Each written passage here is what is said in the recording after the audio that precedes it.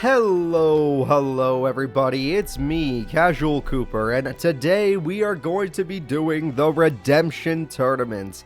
This is the tournament most people have been waiting for because a lot of people's favorite characters got knocked out in the individual series tournaments. Duel Monsters, a lot of fan favorites got knocked out. In GX, a lot of fan favorites got knocked out. In 5Ds, a ton of characters got knocked out. And in Zexal, there were just a couple, that got knocked out. So I'm here to make sure that you still have one more chance to get your favorite characters. Will Carly make appearance? You better believe Carly's making an appearance. Carly will get a second chance in the Redemption Tournament today. And welcome Ghost Wolf and Crimson Mage, by the way. I might as well say it. Alright. Dark Signer Carly will not. She is not consistent enough. She's even worse. Who's first this week? That would be you, Ghost Wolf. You are the first. You are the winner. Now, I personally am going to set up the tournament, so let's see. Let's go loser tournament. That's basically what this is, Nate Dogg, so you are accurate. This is the tournament of losers to give them one last chance to become wieners, but we'll see how that goes. Since it's still early stream, I need a second just to send out all my links so people know that we're having our tournament. A lot of people seem to forget that Saturday 12 p.m. my time anyway, I don't know your guys' time, is tournament time. Hey, Biopsycho Wolf, welcome. You are first, Ghost Wolf, you are first. Hey, welcome, Fire Dragon. Hopefully this is a great tournament. Let's see. Where is this? Welcome, Kyle Stacy. I hope you have a lot of fun today, and I hope you have fun with your new Digimon game whenever you go to pick that up. Welcome, Krabby. I hope you have fun today. Alright. Ignore the sound for a second. There we go. Hey, that is your king. Welcome to your first stream ever of, well, honestly, you came to a great one. The Redemption Tournament is always a fun time. Every Redemption Tournament has been a lot of fun because it's everyone's favorite characters that could not qualify. So, that means that your favorite characters will be here. Oh man, I hope that you're all excited to find out which characters are getting a shot at redemption. This is a 40 character tournament. 10 Duel Monsters characters, 10 GX characters, 10 5Ds characters, 7 Zexal characters, and 3 Arc 5 characters. There's not that many Arc 5 characters to begin with. But I hope that you guys enjoy. I hope that you guys enjoy. It's going to be a great tournament. So, let's see. I'm gunning for my gift card, Carly Carmine. Oh, my girl, sorry, not gift card. My girl, Carly Carmine. All right, we got a Carly. We got a Joey fan in chat. All right. You do know Joey's going to be in it because I wouldn't allow a redemption tournament without Joey, even though he never qualifies through redemption anyway. But that doesn't mean he doesn't have a shot today. For the love of God, give Joey a chance. Come on. He's a good character, I'm telling you. Sora will get a shot today. That is correct. Sora will get another shot. So you could support Sora today if you like Arc 5. Trudge will not. I think. Actually, we're going to have to go look at them because I forgot. But right now, we're still waiting, because we're going to let everyone get into the chat first, then I'm going to show the bracket. And I know you all are very excited to see the bracket, because you don't know which one of your favorite characters made it in, and if your favorite characters made it in. I wouldn't do that, Amon. As long as he made it the natural way, I don't have to do that. I'm not going to give him 2 slots. What am I, crazy? A little? Kind of? Yeah, I am kind of crazy. Well, ignore me. We got more than one Carly fan in chat. That's awesome. Is Bones here? You better believe my buddy Bones is here. Bones is the best. I'm not going to leave him out. Alright. I would not allow multiple spots. The only time multiple spots are allowed if it's like Yami Yugi and Little Yugi, Yami Merrick and regular Merrick, or Carly and, the other Carly. But I am going to let you all know now, since you guys all came early. This will be one of the most upsetting brackets that you've ever seen, because I specifically took out all of the top seeds and said, screw them, they're not getting redemption. All of the top seeds from each game, I said their characters. I said screw your redemption. You should have made it naturally. And the fact that you didn't make it naturally, you don't deserve the second chance. Alright? A lot of you are going to be angry about that. 100%. Because a lot of them are your favorite characters. Oh, man. I hope you're ready. I really hope you're ready. They could still be in Dream Team. That is true. They could still be in Dream Team. I can't stop them from being in there. But your favorite characters are not going to be here because I'm a dick. I'm just going to straight out admit it. That's the reason. But I think you all have waited long enough. Let us check out who made it into the Redemption Tournament.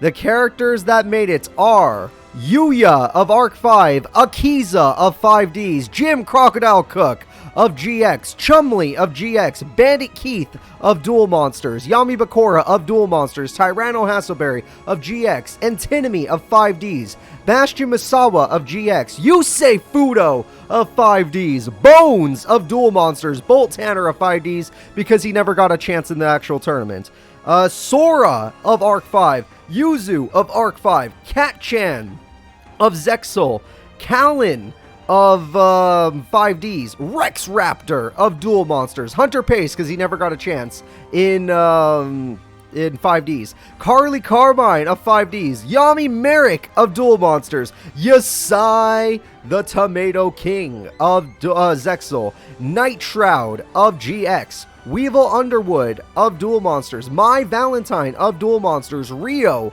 of Zexal, Cyrus of GX, Joey Wheeler of Duel Monsters, Sherry LeBlanc of 5Ds, Leo of 5Ds, Yuma of Zexal, Zane Truesdale of GX, Shark of Zexal, Chaz Princeton of GX, Kite of Zexal, Aster Phoenix of GX, Sayer of 5Ds because he didn't get a chance in the other tournament, Rebecca Hawkins of Duel Monsters, Seto Kaiba of Duel Monsters, Professor Crowler of GX, and Kotori of Zexal. For those of you that are getting worried, the names that were not on this list, Yami Yugi will not receive redemption. Blair will not receive redemption. Crow and Mina will not receive redemption. Alito and Dog-chan will not receive redemption. Arc 5 Shingo and Shuzo will not receive redemption. Those characters are irredeemable. You can dream about them, but they're irredeemable. I really, really hope that you guys can handle that. Shingo and Shuzo, Dog-chan is gone. Shingo and Shuzo are gone. Yami Yugi is gone. Crow and Mina are gone. Blair is gone. Your favorite characters are gone. They're too good to receive redemption. They're, at least in this season. If you want your favorite characters to make it, you only have the Dream Team qualifier. Why is Yasai here? Because Yasai can receive redemption. He does not have any titles. Dog-chan is the second World Tournament champion. That's a huge title. If it's a big title, I kick them out. Oh, Ghost Wolf, I'm sorry. Shingo is a world champion. He does not reserve redemption. Shuzu is a multiple-time champion. He does not reserve redemption. Mina is a two-time champ and second place of the world tournament. Second season. She does not reserve redemption. Hey, that is your king. Thank you so much for being a sub, bud. I really do appreciate that, and I hope that you have fun in your first ever tournament. Because this first ever tournament is between characters of equal power. Jim won a tournament, but two tournaments actually, but they were not very crazy. They were just regular GX tournaments. Yami Yugi won the 180 character tournament. Blair won the first ever tournament. Leo is a two-time champ, but guess what? Ever since then, he sucked. Ever since his 2-time championship, he sucked.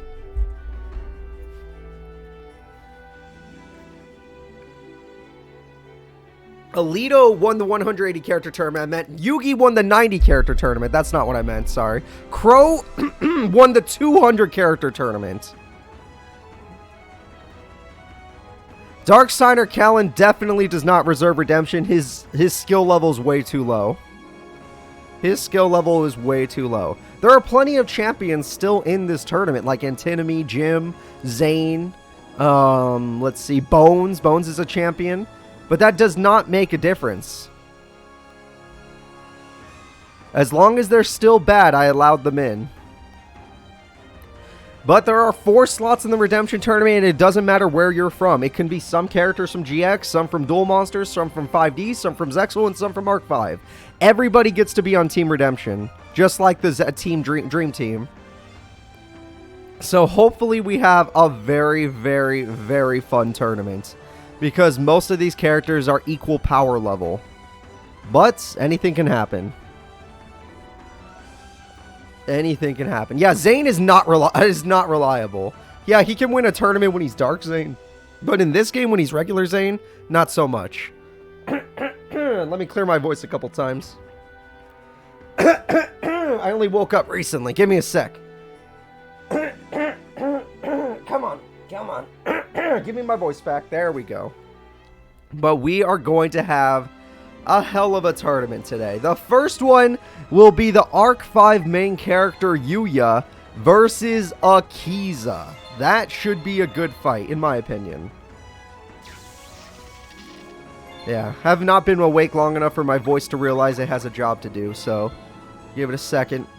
Maybe some pizza rolls will help. I'm gonna eat some pizza. I'm sorry, guys. I gotta eat during the stream. Like, this is not just for you guys. I'm not gonna lie. I enjoy watching this, like, experience in this stream too, as if I was watching someone else. I know I have to do commentary, but I'm gonna enjoy the duels just like all of you. I'm a viewer that became a creator, basically. So that means I still want to be a viewer from time to time, and I hope you all can accept that.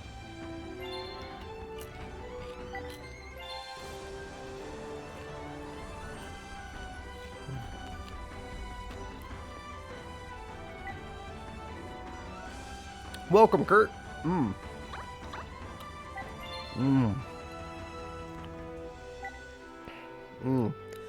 can do commentary in the comments, but I don't recommend it unless I'm not here. It's a lot harder when it's called. You have to type it out because you can't react in the moment, unless you have the emote where it's like God said no. That's the only one you can do, like, in the moment. All right. I'm already getting the first duel ready because it's almost time to start the tournament, everybody. I know that sounds kind of crazy, but the tournament will be starting soon. The first fight is Yuya of Arc 5 versus Akiza of 5Ds. I'm getting the predictions ready. If you guys have your fake money ready, I hope you're ready to bet. Alright. Should be a fun time. Welcome, Night Shroud. You made it just in time. We got 2 more minutes until we start this tournament. Yeah, we got a Bones fan in chat. Hell yeah. That's what I'm talking about. ZM8899, whatever.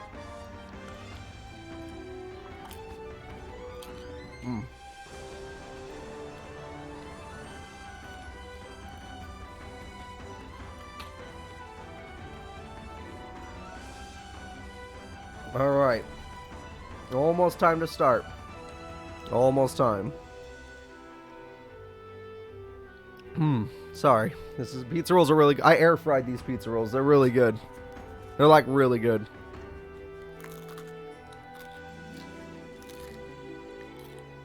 Hey, what's up, little schizo?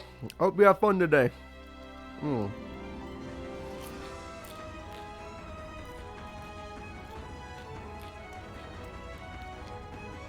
This is it, guys.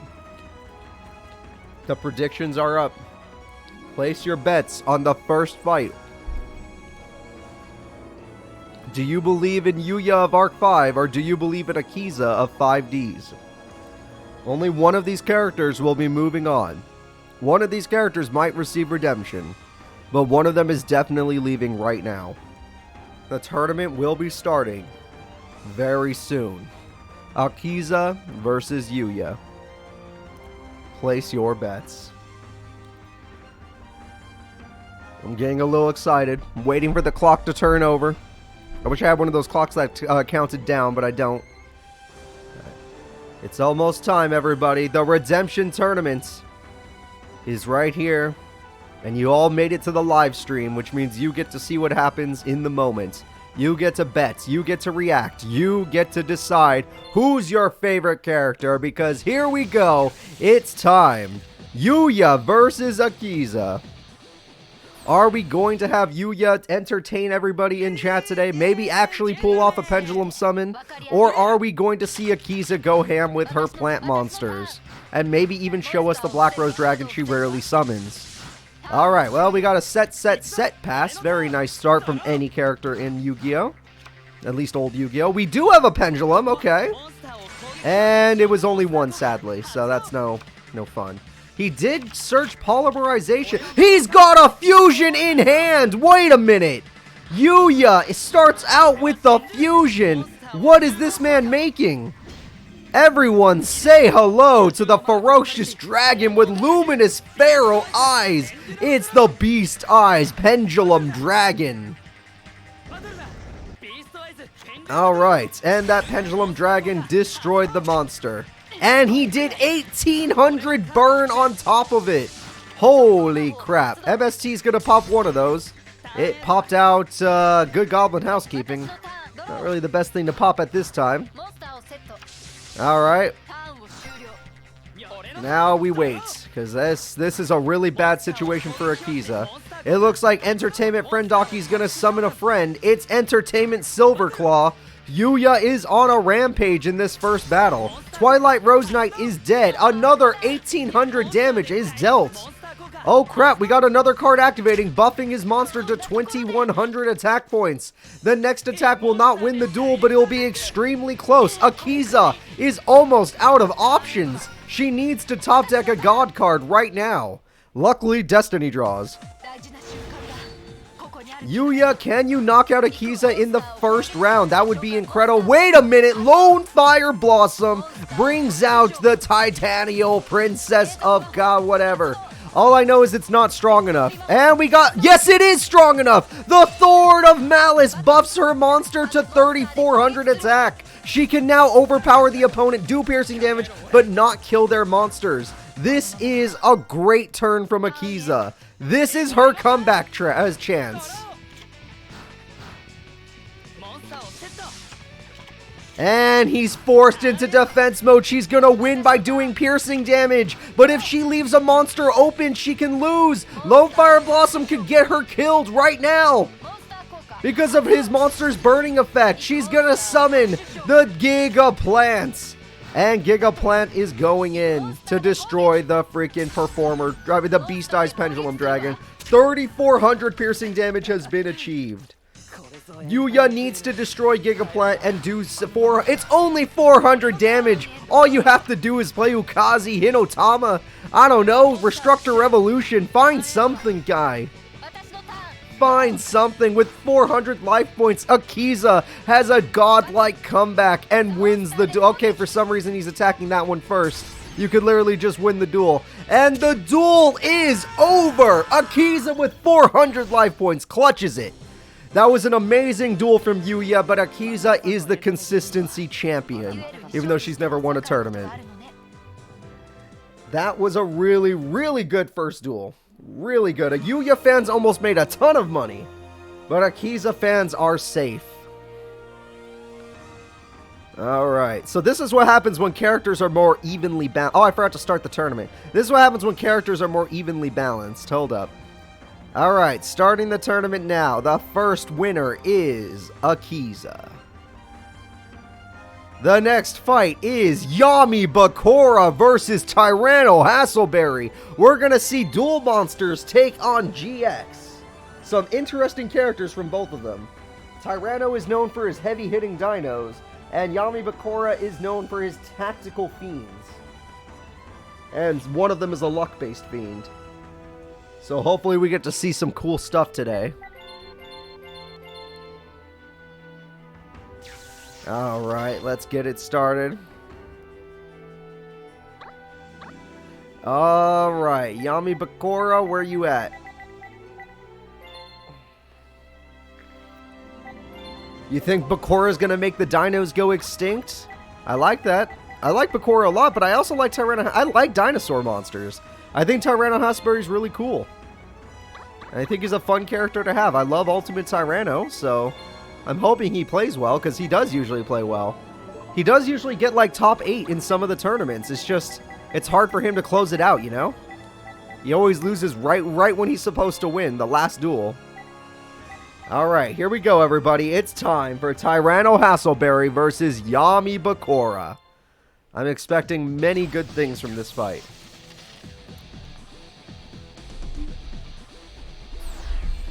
You don't like those dino cards? Okay. Personally, I like dinos. And I like that he calls Jaden Sarge. I think that's really fun. Alright. And let's see.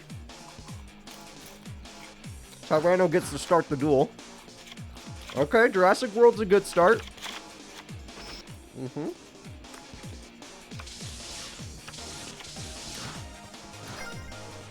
Yeah, don't you forget, he actually does have Dino DNA on his side. Graceful Charity, a classic card that Bakura made popular. Solidarity, a card that's going to ruin the game. And Gilgirth is at 2600 attack. Even with the Jurassic World, your dinos don't stack up to it. Drawing Solidarity and Graceful Charity is an amazing start, honestly.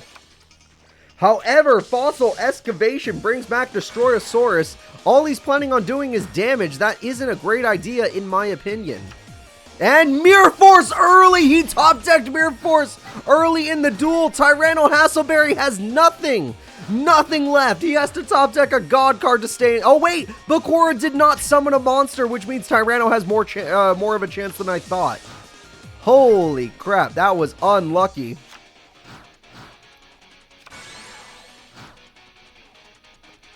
And here we go. It's the other way around. It's Tyranno Hasselberry that calls him Sarge. Oh, Wall of Illusion bounces back the monster. It's an open field and Bakura has Solidarity just waiting to power up. The Slate Warrior. This guy is already winning. There's only going to be 100 life points left. I don't know how Tyranno comes back. This is not an easy duel. Duel monsters starting with Mirror Force is brutal. Obviously, everyone that does have Mirror Force only has one, so the fact that he started with it was pretty brutal. And we got the Black Velocity, which can't beat anything, but I guess Tyranno is just willing to say, come on, I'm going down with the fight. He's willing to go down in a fight. I respect that. And here comes the fight. And activating monster's effect, and survival of the fittest brings him to 2700 attack. He defeated the Gilgirth. But he's going in again. He's going to weaken the attack back to 27. Slate Warrior kills it, and now the field is wide open. And he's still... Wait, Night Assailant in attack mode, you crazy bastard. You could have set that. Why would you put it in? It's a Call of the Haunted. Why would you put that monster in attack mode, you crazy person? You're costing yourself the duel, Bakura. What are you doing? Tyranno Hasselberry is fighting back. He's biting back. He's coming back. Can he do it? Or is Bakura going to draw a monster? And Giant Germ has 18. It's time. We're going to see the ruler of the underworld, the Dark Necro Fear at 3000 attack. This is it. This is true power. Dark Necro Fear doesn't even need to go in. It was unnecessary. The winner is Bakura. Tyranno is out of here. He tried, though. He tried. Yami Bakura of Duel Monsters will be moving on. GX is having a little bit of a problem right now. Tyranno may be one of their heavier hitters, but damn. Damn did not go for in his way. Alright. So, we're going to go ahead and continue on. The next fight is my buddy Bones. Yep, Little Bones versus Bolt Tanner of 5Ds. Let me go ahead and set this fight up. Predictions are coming in right now.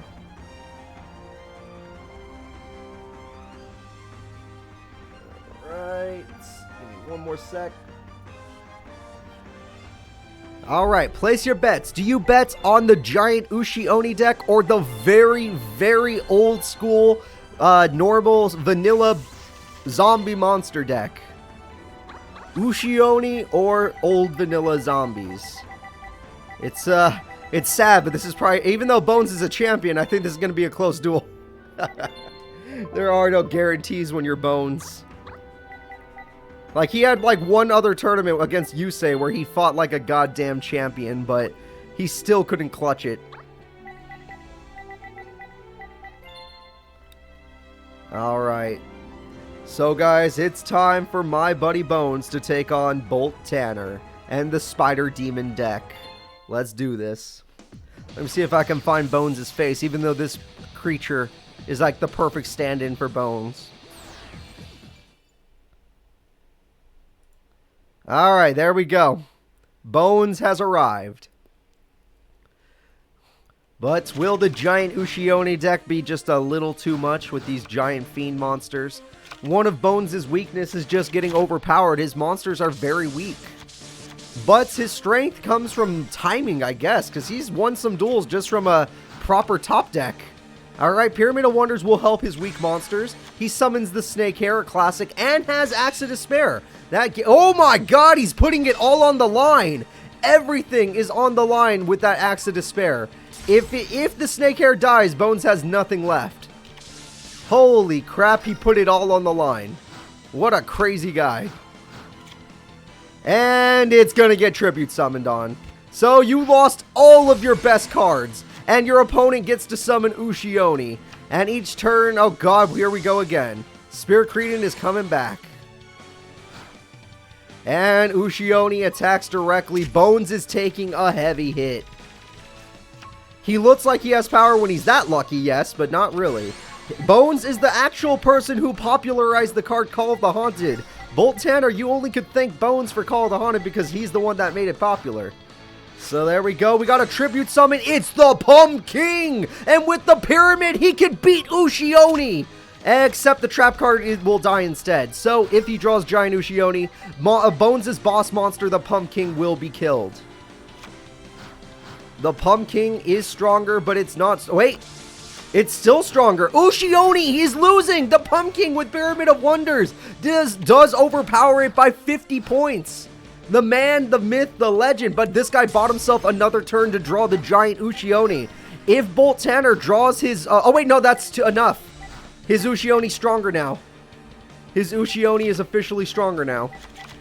Because Pyramid of Wonders only buffs you based on how many monsters your opponent has. Bones' monster is dead. The mini-boss monster of Bolt Tanner has defeated... Oh no, Pyramid of Wonders saved it, but there's no more Axes of Despair, and I don't know if he has any more buffing cards.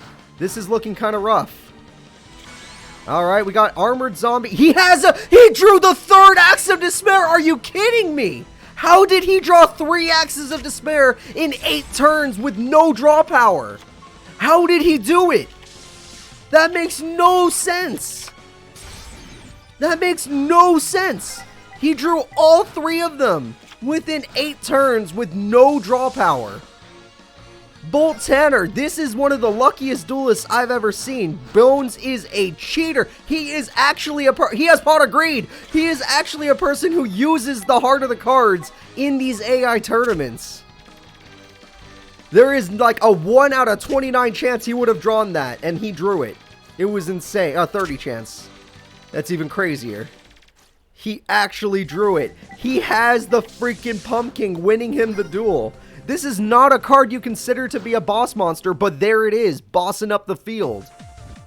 Okay, but don't worry, Bolt Tanner still has a Destiny draw, and this card is going to activate for a reason, right? Cost down, he could summon the Ushi and get rid of 1 monster at least. Alright. Bones takes a little bit of damage. With that cost down, it kind of gave him a comeback chance if he had Giant Ushi, but he didn't, which means that now Pumpkin will overpower the field, even though this trap card will save his life. So that means that Bones can't win the duel this turn. In fact, Bones is going to lose another monster, giving Jin another chance to get Giant Ushi. No chance. Alright. He doesn't have the heart of the cards like Bones does. Nobody has heart of the cards like Bones does. The mini boss versus the boss. And double Call of the Haunted, bringing back the snake hair, guaranteeing a victory. 100% guaranteed. The old champion, the first ever Duel Monsters champion, Bones, has won through an amazing luck stat. There is no other reason. Amazing luck stat. I love you, Bones. You're my favorite. You're slowly becoming my favorite Duel Monsters character through these tournaments. Alright. That was great, guys. That was great. That was a really good duel. That was a tough one. It literally took a godlike draw to save himself. And Bones keeps moving on. The next fight is Callan Kessler versus Rex Raptor. Callan of 5Ds versus Rex Raptor of Duel Monsters. Yeah, this should be a good one. The Bones fans made a lot of money because nobody bet on... Well, not many people bet on Bones. Only 38% of the vote. So, here we go. It's time for Callan versus Rex. This is the original Dino DNA. The original Dino Bro. He is not afraid to use cards like Two-Headed King Rex. Unironically. Alright. And he's not afraid to use those fusion monsters. But Tyranno Hasselberry will be playing as him, and then I'll put Rex Raptor's face on because, like, there is no other real cool Dino person other than him. And Rex Raptor will allow this. So let's go ahead and find Callan, 5D's voice actor character. All in on Callan, that makes sense. Callan does have Infernities. Infernities versus old school dinos is not exactly a bad bet. Old school dinos do not perform well against cards that have actual tactics. But that's not to say that Rex Raptor has not performed well in the past. I believe in the 180 character tournament, Rex Raptor somehow inched his way up to top 16, which is pretty hard. So, let's go ahead and get it started, everybody. It's time. Rex Raptor versus Callan Kessler. Let's see if I can find Rex Raptor's face. He's here somewhere. There he is. Give me a sec. There he is. Boom. Rex Raptor. Alright, let's see what goes on. We have Infernity Launcher, card destruction! What did he lose? Okay, we didn't really get to see it, but he lost something. And Infernity Necromancer with a no hand! He did it! He took Hyper Hammerhead! Oh, crap! Oh, crap indeed. Oh, no, Infernity Avenger. Is he going to do it? We're going to see the first turn synchro summon of Infernity Doom Dragon. Wait, no, what the fuck is that? Purgatory Dragon Ogre. Whatever. I've never seen this card. I'm sorry, this must be the manga version. I don't know this one, and I don't know what it does. And I'm scared. I'm very scared. Oh my god, what was that? That was a first turn. That was literally his first turn. And Fossil yeah, good luck, Rex. Good luck. You're dead. Your opponent played so well. And you don't even get to Fossil Dig. Oh wait, Hyper Hammerhead number 2 is going to put a card in his hand, which technically is a good idea. Putting cards in an Infernity deck's hand is pretty damn good. But what the hell is this Purgatory? Oh, it stops spells and trap cards when you have no cards in your hand? He has cards in his hand. He can activate trap cards. Does Rex have anything? He's got nothing. But he's willing to lose his dragon over this? He lost his Infernity Dragon. Oh, crap. And Infernity Guardian is not invincible. He is not invincible. Because there is a card thanks to Hyper Hammer. It's Sabersaurus, one of the oldest dino monsters, with Gillosaurus, one of the older dino monsters.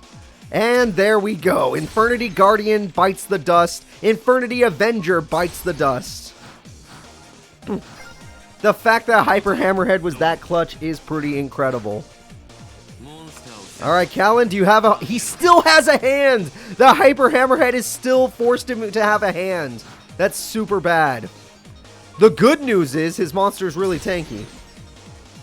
Yeah, his Infernity Necromancer is really tanky. Survival of the freaking fittest! Who cares how tanky you are? You're not beating Sabersaurus. Oh, man. Alright, Heavy Storm! No more survival. No more fit. And throws away the monster that was breaking up his hand. Summons Infernity Archfiend, but still has a hand. Gillosaurus will die, but Sabersaurus is still stronger. Okay, he does not have a hand anymore. He finally fixed it. He can get his Infernities going again. But this time, the Fossil Dig will work. We're going to see the Dark Triceratops. He's going for the Tribute Summon. It is level 6. It applies to Fossil Dig's effect. And now the piercing damage can begin, even if Callan does draw an Invincible. Oh god, his Avengers are back. But his Avengers have 0 defense, and Dark Triceratops does piercing. Rex Raptor truly has made a comeback possible.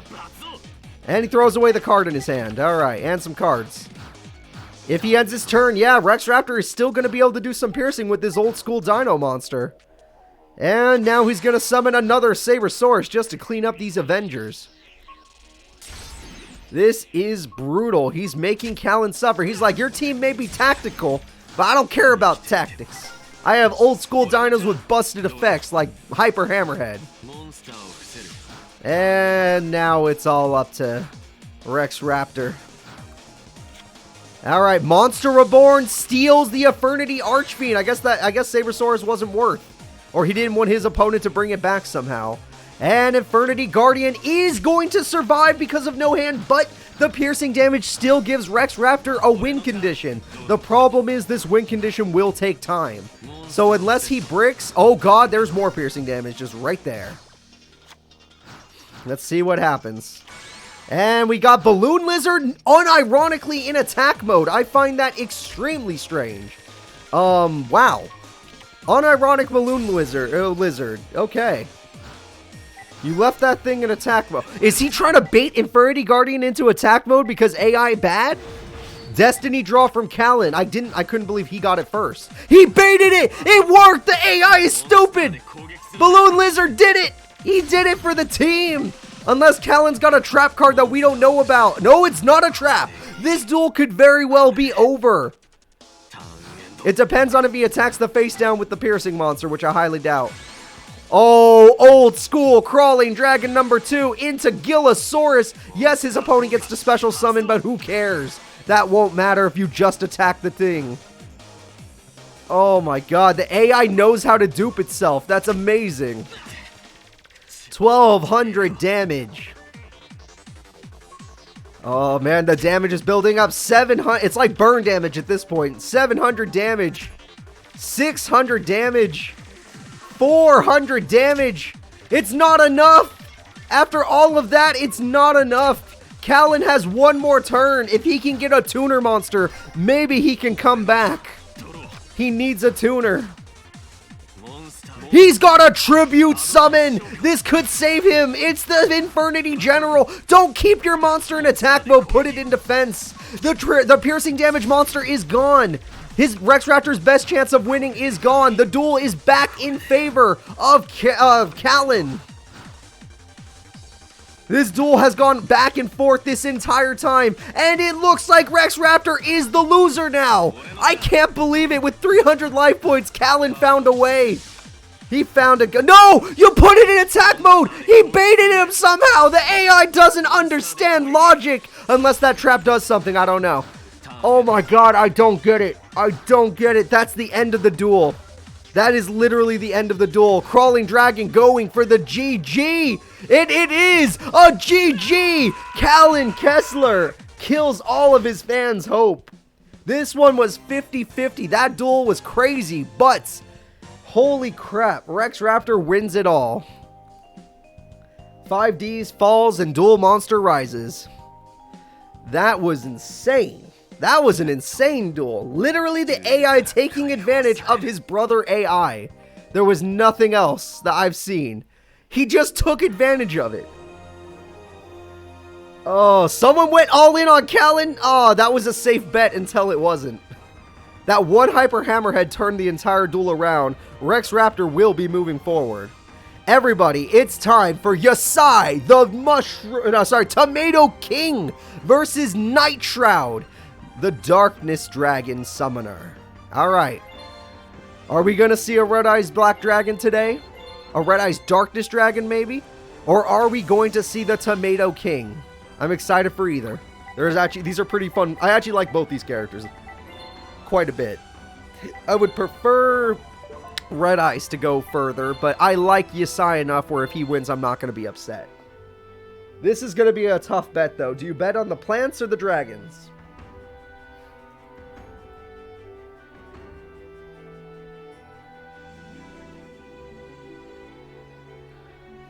Yeah, do dragons actually eat tomatoes? We have a lot of... Okay, here we go. Everyone, place your bets. Place your bets. Do you believe in tomatoes or do you believe in dragons? Which one do you care about more? Night Shroud is a damn good dragon user. He's actually been third place in many tournaments.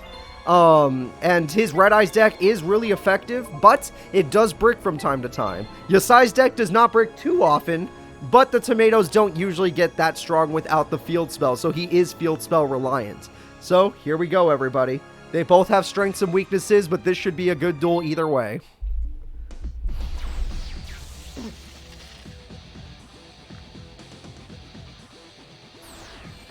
Akiza's plant deck almost lost their first duel today to a dragon, funny enough, but then they had a crazy comeback with that freaking Thorn card that powered up her monster to 3,400 attack. So maybe we'll see the same from Yasai. Maybe he'll overpower Night Shroud in order to, you know, make a comeback real. Alright, so we're going to say he got the field spell. This is exactly what Yasai needs. Tomato creates Tomato token, giving Mystic Tomato 1,800 attack. This gives him the gig. He's got his boss. He's got his boss, not Tomato King, but his mini boss. It's time, everybody, for the Giga Plant. This is an amazing monster. And he's monster reborning. He is not going to go easy on this one. He is going to be a complete dick. He's going all in with double Gigaplant on the first turn against Atticus Rhodes, who is just Night Shroud, using Night Shroud's deck. He's got Troop Dragons. He's going to hold on, as long as he didn't draw one. Oh my god, he's going to hold on, everybody, but that was an insane start from Yasai. He literally summoned two monsters with 3,000 attack and created a 2,000 beater. Those Troop Dragons saved Atticus or Night Shroud's life. But now he's got to find a way to come back, because this is a very terrifying field. Alright, he could set a card, and that's about it. Yeah, I'd be scared too. That guy has 8,000 damage showing. That's scary. And he could still summon Gigaplant and make more. And he has a backup field spell to make sure he always has the attack points. Yasai is on a different level, everybody. He's summoning another Lone Fire Blossom. I don't know what's left in his deck that's worth summoning. Like, you already got your Gigaplants. What's left? You're in Mado? You're summoning in Mado. Holy crap. That was an unironic summon of in Mado. Blizzard Dragon is dead. The game is already over. We can check his traps. He's got useless and not useless. Maybe he'll survive. Just maybe. He won't survive well, though. He won't survive well. Okay, he holds on. He does hold on, everybody. But unless he runs... You know what he has to draw? He has to draw Red Eyes Black Chick into Red Eyes Black Dragon into Red Eyes Darkness Dragon, because all the Troop Dragons in the graveyard will buff it to a point where he can beat the tomatoes. But that's the only way. Alright, and that's not what I just said, so that means the game is officially over. The winner is Yasai by a murder. This will be the record of the day, turn 6 victory. So far, the Redemption Tournament turn 6 is the record. You don't need to summon anymore. Stop. Yasai, give him a break. I didn't even get to see Red Eyes. I didn't even get to see... Okay, he didn't summon anymore. Good. Spear Dragon forced into defense mode, the most pitiful thing I've ever seen. Gigaplant going in with vegetable power. And it's Call of the Haunted. That won't make a damn difference. Your opponent hits too hard. You're gonna die either way. Bottomless said no. It's over. Gigaplant wins the duel. The winner is Yasai with the record of the day of 6-turn victory. Night Shroud gets destroyed. Oh, damn. That was rough. That was rough. Yasai is on a different level here. Like, he may not be on Yama-Yugi's level. He may not be on Crow's level, but he's not on Night Shroud's level. He's above Night Shroud's level. That was not even a duel. That was a massacre. All right. The match you've all been waiting for, everybody. It's time. Are you ready for Cyrus Truesdale versus Joey goddamn Wheeler? Joey Wheeler, folks, is finally up to bat.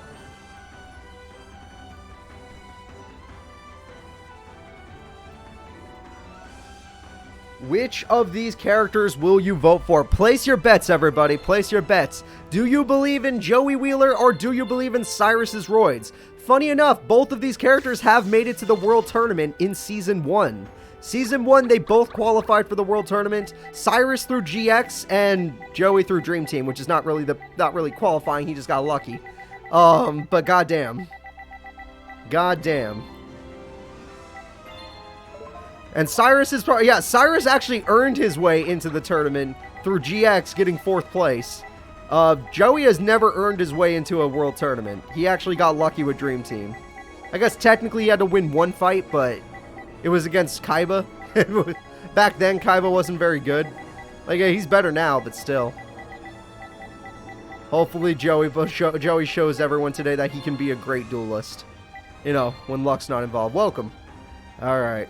Where is Cyrus? There he is. Yeah, if Joey wins today, it will be due to luck-based cards. If Joey loses today, it will be due to luck-based cards. Either way, I want to see him, you know, make an effort. Don't just lose. And let's get it started, everybody. I know you've been waiting. Cyrus versus Joey. GX and Duel Monsters going at it again. Them and the 5Ds had the most reps, so it makes sense when they duel each other a lot. There's a lot of bits on this one. Wow, so many bits are being bet on this one. No monsters from Cyrus to start the duel. Cyrus has officially somehow bricked with the freaking Roid deck. Meteor Black Dragon will be summoned soon. Double Future Fusion. 1000 Dragon for funsies. Holy crap. Dragon's Mirror. He's summoning Meteor Black Dragon on the first turn. And he's got 2 more monsters coming in 2 turns. 3,500 damage is not going to be dealt. The cops were called because Joey went ham. Alright. In 2 turns. No way! Cyrus ruined the future fusions! The question is, can he beat... No, he can't beat Meteor Black. He needs a fusion to beat it. He needed Steam Gyroid. It was his only hope. Or one of his other crazy fusions. Alright, so he could still Future Fusion again, but he already used up Red Eyes, I believe, because he would have done Red Eyes again, which means Red Eyes is in his hand, which means all he could choose is 1000 Dragon. He threw away all of his Time Wizards and all of his baby dragons. They're all in the grave. He has no monsters he could summon in his hand naturally. He just needs to get double 1000 Dragon. Premature Burial will bring back the Submarine Roid. I guess when you don't have any monsters, that is your best bet. Might as well do 800 damage and go into defense mode. All the Time Wizards and all the baby dragons are in the grave, which means most of his actual summonable monsters are in the grave. The rest are tribute summons. He has a couple that aren't, but a lot of them are tribute summons. Call of the Haunted will help out. He brings back the baby dragon. I love when he summons this monster. I love that he uses it aggressively. And he's tributing the baby dragon for the old school Summon Skull. The card he uses to summon Black Skull Dragon. That's what I like to see. Truckroid is dead.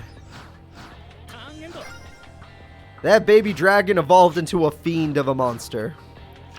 And we got Drillroid unironically in attack mode, which I find to be very strange.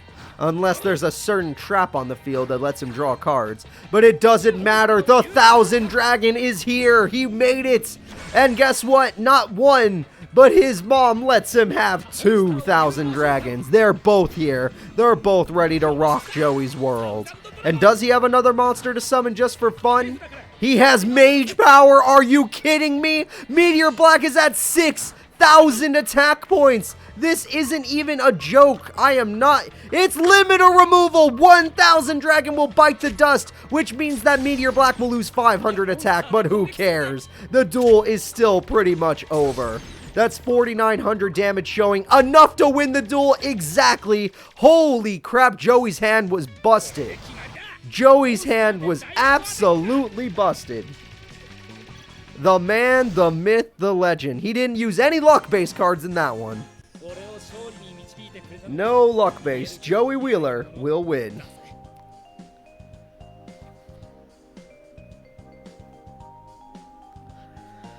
Whew. I love that I got to see Thousand Dragon today. I love Thousand Dragon. I used to have it as a kid. It was really cool. I pulled it from one of the packs. I can't remember which one. I think it might have been Legend of the Blue Eyes, or was it Metal Raiders? Whatever I pulled it from, I have it still. It's in one of my bags. Alright, Joey Wheeler, there you go. Alright, it's time, oh, another fan favorite. It's Zane Truesdale, everyone. Zane Truesdale is going up against Shark. Actually, I think they're both fan favorites. People do like Shark.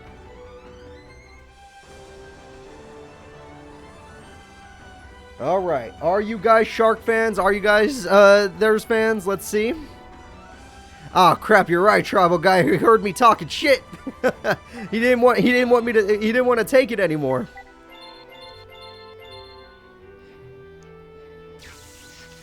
Alright. I'm looking for Zane right now. He's easy to find in GX. Final main character that you can get with a voice actor.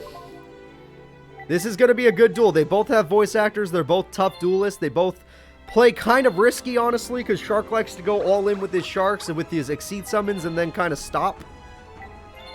After that, he's kind of bricked. And same thing with good old, what's his name? Zane. Zane likes to do the exact same thing. He likes to go all in with his Cyber Dragons and then kind of stop. So we'll see what happens. Jaws versus robots. I love it.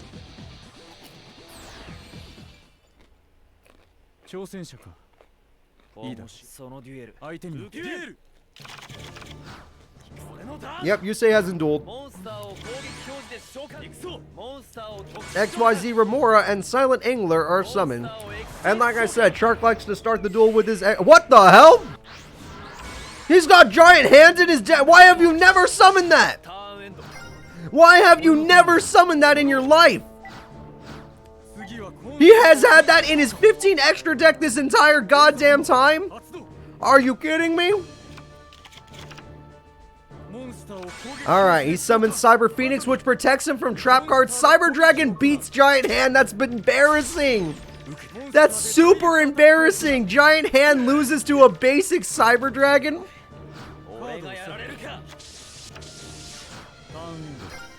I have never seen Shark summon that monster in my entire life. All future fusions gone. Cyber Twin Dragon will not be achieved. That is a big shame. I love Cyber Twin Dragon. But like I said, after he XYZ summons, he's kind of done. And it looks like Zane doesn't have any more monsters to summon, but he could still do damage thanks to Cyber Phoenix's protection. Shark should have all Baryon cards. Oh, so he has all the Baryon cards. Does he have the Alito cards too?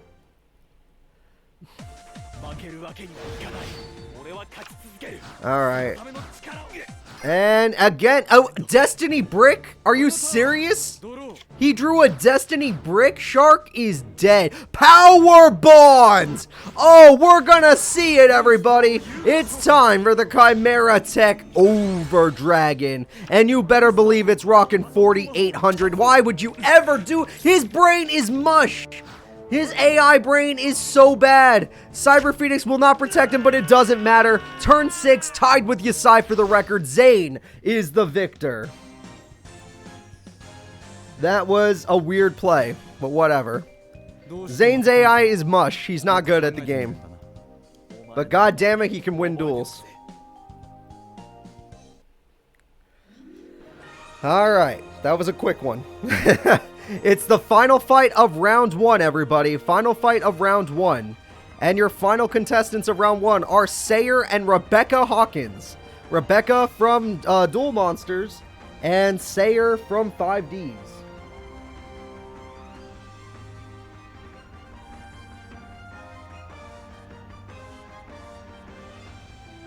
Alright, starting the prediction now, everybody. Let me go ahead and set up the duel. Place your bets, though. That's true, Rebecca does have one Blue Eyes in her deck that she won from Yugi. Well, technically Yugi's grandpa, but she got from Yugi. So, yes, Rebecca does have that going for her. And Sayer has his psychic monsters that are pretty powerful with Hinotama for some reason. He actually is one of the characters that runs a burn card, and I respect him for that. Maybe that might be the only thing I respect him for, but I respect him either way. Alright. You don't like Sayer? What, you don't like that he, like, mind controls, or not mind control, he manipulates people and then makes their lives a living hell? And then kills people? Like Carly? Alright, guys, it's time for Rebecca versus Divine, which is just Sayer. Don't worry about it. I'm going to try and see if I can find Rebecca's face. Even though this girl kind of looks enough like Rebecca with the blonde hair, it's still better just to find her face if I can. Just give me a sec. There's so many people's faces I have now. We've done so many tournaments where I've added so many characters. There she is. I found her. Oh, what the hell is this? There. Dark Knight has gifted 2 subs! The White Knight and Kyle Stacy are now able to use the freaking God Said No and all the fun stuff. Dark Knight, thank you so much for your love and support. I do appreciate it, and I hope that you have a lot of fun in today's Redemption Tournament. The Psychic deck has bricked immediately. The Psychic deck has bricked my voice. Help me. She actually did use Graceful Charity and Foolish Burial. Alright, so she starts the duel with Fire Princess, a classic monster, good for burn. And that's really cool. But yet again, Dark Knight, thank you so much. Thank you so much. Yeah, we even have a Rebecca emote. That's funny enough, we have a Rebecca emote. And Dark Knight double dips and gives Phantom Lord and Going Down Swinging a gift. Thank you so much. Mirror Force early Psychic Snail. Wait a minute. Gained 1,000 life points. That meant nothing. Psychic Snail is killed by an early lucky Mirror Force. Dark Knight is a real one. Thank you so much. Alright, and Amiri the Fallen heals, which means that Fire Princess shall burn. Rebecca's in control of this duel. Sangan, she runs 3 of those and 3 Witch of the Black Forest, as everyone should know. And there we go. It looks like even after summoning a Psychic monster, he got unlucky because his opponent had a freaking Mirror Force. But she doesn't have one now. It's gone for good. And he's got Mind Protector, which I don't know if that's any good. It has 300 attack. Why is it in attack mode? Why is it not in defense mode? And you take another 500 burn, Sayer, which you don't like because you pay a lot of life. Oh! Tribute to the Doom! We're getting real old school today. Mind over matter counters. Wait, you have to tribute to counter it? That's stupid. Oh my god, you're an idiot. Sayer is officially an idiot. Holy crap. The end of round 1 is almost here, and the winner is looking like Rebecca Hawkins. Sayer has been killing himself with his own Psychic monsters. And Rebecca's Fire Princess has been burning him down every turn. However, he has Emergency Teleport to summon Krebons, which can save him from attacks, but only a few. He's got a Synchro possibility here. However, he paid life points for some reason. Okay, we have the Synchro summon, everyone. It is the life transfer which he desperately needs. Holy crap, did he need this monster. He's healing back up. And Fire Princess will no longer continue to burn him. That's the good news. It looks like Rebecca might not be able to win because he could heal himself every turn now. And Mary does heal her, but it's not important. She needs the burn. She's got Morphing Jar! She has a brand new hand! Oh god! Pot of Greed! What is she gonna do? She summons the Injection Fairy Lily! She's going all the way! It's in! It's over! There's no chance of survival. I can't believe it. Wait, there is a chance! Trap card activate! That does nothing! Wait, the heal does not matter because Morphing Jar is still in attack mode. Morphing Jar is in attack mode, everybody. Rebecca will take no prisoners. Winning the duel with a Morphing Jar. No, she has 3 Morphing Jars. Rebecca's deck is 3 Morphing Jars, 3 Sangans, 3 freaking, what do you call it? 3 Witch of the Black Forest, a bunch of 3 Shadow Goals, She has Mary the Fallen, Fire Princess, all that fun stuff. Holy crap. Everything she's used in the show is in her deck, basically. Oh my god, that was a duel. That was a fun duel. All right. As fun as that duel was, and she also has 1 blue eyes. It's time to move on to top 32 of the tournament, and the first fight is the People's Champ, Jim Crocodile Cook versus Akiza.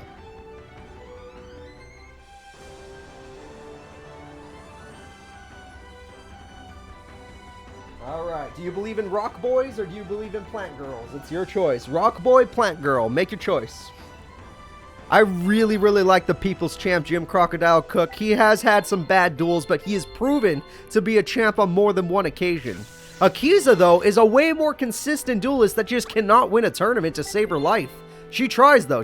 Damn it, does she try. She just doesn't get lucky. Does not get lucky. We have an all-in. I can't believe people go all-in when we're only in top 32. You should save your all-ins for when we're doing top 4 at least. At least top 4. But you know what? It's your fake money. You have fun with it. Lots of 1Ks on the placard. Does no one like the People's Champ? What's going on here? We have no love for the People's Champ, Jim Crocodile Cook. Alright. Alright, I'm almost done, guys. I just have to select the characters still. They're not the easiest to find.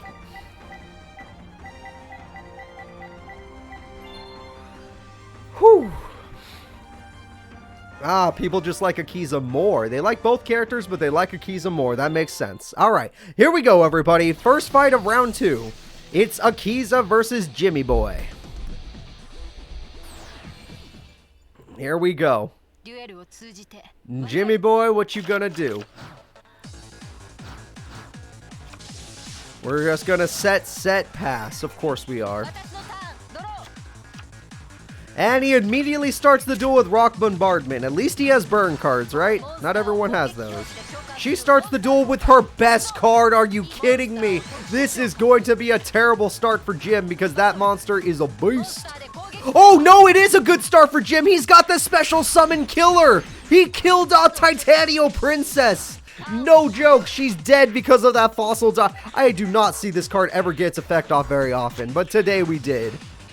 Oh, that's great. And we got ourselves a Fossil Tusker and his boss, well, one of his bosses, Gaia Plate, the Earth Giant. There we go. Akiza, without any plants, can't activate Wall of Thorns. Therefore, she's suffering. Fossil Dyna really saved the day. Alright, alright. I'm enjoying this. We have a Destiny draw from Akiza immediately, but we saw her come back from 400 life points. I think she can come back again. And what is she going to get with this? She summons the Gigaplant in defense mode. That is gross, but she's got to have the Wall of Thorns, which is why she's just happy to have a face-up plant monster.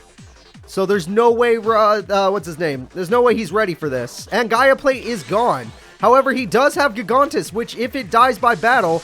Oh god, he stole Tyranno! What? What? He stole a plant monster? That's insanity! There's the Wall of Thorns we've all been waiting for. Goodbye, Tyranno. Goodbye, everybody. And now Jim has nothing! He doesn't even get Call of the Haunted! Jim has bricked! And now Akiza has a Gigaplant and he's wide open. And she could summon Tyranno for the protection. She is back in this duel. It's been a very back and forth duel, but she's back in.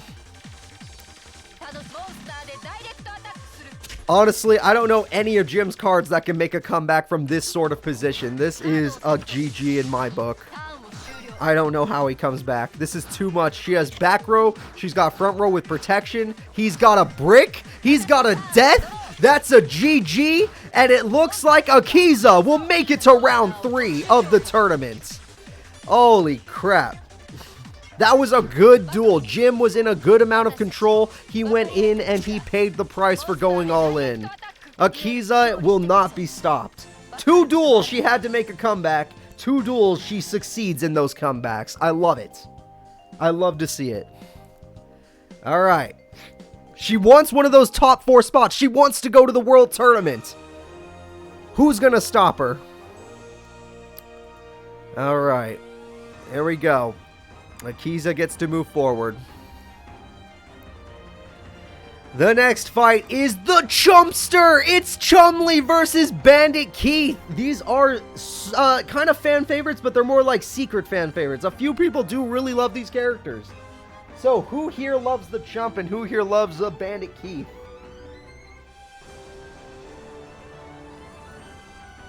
Alright, predictions are set up. I want to see you bet. I want to see those bets.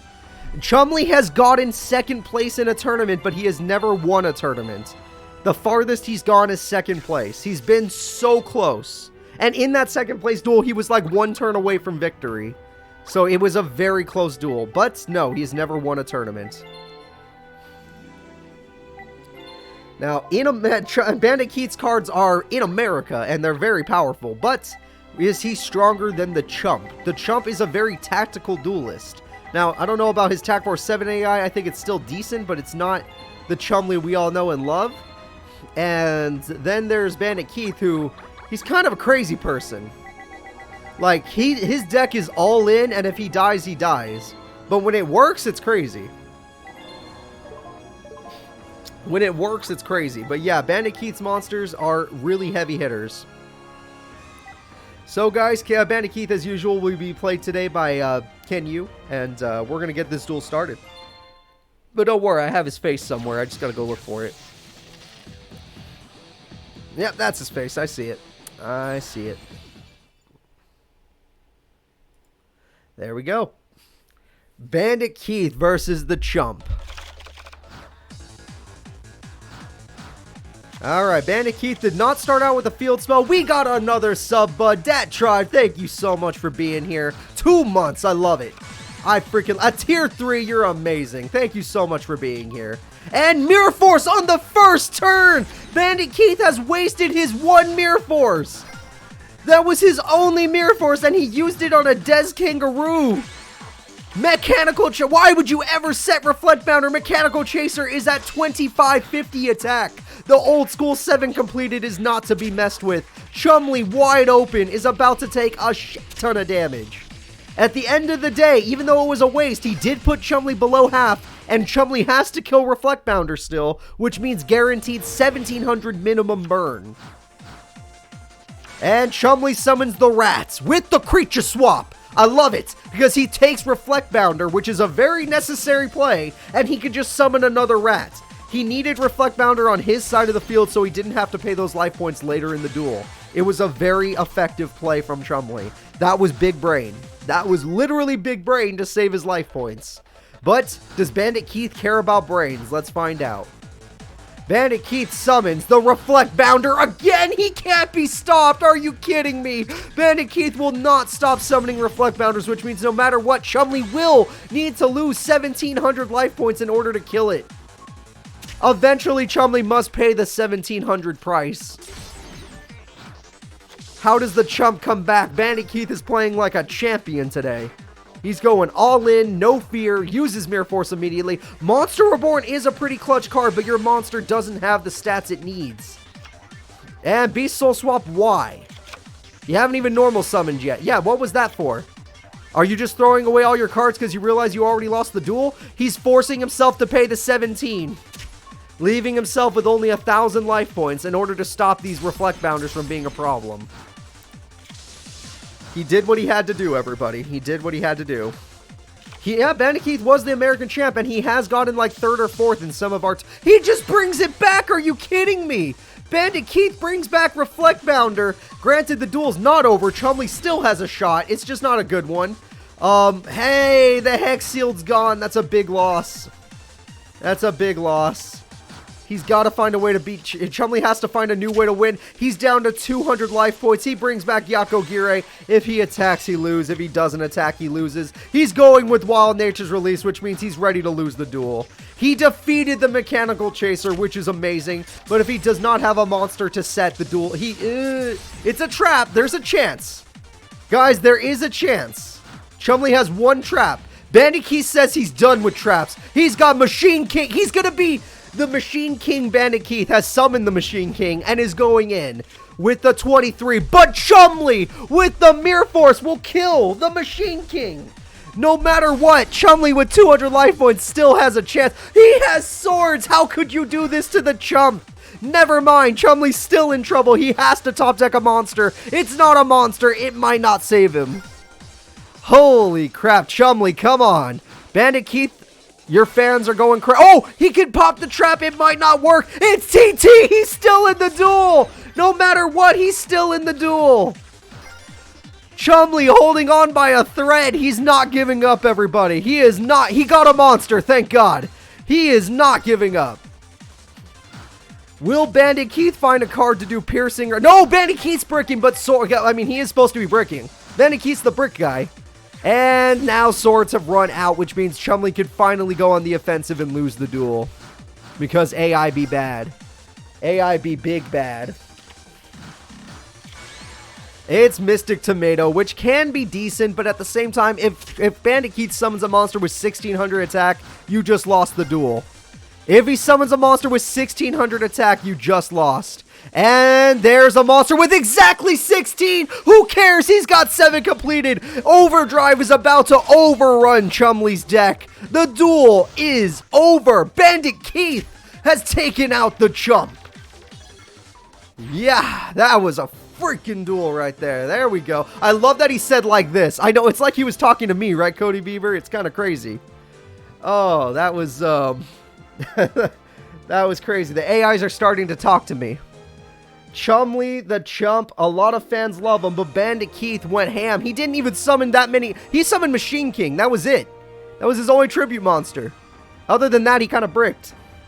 But Bandit Keith will be moving on. That was an upset. Oh, man. All right. Well, moving on to the next fight. It's time for Antinomy, the champ of Tag Force 5, the 5D's character, versus Yami Bakura. Never been a champ, but he has gone top 4 before. I think he got 4th place.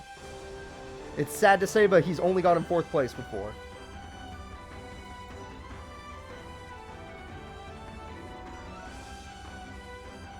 Do you bet on the Fiends and Dark Necrofear versus the TG deck? Will the TGs win or will the Fiends win? He's got some good Fiends like Slate Warrior, but the rest are kind of just beaters or defenders. And then he's got his, he's got his Dark Necrofear when he needs it.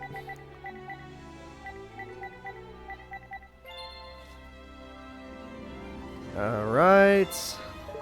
TG all the way. TG's a safe bet. The TG deck's pretty good. I remember when he was my partner in Tag Force 6. He was actually a pretty good duelist.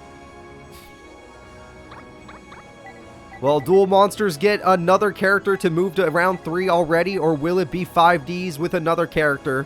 GX is the only ones that haven't been able to get a character to move forward, which is a little sad, but I mean, look at these duelists. They're freaking tough. They're all freaking tough.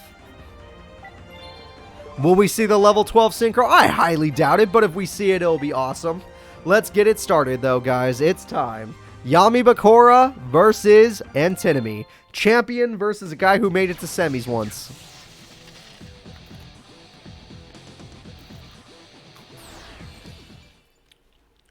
This is a good pizza roll.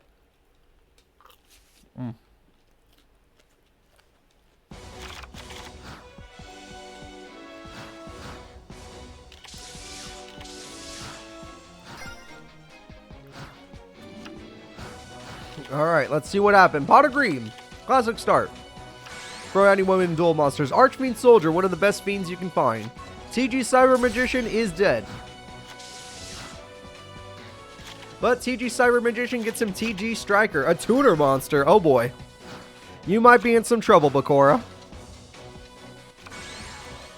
And there's TG Striker at level 2 Synchro, and there's a level 2 monster, Catapult Dragon.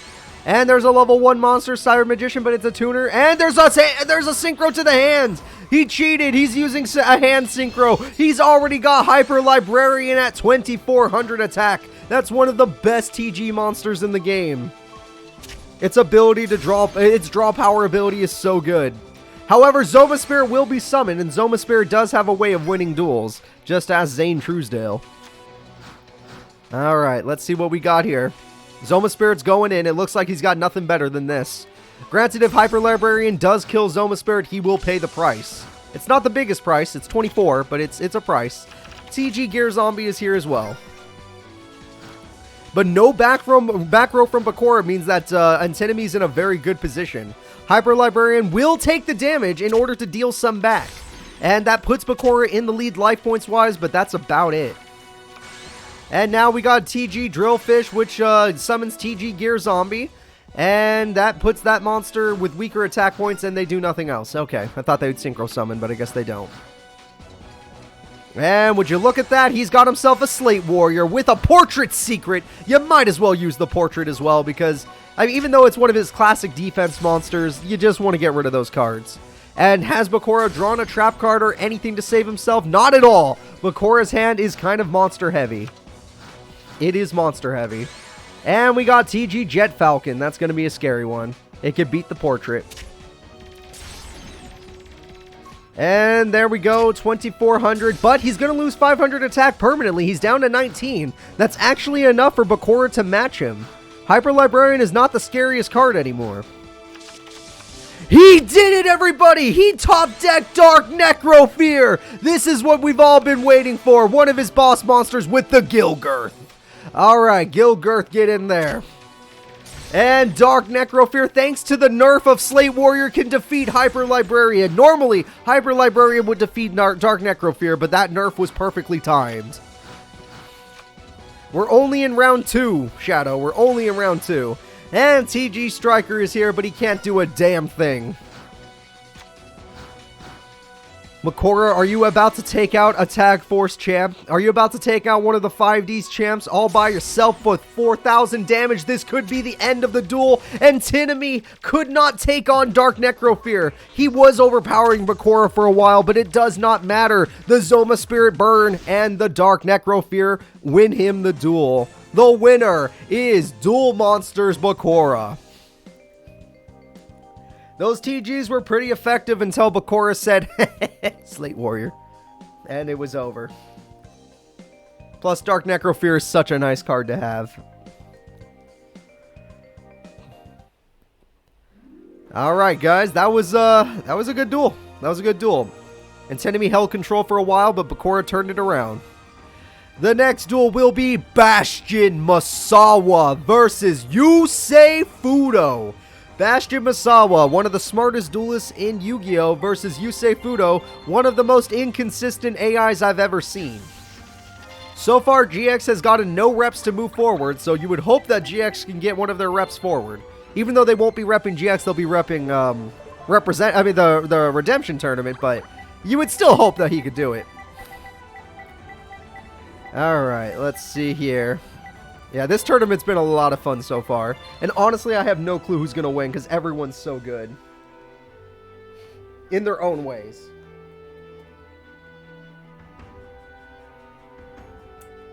Alright, let's see. Yusei versus Bastion. I'm expecting a good duel from both of these. No cheating. All fun and games. You say you think GX is cursed to lose because their champion is freaking Bonaparte? You might be right about that, honestly. I normally wouldn't agree with that, but I do in this case. Alright, everybody. It's time for Yusei Fudo versus Bastion Masawa. Let's see who is stronger. Big Brain Bastion. This is before he got his Tiger Waifu. Don't worry, this is before that. This is his deck that he used to duel with Jaden and then some newer cards that the game gave him because I didn't edit his deck. It's just what the game gave him. Basically, it's intelligence-based cards. Alright, he summons the Kabuzals. Yep, Kabuzals goes in, and Scrap Iron Scarecrow is a classic. You can't really beat it.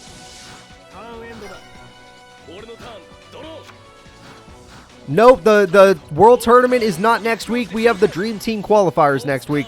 We're going with the Synchro Summon, everybody. Welcome, Junk Warrior. Yusei is going old school for the fans out there. Look at him.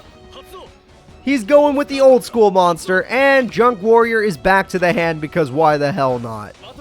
Or Junk Synchron, sorry. And early Mirror Force Lucky Bastion, but he's going to need multiple monsters to get through the Scrap Iron Scarecrow.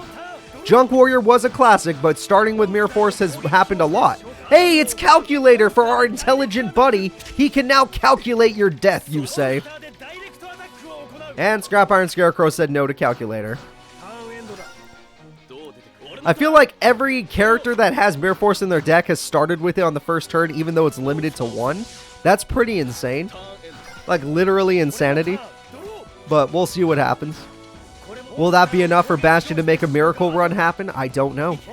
Alright, Quillbolt Hedgehog, if that card... Oh, 3,000 attack, damn. If that card goes to the graveyard, it's the perfect setup for our buddy Yusei.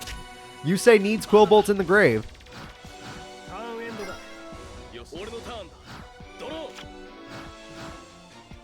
Alright, let's see what happens here. Yusei is now going to summon the Junk Synchron for obvious reasons, because Quillbolt Hedgehog needs to be summoned. Quillbolt Hedgehog, there is a Synchro possibility here. What are we going to make? Yeah, it's about time we have Excel Synchron, and don't worry, Quillbolt still can be used again.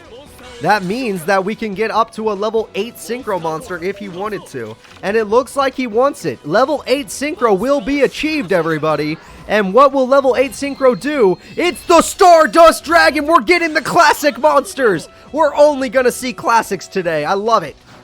I thought he would go for like a dumb... Oh, you know what? It can't be a junk monster because it wasn't a junk Synchron. Okay, whatever. It's awesome cool. It was a cool monster. We got the Stardust Dragon. Screw all of your traps and spells that pop me.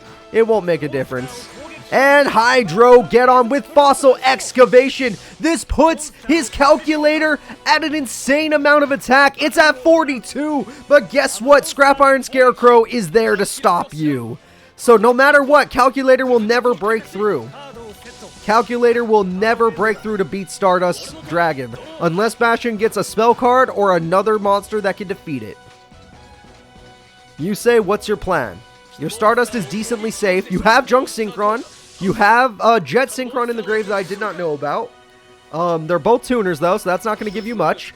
You have 1-for-1 to summon Level Eater, which is an amazing card.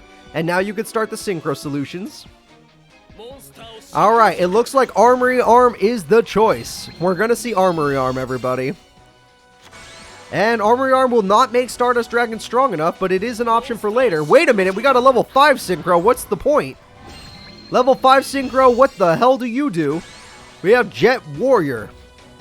Jet Warrior has an effect. It makes Calculator do what exactly? TT! He just TT'd! Which means Stardust Dragon. Oh, he didn't chain! What? What? They lost everything! Everybody lost everything! Bastion has no hand. Yusei has nothing but... You know, he has Scrap Iron, never mind. Okay, Mathematician sends out Carbonetton. Carbonetton will obviously get Kianzaru, I believe. The power of math. I almost said the wrong word. Alright, so Bastion makes a comeback with Mathematician. Oh my god. Everyone lost everything there. Everyone has reset to 0. I think he missed the timing, Echo Jams. I don't know why. It was like a third chain. I don't think that should have mattered, but he missed the timing. He didn't negate because he wanted to see Bastion's monsters die? Damn. Damn. Alright, wait. Jet Warrior has an effect. It comes back! You can't stop the Jet Warrior. We have a level 8 Synchro, everybody. What are we making today? It's time for the Junk Destroyer. This card will kill Hyanzaru, no problem. Your tanky Diamond Dragon means nothing to Destroyer. And we have Level Eater still. This is how it happens, everyone. Yusei knew he had better cards to come back with. He knows Bastion doesn't have a damn thing in his deck to save him. Junk Destroyer, you are the hero. Mathematician ain't gonna do much either. It gives him a card, but not gonna save him. Alright, just set. Not even set, just set pass. That's how bad Bastion's hand is. Yusei Fudo with the comeback, everybody. Granted, only 600 damage showing. That's not very good. This is not going to be great.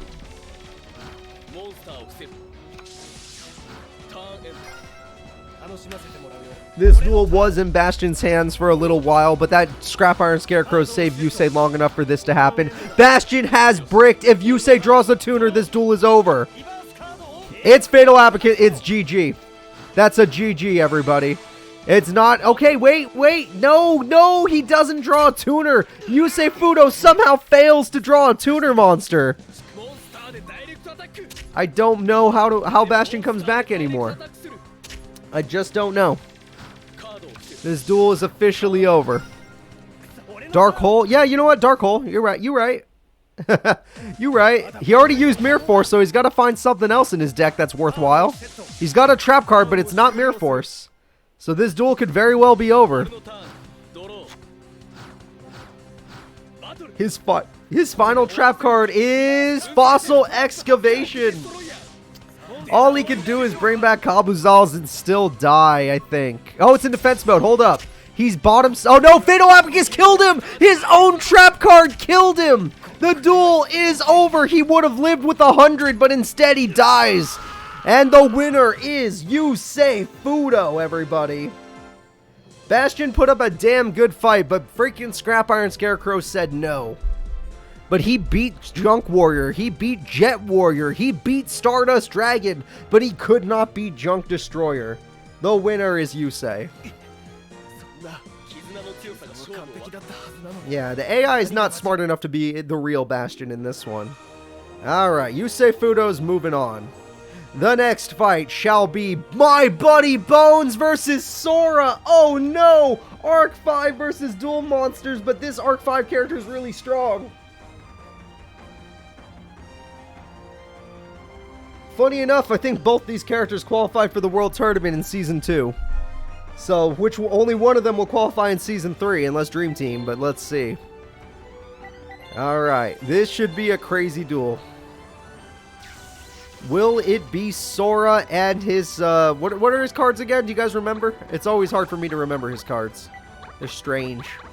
Very strange. There's a name for them. I know there is. Fright Furs, thank you.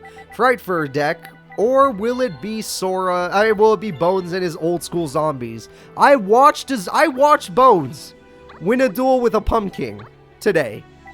He unironically won a duel with Pumpkin as his boss. So maybe he could do it again. Maybe we could see two hero plays from Bones. But here we go. My buddy Bones versus Sora.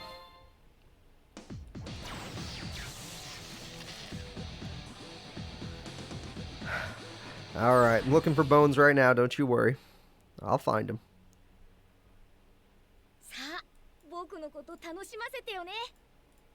Alrighty, guys. Here we go.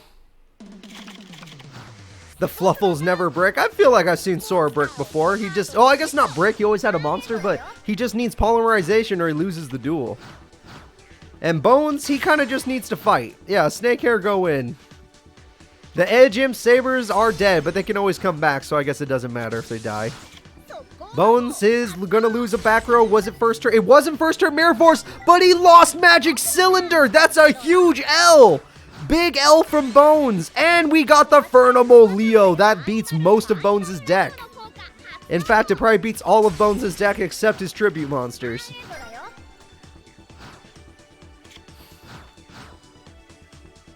And we got ourselves Dragon Zombie with Swords. Is he willing to crash or is he willing to wait? He's going to wait. Swords is going to buy Bones some time. And we have the Hex sealed with the freaking Edge Imp Scissors. We're going to see a fusion today.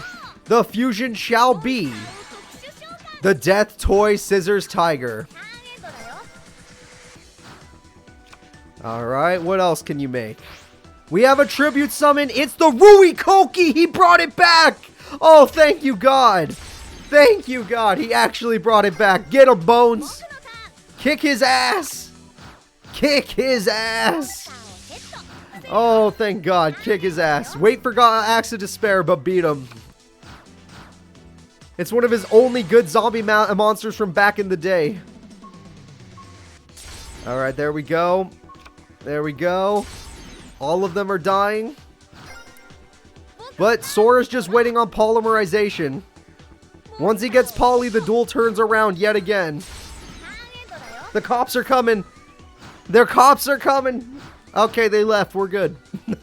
And we got ourselves the Snake Hair. Alright, what's going to happen? Rui Koki defeats the Fairy Monster. And there we go. Fiend of the Castle of Dark Illusions. And there's the snake hair. It's sad that he didn't set Dark Illusions, but he wants that damage. He has no fear in his heart, Shadow. He has no fear in his heart. And there's Furnival Dog, which will get him Furnival Bear. I don't know if that makes a difference. Furnival Bear gets him Toy Vendor, which I've never seen him use. I'm not even joking. I don't know if his AI is broken, but his AI does not know how to use Toy Vendor. Well, at least there might be a trap card this time. And we have Fusion Reserve. This is what he's been waiting for. He gets Edge Imp Sabers. He needs that. That's part of his fusion, but he also needs like Hex Shield. I don't know. A double snake hair, everybody. A double snake hair. But Sora's got plenty of life points left, so it doesn't make a difference. Sora just needs one fusion and this duel's over. He has his scissors. He has he has his monster. He just needs to draw polymerization. The Destiny draw will come. Oh, wait. Will it be a Destiny draw or a Destiny brick? What are you going to achieve? We have the Edge Imp Scissors coming back. And we are going to make Hex Sealed Fusion. He got a fusion. He pulled it off, everybody. It's the Death Toy Scissors Bear. This can overpower the Ruikoki. This is going to overpower Ruikoki. It looks like Bones is done for, everybody. It looks like Bones is done for. That monster. No way! He drew Dark Hole! He top decked Dark Hole! He's got the Kickman! It's not enough! It's not enough! Sora is still in the duel! Sora can top deck any monster to beat Kickman. He's gonna get Edge Imp Sabers, but that one just barely isn't enough. It will defend his life points, but at what cost? If he draws another monster, it could be It's Armored Zombie! The classic Armored Zombie is going for game. He's going for game. My buddy Bones has defeated Sora and has another shot at redemption. Holy shit, even with two fusion monsters, Bones finds a way to beat them both. One gets overpowered by Ruikoki, and the second gets beat by Dark Hole. That is great. All of those 1,300, 1,500 beaters end the duel. Bones truly does have the heart of the cards. Yamayugi couldn't be here today, but maybe Bones can. Alright. Let's look at our bracket again. Sorry to Sora fans, you still have Dream Team, but you gotta vote for him if you want him in the Dream Team, and you gotta wait for the video to come out. Alright, Bones fans, he's moving forward. He's in round 3. The next fight is Yuzu of Arc 5 versus Cat-chan of Zex Soul. Cat-chan versus Yuzu, everybody. What is this? Moliodius cards versus cat cards, like actual cat cards? That aren't good unless you get the field spell. I don't remember.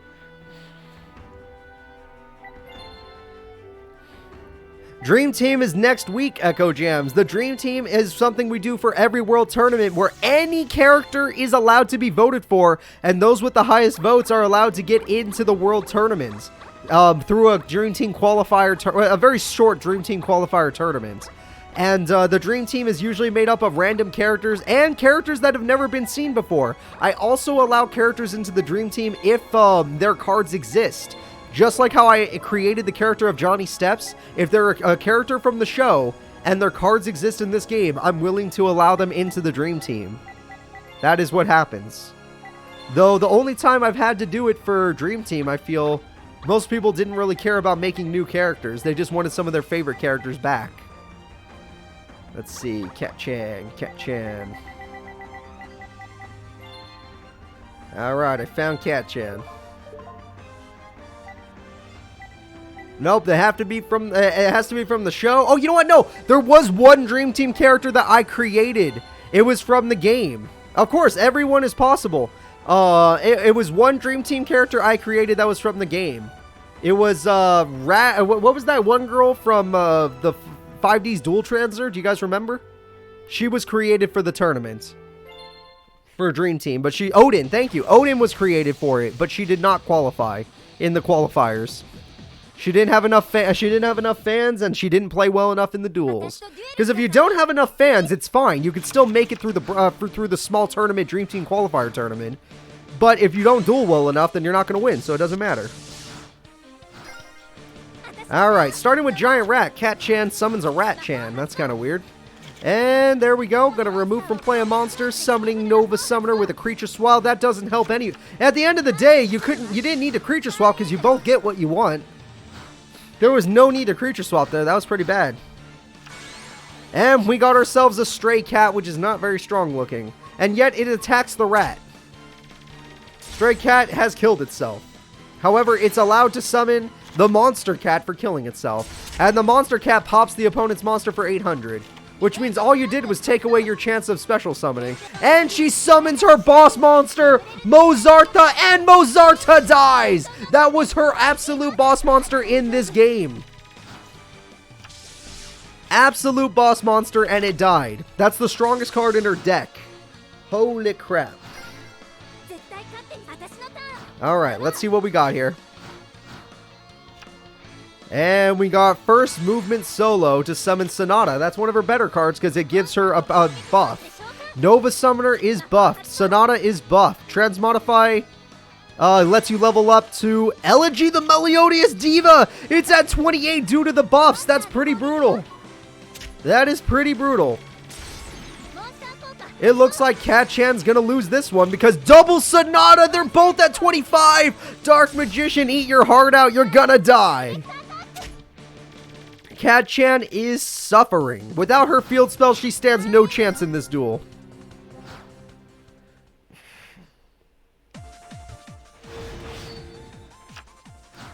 Alright, and she's going to use Please My Kittens, the inviting cat, to bring back the stray cat as if it makes a difference. She summons the stray cat as if it makes a difference. Summons the stray cat as if it makes a difference. Goes to Exceed Summon as if it makes a difference. Because none of... Well, actually, I don't know what this one does. It's Dullahan, but none of your monsters will save you. Dullahan, it weakened the attack points. Well, she evolved. Hold up. Maybe there's something I don't know about. Alright.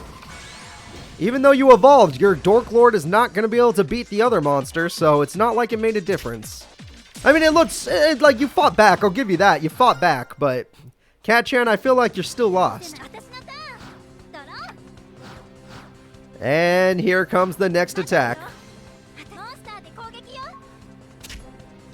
Alright, and Cat-chan lost the Dork, and 2000 is exact for game. Yuzu of Arc 5, even with no real cards, no fusions, no nothing, will be moving on to round 3 in the tournament. Go freaking Yuzu. Cat-chan is a joke. She'll never be Dog-chan. Alright, everybody. Let's go ahead and move Yuzu forward. The next competitors will be Hunter Pace versus Rex Raptor. The original Dino DNA versus the Master of Faster. Oh wait, that's Jack. The guy who used to be the Master of Faster. Before Jack. So it's basically zombies, fire zombies versus old school dinos. Which one do you guys bet on? Do you believe in old school dinos or do you believe in the other one? I've done a loser bracket in only one other tournament before, but they take way too long. They take way too long, so I rarely do them. I will not do this. This redemption tournament basically is a loser's bracket. I'm not even joking. It's basically a loser's bracket. It's as close as you're gonna get. I have done a tournament with a loser's bracket before, though, and it was a lot of fun. We did it in GX, but it's just they take a very long time. And I'm afraid that I do release 4 to 5 videos a day on YouTube, so I gotta make sure I have enough time to record other stuff. Like, even today, you know what I'm gonna be doing after this tournament? I have people coming over for their Pokemon rival battles, the final rival battle of the Let's Play. So, like, I'm still doing stuff today. This is not my day. Alright. I'm a YouTuber. Twitch is barely a second thing I do. I'm a YouTuber. Yeah. This is just for funsies. YouTube is where I take things seriously and do a lot of work.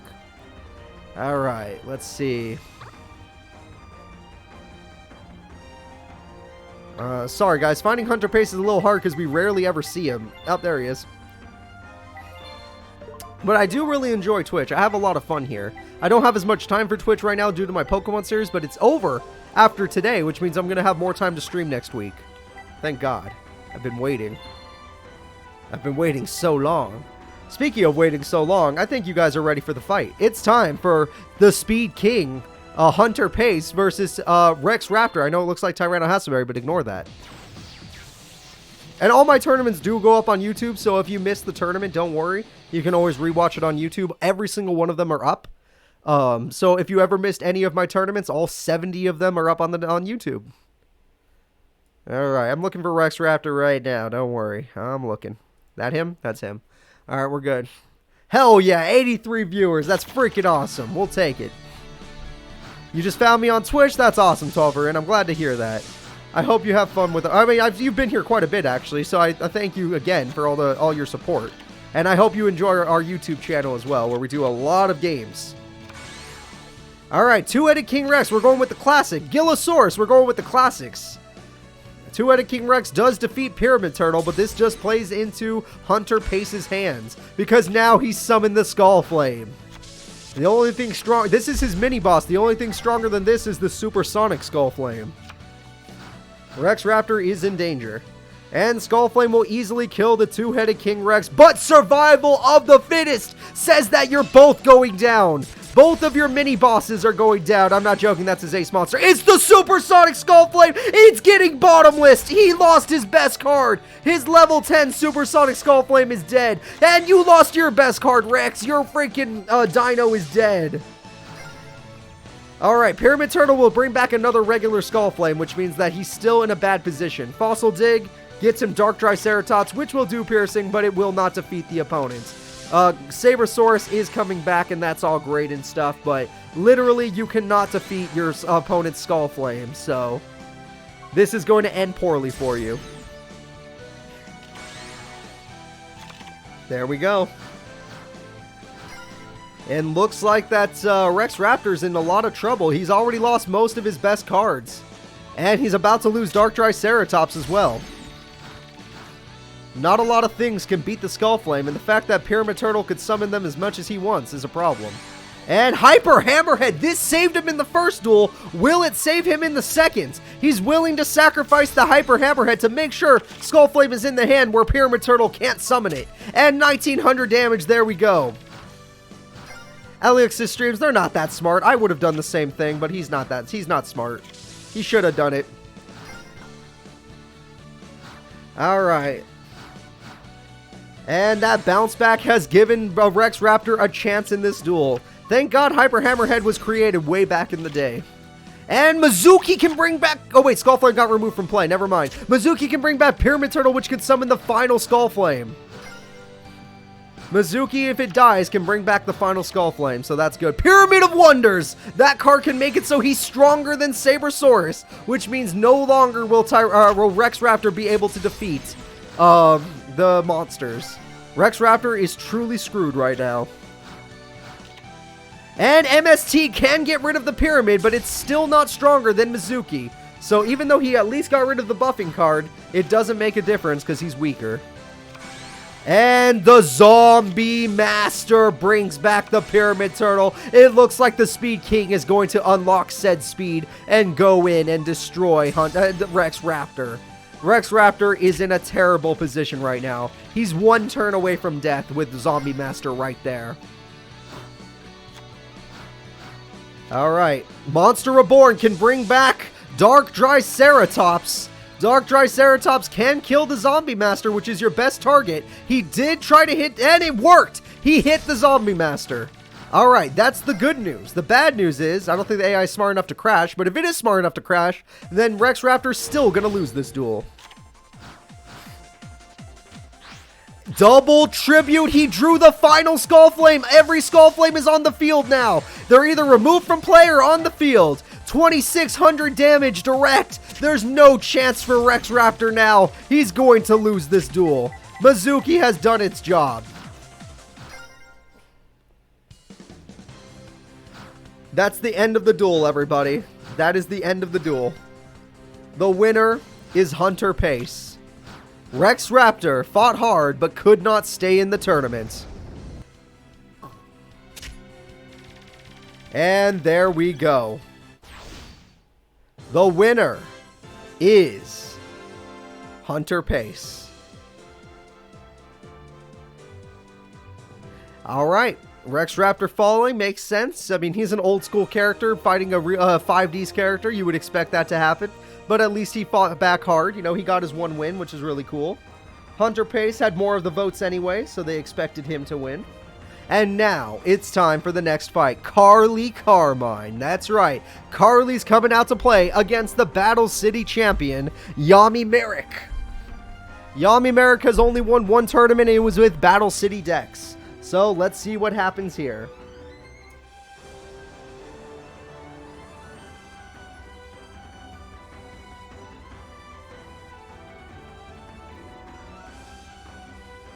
I'm hoping for a good duel between these two. I really hope so, because Carly can... Yeah, honestly, what Corpse King said is true. If what's his name? Yami Merrick is dumb enough to summon Raw, he'll lose. Every time he summons Raw, he loses the duel. 100%. But if he doesn't summon Raw, he's a monster. And he's won a tournament. And he's been top 4 before. He's been to a world tournament before. He was actually a member of Duel Monsters in the Season 1 World Tournament or Season 2? Might have been Season 2, actually. No, it was Season 1. Season 2 was regular Merrick. Yeah.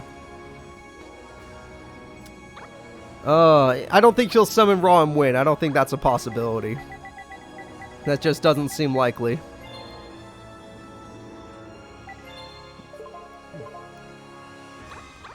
Alright. And Carly Carmine has shown that she is an incredible duelist that can summon like 5 monsters with 15,000 attack. It was the craziest duel we've ever seen.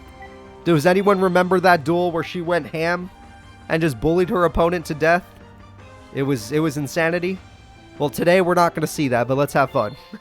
Let's hope that we get to see something like that. Hey, Dark Jade, thank you so much for following, and I hope you have fun in our tournaments. This should be a good one.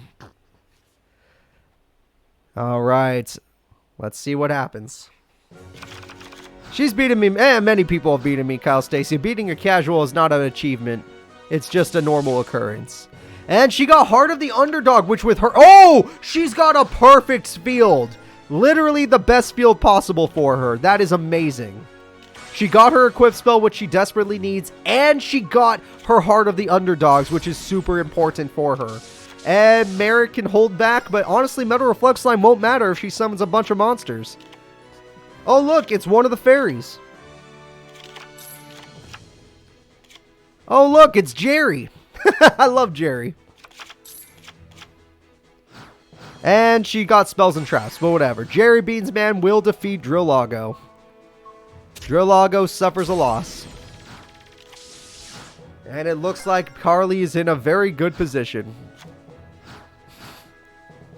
There's a chance for her to deck out, but honestly, I think Merrick's deck won't live that long. Not if she gets started. Alright, Sonic Duck, an old school classic. Got the double draw from that. And we got Fortune Fairy. There's 2 fairies in her hand. That's very important. And we got another fairy in her hand. That's pretty important. Alright, big hand, big hand. She has lots to use now. She could summon Sonic Duck. Apparently, she's not going to use any of her spell and trap cards. And Mystic Tomato is dead. Special summoning Mystic Tomato. He's going to stall. And Mystic Tomato is dead. And now that's going to let him summon Mystic Tomato. Of course, how could you stop it? Carly sets 2 cards, but now she threw away 4 Fortune Fairies. Why? Just summon them. Summon them and play the spell cards that let you summon more. Alright, Merrick, you got a decision to make. You got 2 powerful opponents on the field. 2 powerful level 3 opponents. And you're going to hide. Of course you are. Alright. Here we go again. Carly, are you going to summon a monster this time? Maybe a Fortune Fairy. Let's see it. Nope, a duck. She's addicted to ducks today. Which is not bad. I mean, ducks are good. And Yami Merrick now summons the Dark Geroid. And when this card is summoned, he can weaken Jerry to a point where it's not even a real monster anymore. And he's got Magic Cylinder for the second duck. He keeps his Dark Geroid alive. which means that she's in a little bit of trouble now. Jerry has become useless. Alright. What are you going to do now? We got the giant germ. I love it. Classic giant germ. Problem. Justy Break said no. You've lost everything. She lost Jerry, but you lost everything. Yeah, Merrick's in a little bit of trouble here, folks. He could have had a pretty good field, but now he has nothing. Giant Germ should have stayed down, but even then, he would have lost his Giant Germ. And double Heart of the Underdog again. Might as well draw some more. And Ojama Trio says, no more! No more monsters from you! I'm tired of your shit! He is officially tired of her shit, everybody. She got the second Miracle Stone, but it does not matter because she has nowhere to summon. If she could summon a monster, this duel could easily be over. Spirit Cretin will work at summoning Drill Lago when it's not strong enough to survive. I would have picked Mystic Tomato, but he's an idiot, so don't blame him. Alright, we have a Tribute summon for the Fortune Fairy Anne! I forgot she still has Tribute Fortune Fairies, and those can beat him. At 2,000 attack, he's in trouble. And he summons a Baki just to do burn, maybe? No, he's got Call the... Why were you doing this now? What are you... Are you really going to attack the tokens? The one thing's keeping you alive. Those are the only things keeping you alive in this duel, and you killed them. I want the 300 burn. You're an idiot. Magic Cylinder has shown me that you're an idiot. It looks like Yami Merrick's ready to lose the duel. She summons one more monster. That's a Fortune Fairy, and this duel is officially over. Alright, here we go. That Fortune Fairy... Oh, wait, even worse. 1 for 1. Guaranteed Fortune Fairy. It's Fortune Fairy Hikari. And that's... Oh, it can't attack, though. That was a weird play, then. Well, that gives Merrick one more turn. He gets one more turn. Mystic Tomato lets him summon Nudoria. That would help out a lot. And Abaki says both players take 500 on top of this, so that's fun. Yeah, your burn's not working as well as hers. Hers is better. Oh god, she filled up her spell trap card zone! There's no way he can win now. Her monsters are way too strong. Nudoria can only destroy one of them. Destiny Draw be damned, this duel is over. Alright, he's willing to just give her an extra slot to summon and keep her... Okay, he lost. He kept his monster in attack mode because he wanted to lose. This is what happens. Everybody, this is what happens when your AI is an idiot. He baited himself into attacking with Ojamas. She didn't even summon. That's how sad this is. The attack is good. The damage is dealt. Carly's moving on, everybody. And it looks like Yami Merrick will bite the dust. 5Ds is moving on. Alright, that was a pretty 50-50 vote, but Carly did have less. So there you go, Carly fans. Alrighty now, let's get into the next duel. The next duel of the tournament will be Weevil versus Yasai, insects versus plants. Weevil Underwood needs to make up for Rex Raptor's loss. Weevil is, I don't think he's ever been a champ actually, but he's been a champ when I played him. Alright, starting the predictions now. Do you believe in your Weevil Underwood or Yasai's tomatoes?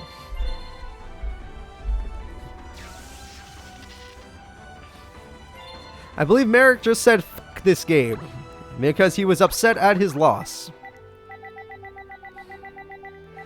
Don't ever doubt Carly then. See if you... Will you vote for Carly in every single duel? That's the real question. Maybe you didn't doubt her against Yami Merrick, but do you doubt her against someone a little bit scarier, maybe? How far does your allegiance go? When do you give up on Carly? That's the real question. Alright, Yasai, you're next.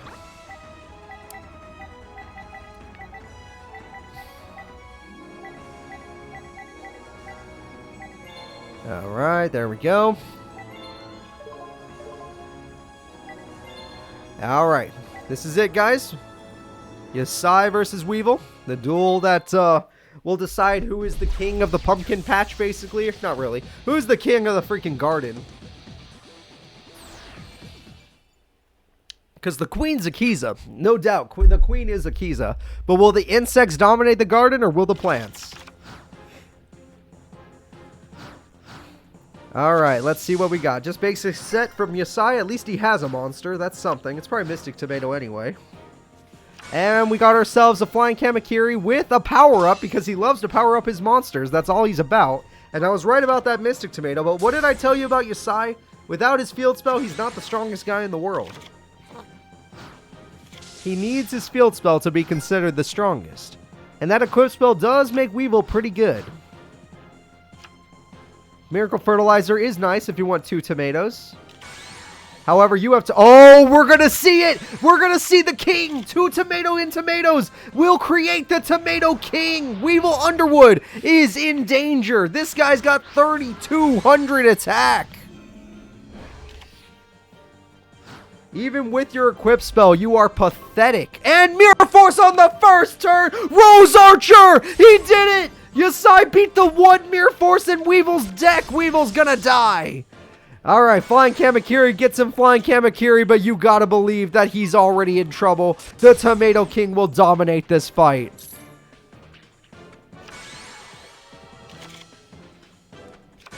Alright, Mystic Tomato versus Mystic Tomato, Flying Kamakiri for Flying Kamakiri. They both have to choose a monster this time. And we have the Primitive Butterfly, only 1,200 attack. We have the Inmato, 1,400 attack. That's enough. Weevil Underwood's in very big trouble. This is a beautiful fight. For Yasai, that is. Weevil's in trouble. Weevil's got a lot of things to think. Insect Imitate. Did you get rid of Howling Insect? I swear to God, you got rid of Howling Insect. For Chainsaw Insect. Hold up. That's actually not the worst. Chainsaw Insect does do some damage. And your opponent's Tomato King will be forced to use its effect again, which means he can't keep the power. And new trap card probably won't matter because it's not Mirror Force. And there goes your attack buff. Miracle Fertilizer brings back tomato. That's a Mystic Tomato. There we go. And Chainsaw Insect dying is going to be a very, very big loss because he gets to draw a card on top of that death. Yep. And we have Spider Egg, which will at least stop the attack. And summon 3 tokens for Weevil to tribute if they matter in the end. They probably won't. Yep, this is pretty brutal. And Weevil does have a tribute monster, but it's only a princess, and she's dead anyway. The princess is dead. The tokens will keep him alive, though. They will. And there's Tomato in Tomato. The game gives the... going down swinging, the game... This Weevil is actually a character in this game, which means they actually give him future cards. No matter what. Because Rex Raptor in them, their decks I had to make up. Weevil's deck is actually made up by them, not me. But honestly, it's close enough, right? So, whatever. And Miracle Fertilizer, here we go. Weevil Underwood is about to die. Dandelion, just for fun, just to make the Tomato King. Oh my god. If you can't beat one king, I mean, he couldn't even beat the first king. How is he going to beat the second? Weevil Underwood, the man who is literally about to die in front of all of us because this damage... I mean, granted, he won't die this turn, but he will not live either.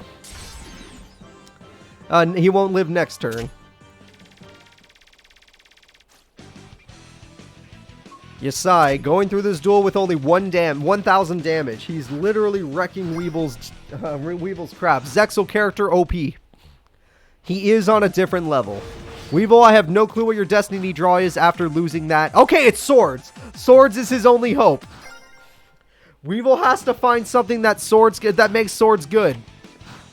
What will save you? He needs a monster that can defeat everything on the field, which honestly the best thing he's got will have 1,600 attack. Verdant Sanctuary is way too late to the party. He needs that early game. He doesn't get that early game, he's gonna lose. Alright, Weevil, this is your last chance. You gotta think of something. He's got Pot of Greed. There you go. That'll give you an option. And Chainsaw Insect. Okay, we're gonna kill that thing of all things. And Wall of Thorns said no. I guess he doesn't want to draw a card. And look, it's Chainsaw Insect. And thank God for swords, because that keeps Weevil in the duel. Alright. Weakness? Oh, DNA surgery! They are no longer plants. They're all insects now. Which does matter if he gets his field spell. That's the only thing that matters. Alright. This is Weevil's final turn. He's got to make it count. Weevil summons Chainsaw Insect. Weevil goes for the attack. Now the Wall of Thorns will no longer work because of DNA surgery. His opponent has a big hand and all he has to do is tribute summon a Gigaplant and this duel is over. Dark Hole. Wow. I've never seen Yasai do this. And the duel shall end right there. Any monster on Yasai, that's it. He's going to end it with the Mystic Tomato, the original tomato. He finally has Tomato Paradise, but it does not do a damn thing. Okay, maybe it does do a thing. It brings back Tomato King. Who cares? The winner is Yasai, and he beat Weevil with his king. That's how it's done, everybody. That's how it's done. Yasai is looking like a big rep in this tournament. He wants to be a rep so badly, and I think he has what it takes to earn it. But he still's got fights left, so we'll see. Yasai will be moving forward.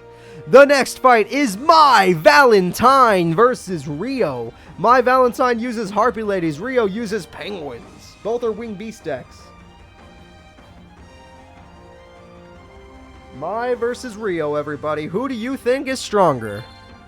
Honestly, My Valentine's AI is not the best, but, you know, she could still play pretty well.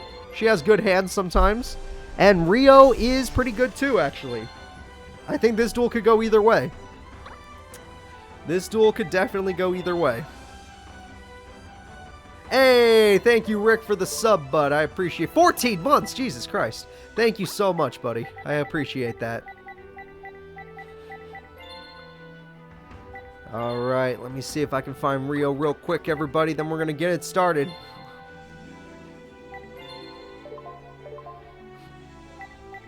Alright, let's do this. It's time for the girls to go at it. Both are Wind Beast users. One is Harpy Ladies, one is Penguins. Let's do it. Exceeds versus nothing. Literally no extra deck from Mai. Has Rio ever won a tournament? No, but she's gotten top 4 and qualified for the Season 2 World Tournament. She was in the Season 2 World Tournament. Alright, where I believe she performed pretty well. She performed pretty well in the Season 2 World Tournament. Alright, and Graceful Charity, a classic start from some Duel Monsters characters. What is she going to do? She's got Harpy Channeler, and it's gone. She's got Monster Reborn. She's not playing. Oh, well, she stole no Penguin. Why? You stole no Penguin? What? Burden of the Mighty will do its job and make her lose attack points, but of all things, she stole a Penguin. I kind of find that funny. And we got ourselves a Blizzard Thunderbird, which will easily kill a Penguin. Goodbye, Penguin. Alright, so Mai, what are you going to do now that you have to deal with the Blizzard? Alright, Harpy Queen's effect can help you get rid of her back row if you have another Harpy in hand. Hysteric Party will help you as well, because you can bring back the Harpy Queen. And you can bring out the Harpy Lady 1, which will buff your monsters to a point where they're not bad. And you can bring out the Harpy Channeler. And you can bring out the Harpy Dancer. What else do you have? Oh, you have the Harpy's Hunting Ground. How could I forget? How could I forget? You crazy lady. Harpy Channeler effect activates. Throws away Sisters for another Harpy Lady 1. That will pop the back row. The Burden of the Mighty is no longer a burden. And Swallow's Nest will work on Harpy Lady 1 to special summon Harpy's Queen in attack mode. This is a full field, but she has to pop herself. What a weird play. Usually you wait till battle phase for that, but whatever. Mai is popping off. Wait, is this? No. Nah. No way. Nah. Holy crap, Mai won. Holy crap, record of the day. Turn 4 victory. Harpy Ladies with My Valentine. This is a record of the day. My Valentine is a champion in the making. Look at that. Well, that's how you win a duel, everybody. That's how you win a duel. Damn.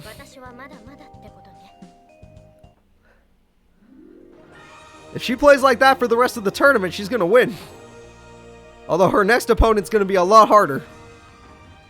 Alright, my Valentine's moving forward.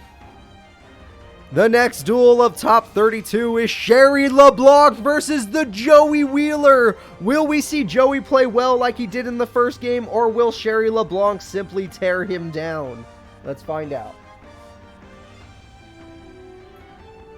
I want everybody to place your bets real soon. Alright, place your bets, people. Place your bets. Will Sherry LeBlanc prove that she's stronger than the other blonde boy? I guess, yeah, whatever. Blonde is blonde. Alright. Where's the 5D's Sherry? Sherry. Found her.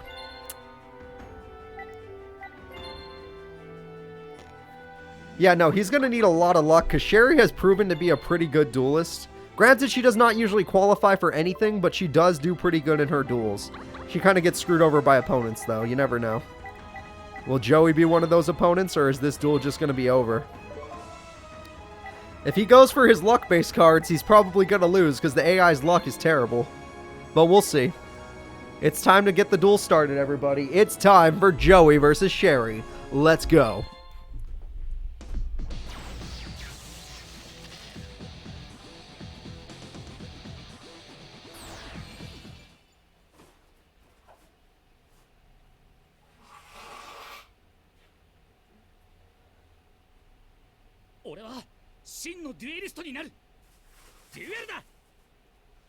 Alright, sorry about that. I had to get up. I'm back. And let's see how the duel starts. Joey at least gets to start the duel with a polymerization. That will help his deck quite a bit since he is so fusion heavy. And let's see what Sherry does. That's a set card of a level 3 monster. Could be many things, but we don't know what. And she's got herself Noble Knight Joan. That is a very, very good card and destroys his Mass Dragon, which is a good card too. And now he chooses Mass Dragon because why the hell not? Might as well stay safe, right? Alright, let's see what we got now. Joey has not started. Oh, he did get Future. I was going to say, has not started with Future Fusion like last time. But this time we got the Black Skull Dragon, my favorite card in existence. And we're going to summon the Meteor Dragon, which is kind of sad because it's kind of weak. But whatever. And she special summons the Little Trooper. Alright, Meteor Dragon, I might have set that because Mass Dragon was actually better, but whatever. She does not have a tuner monster or a fusion, so that's not good for her. That's kind of what she relies on unless she draws her field spell. And polymerization! Did he just draw Red Eyes? It looks like he did a natural evolution of the Meteor Black Dragon. Hello, Meteor. And hello, Mass Dragon number 2. That's a lot of damage coming through. Meteor Black Dragon destroys the Noble Knight. Mass Dragon destroys the Little Trooper. However, Little Trooper's death is exactly what she wants to bring out Little Trooper. And Reinforced Truth brings out, let me guess. Oh no, I was wrong. Sacred Spear Holder. Alright, interesting. Sherry, what are you going to do? Sherry got her fusion! This is what she's been waiting for! This is going to be one of her powerful monsters. It's her mini-boss. Everyone say hello to Centaur Mina. And there's the tuner monster! There's her boss monster! The strongest card in Sherry's deck will be summoned, Chevalier de Fleur. And with that, Joey's Mass Dragon is dead and it can't beat Meteor. It's her strongest card, but it can't beat Meteor Black Dragon. So what are you going to do? He's just got more power. He's just got more power. She got her best card out, but he's still stronger. And he's about to summon his mini-boss, the Black Skull Dragon. One of the coolest cards from the Duelist Kingdom arc. And my favorite card in existence. Alright, here we go. Meteor Black Dragon will destroy her strongest card, Chevalier de Fleur. And then Baby Dragon goes in against the Little Trooper, which could just summon Little Trooper. Oh no, it got Sacred Knight Spearholder. And Black Skull Dragon will go in and destroy that Spearholder. Joey Wheeler has summoned his level 8, his level 9, and his level 3 monsters. He doesn't have to worry about exceeds though, so I guess it doesn't matter. Alright, will she... Now, honestly, she summoned everything in her deck. That was her best cards. She needs her field spell to get the other one. That's even better. But other than that, she can't win. This is too much damage showing. The winner will be Joey Wheeler. Joey Wheeler takes down this Fusion Monster Synchro Monster combo and wins himself the duel, everybody. Sherry LeBlanc will be leaving. He is truly the king of blondes. He won't be king of games, but he can be king of blondes. So let's go ahead and move on forward. The next duel is the two-time consecutive champion Leo versus the main character from Zexal, Yuma. Who will win? Will it be Leo or Yuma?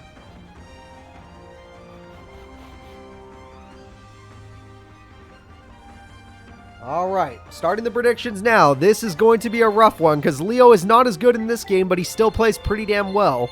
That's the reason he's a two-time champ. And then we have Yuma, who does not usually play that well, but did get top 8 last tournament in his Zexal representative tournament, just barely did not qualify. He actually played really well.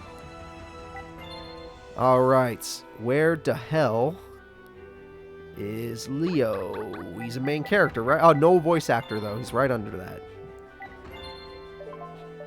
Will Zexal overcome? Basically, it's Synchro versus Exceeds, because that's what they both focus on. Do you think Synchros will win, or do you think Exceeds will win? Let's find out.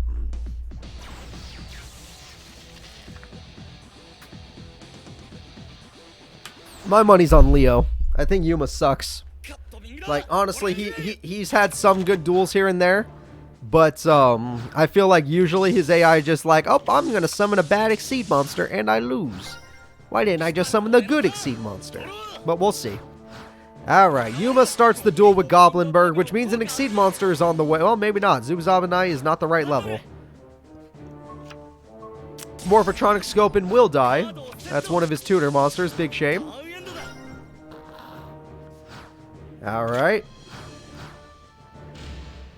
And Leo summons good old-fashioned staplers with Junk Box, which equals... He's gonna summon it! Everybody, are you ready? Will Leo actually summon Power Tool Dragon, or is he going to be addicted to that weird manga version? It's the manga version. I don't know why he likes this one more. I do not know why. And he's got Iron Call to bring back Staples. Stapling is back. Mage Power on the Machine Dragon Power Tool. Sorry, its effect is weird. It let him draw a card, though. I'll give him that. That's some good stuff. And now he's going in. And there we go. Machine Dragon Power Tool will do it. Staples did some, at least helped him do some damage there. Yuma needs an Exceed monster, so to do that, he plays Onomatopoeia Pyra? I don't know what that was, actually. And it lets him draw 2 cards, as if they're going to matter against this Power Tool Dragon, or Manga Tool Dragon, is what I'm going to call it. And Copy Knight. Oh, there you go. You can make it. Oh, Royal Decree! No traps! You have left yourself wide open thinking you were about to get a monster and Exceed summon, but you were a fool. And as a fool, you shall lose. However, your monster has an effect at least. Oh, wait! Limiter removal! He's just going for game! The winner is Leo in 5 turns! The only person faster was my Valentine. That's how you win the duel, everybody. That is how you win duels. Yuma is a joke compared to Leo. Compared to Leo, he's a joke. Alright, let me go ahead and give Leo fans all their money. How could you buy? How did more people bet on Yuma? Leo's won 2 tournaments. Yuma's won nothing. Alright, he's never even qualified. Oh, crap. We got a GX battle. Everybody, are you ready? It's time for Zane Truesdale to take on Chaz Princeton and his Armed Dragon deck.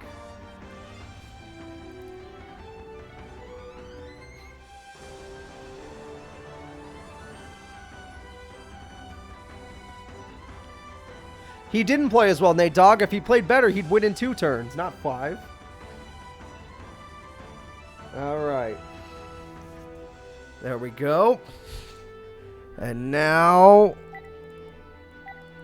let's set this up.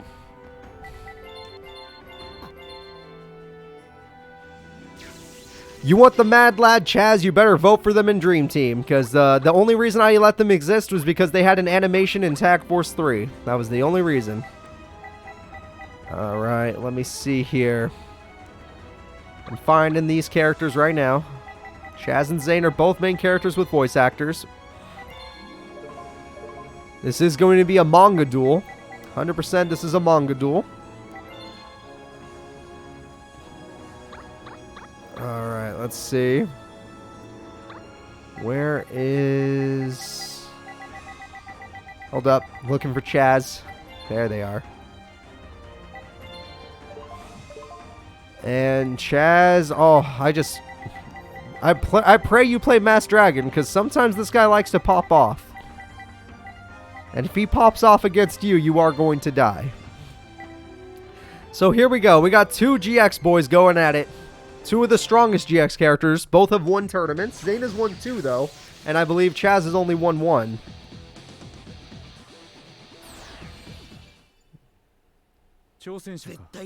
Now let's see what's going to happen.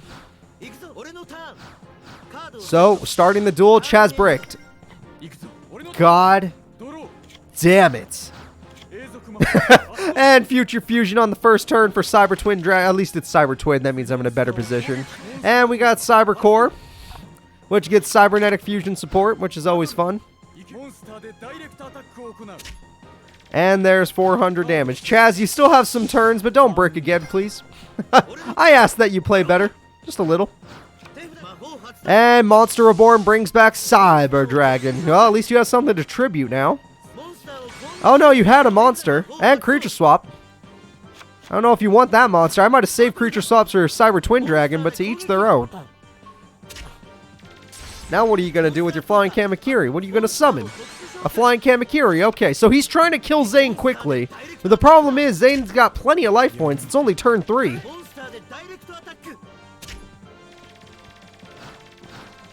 Cyber Network. That's not good. That's not good. It looks like Zane's in complete control of this duel. If he survives one more turn, he gets his Twin Dragon for game. And he special summons the 3rd Cyber Dragon, because who the hell wouldn't? And Evolution Burst will pop the 1st Cyber Dragon, which, whatever. And we got Overload Fusion, because why not? Alright, let's just do it. We got triple Cyber Dragon, but they only can make Chimera Tech. Which means he loses Future Fusion, but he does get to use Cyber Network's effect at least. And he wasted his life points because he can't help himself. The AI doesn't know how to work, so it's fine. And Cyber Network special summons the Cyber Dragon, the Cyber Dragon, the Cyber Dragon, and Cyber Dragon's Way. And that's the end of the duel, everybody. I hope you had fun. Da-da-da-da-da-da. Fuck you, Zane. I hate him. Oh, why would you waste it? You had a full field. He threw it all away just to make this monster. It's not even that strong. It was not even worth it. It was not even worth it. Zane throws it all away. Chaz has the chance to win now. It's a small chance, but he can do it. All right. Now you get Arm Dragon level 3. And you somehow make it to level 10. He needs to make it to level 10 or he loses. The AI can't help itself. If it has the ability to do said fusion, it will. He didn't use Arm Dragon level 3's effect. I hate him. I hate Chaz. They're both idiots. God damn it, GX. What happened to your AI? Tag Force 3, you're geniuses. Tag Force 7, you're idiots. What happened to your AIs? Who did this to you? Who did this? Alright, Chaz, try something else. Level modulate. Really, to bring back 3, you're willing to let your opponent draw 2 cards. And now, oh, you're going to tribute summon instead of do what you should have done the last turn. Okay. You're so smart. You know that? You're so smart. At least you made it to level 7. Why didn't you level up? Why didn't you level up to level 7? You don't have... You could have saved your life points. Level up, you idiot. Why don't you know how to level up? Or why do you never level up? What's wrong with you? Limiter removal for game. He has 12,000 attack. Just kill him. I hate Chaz as much as Zane right now. Zane wins. I don't care who wins in that one. I hate them both. It was 50-50 in chat. It was literally 50-50 in chat. Just end this duel. Zane wins. Chaz, go to hell. I love you in Tag Force 3, but goddamn in Tag Force 7, you upset me. At least Zane's funny in Tag Force 3. Alright. Zane will be moving forward. The next duel is between Kite and another GX character that will most likely have worse AI. Everyone, are you ready for Aster Phoenix and Kite?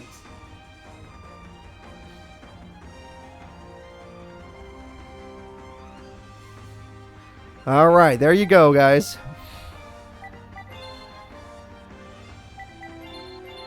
Honestly, this feels like a good chance for Kite, since Aster Phoenix's AI will definitely screw him over. However, Kite has bricked in some of our tournaments. Though they've been performing way better, they have bricked in some of our tournaments, so you have to watch out for that. Aster usually does play well when it comes to Tag Force 3. He's a champion. But when it comes to Tag Force 7, he does not. He does not usually play that well. He probably plays better than Chaz, I'll give him that, but that's not saying much. That's really not saying much. Alright, here we go, everybody. Let's do it.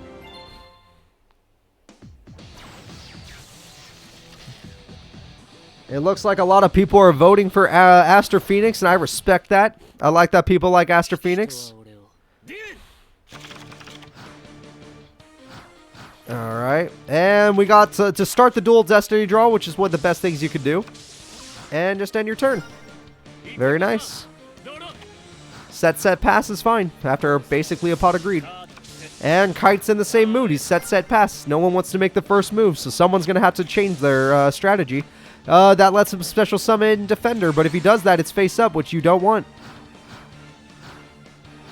And that's going to end his turn. Okay. And we got Monster Reborn to bring back Dasher, but that can't even... It's sad, it can't even beat that opponent, so what are you doing it for? You activate your monster's effect. Oh, I guess to have 30... Really? That's why you did it. So you could just barely beat Defender. I love it. And there we go, everybody. Set, pass. Let's see what they do now. And they're just going to set their cards. Nothing too scary there. Neither of them really wants to make the first play. He summons Numeral Hunter. That looks like him, actually. And he summons a Galaxy Eye card in attack mode for some reason when he only has 300 attack. I find that to be a very, very bad idea. Special summons Destiny Hero Fearmonger. Good card, good card. And this is going to be the start of the duel. So, he left this card in attack mode, which scares me. And that card brings back Defender, so that strategy's back in. Aster Phoenix now has Blade oh my god, you're willing to do this. Okay, Blade Master is willing to... Nope, D-Chain. He's willing to give D-Chain to Blade Master of all cards. Holy crap, what am I watching here? I just watched him give the trap card attachment to a monster with 300 attack. That was quite embarrassing, honestly. And wait, we got something. What is this? Photon Sanctuary. That's all nice, well and good, but what are you actually going to do? We have a tribute sub, finally. What are we making? We have the Galaxy Knight, a decent monster. We have Destiny Hero Dasher at 3100 attack. There we go. I don't know why that attacked that, but whatever. 2000 damage is still 2000 damage. That's the good news. So, let's see what happens. This is why GX has never won a world tournament. This right here. And he's forced into face down defense. He has 4 cards in hand, can't use a single one of them. And now he's going in. Dasher will destroy the Blade Master. And 2800 direct from Galaxy Knight will be extreme. Aster Phoenix is on death's door, everybody. All of the best characters are not here, Alexis streams, as was said in the beginning. And now you get Galaxy Expedition, but you could have just Exceed summoned, but I guess not. Okay.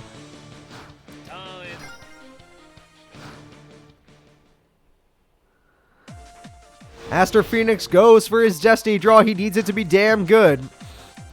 And D-Mind, is it any good? It brings out Doomlord, which can stall for a turn. Maybe. Probably not. That's all he could do. Wow. Oh, God, is he dead? Oh, God. I warned you about GX. I warned you all. You didn't listen to me. None of you listened. He's got 5 back row for crying out loud. What is going on? Doomlord is dead. Aster Phoenix has 1 more turn thanks to his opponent not drawing a monster. Aster Phoenix, will you finally draw something? He has Warrior Returning Alive for what? For Doom Lord. Why?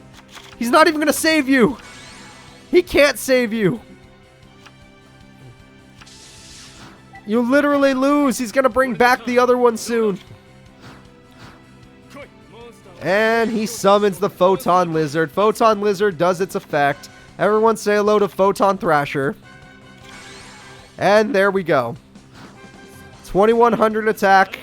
It's going to be a lot of damage. Not enough to win. Now it's enough to win. That's the end of the duel, everybody. The winner is Kite of Zexal. There we go. Kite will be moving forward in the tournament. He still has a chance at redemption. GX has lost just about every rep there is. Alright. Who's up next? Oh, we have an interesting one. Seto Kaiba, a fan favorite, versus Rebecca and her insanely weird deck. Two Blue Eyes users. One that actually uses it efficiently and one that just has one. Alright. This should be fun.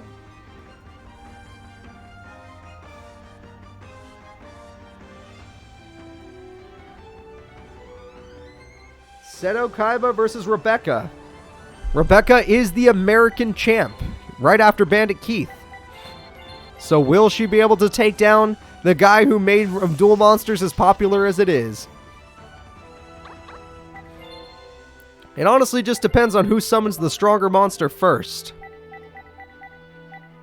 Because Rebecca, her deck's good, but it's not good enough for these kind of tournaments. Whereas Seto Kaiba has won a tournament with this deck. He has won a tournament against 5Ds.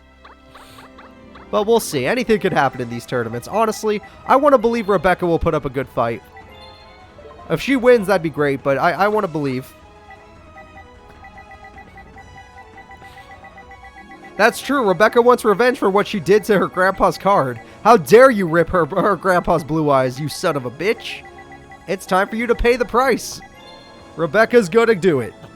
So guys, let's get in there. It's time for the next duel. It's time for Rebecca versus Kaiba. And I'll go find her character right now. I found her.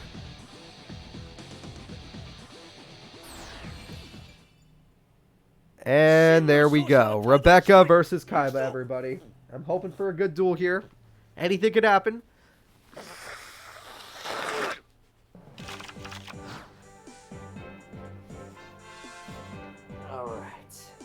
I never saw these two duel in the anime. Maybe they did, but I never watched it. So I'm hoping to see a good duel from them here. Maybe they'll show us what could have happened.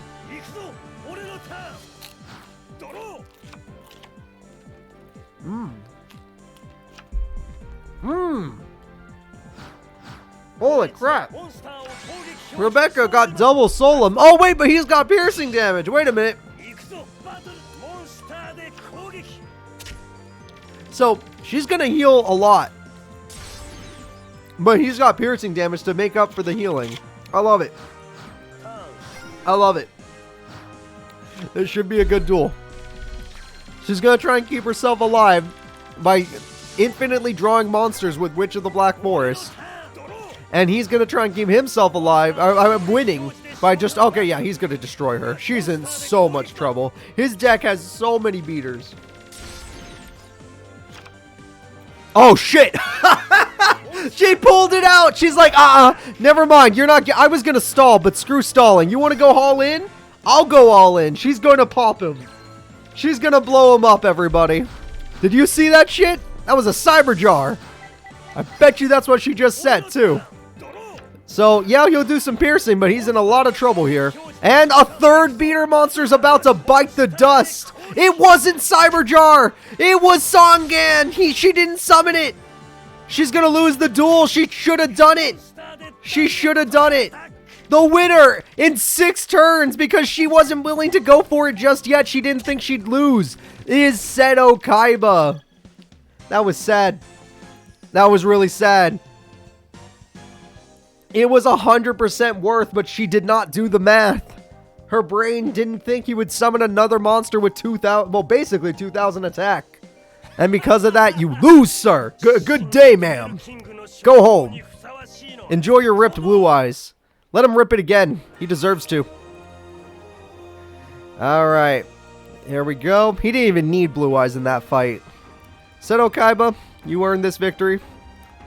The next fight is the final GX character to save the day other than Zane, but Zane's in trouble. Professor Crowler versus Kotori, the Zexal champion of the Season 2 World Tournament, Representative Tournament, not World Tournament. Will Crowler be able to stop Kotori, or will Kotori's agents destroy him? Don't forget, it's Ancient Gears versus Agents.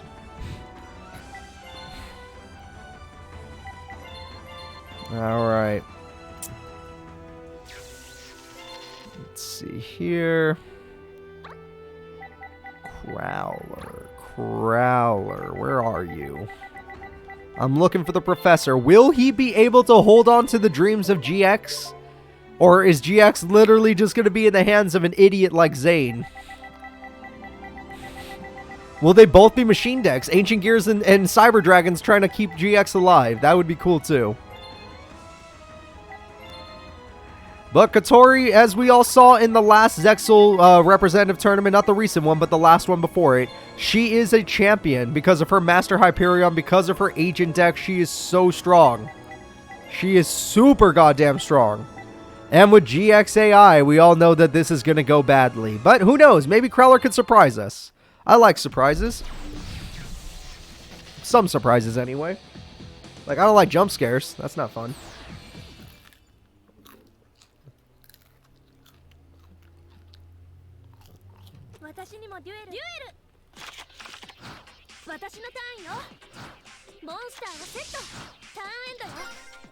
Alright, Kotori goes with the basic start. Just set pass. Crowler gets his castle. He needs that. Castle's very important in this deck. He's got the original Ancient Gear Soldier, a very reliable card. And Hecatrice bites the dust. Alright, as long as Castle's on the field, Soldier's actually not that bad. 1600 attack's pretty doable. However, she has Valhalla. However, she has second Hecatrice. Oh, that's not too good, actually. Ooh, Tuner Monster. Does she have Synchros in her deck? The Agent of Creation Venus. No, she does not.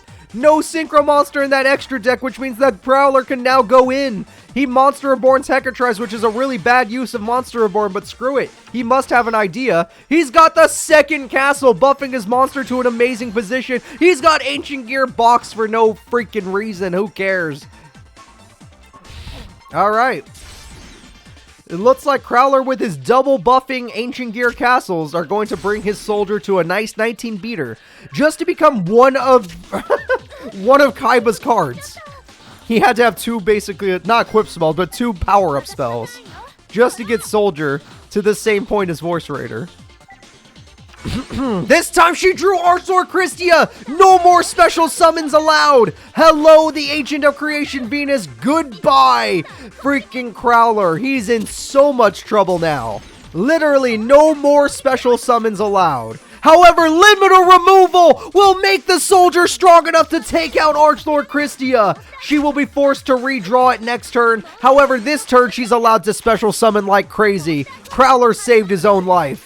Crowler saved everybody.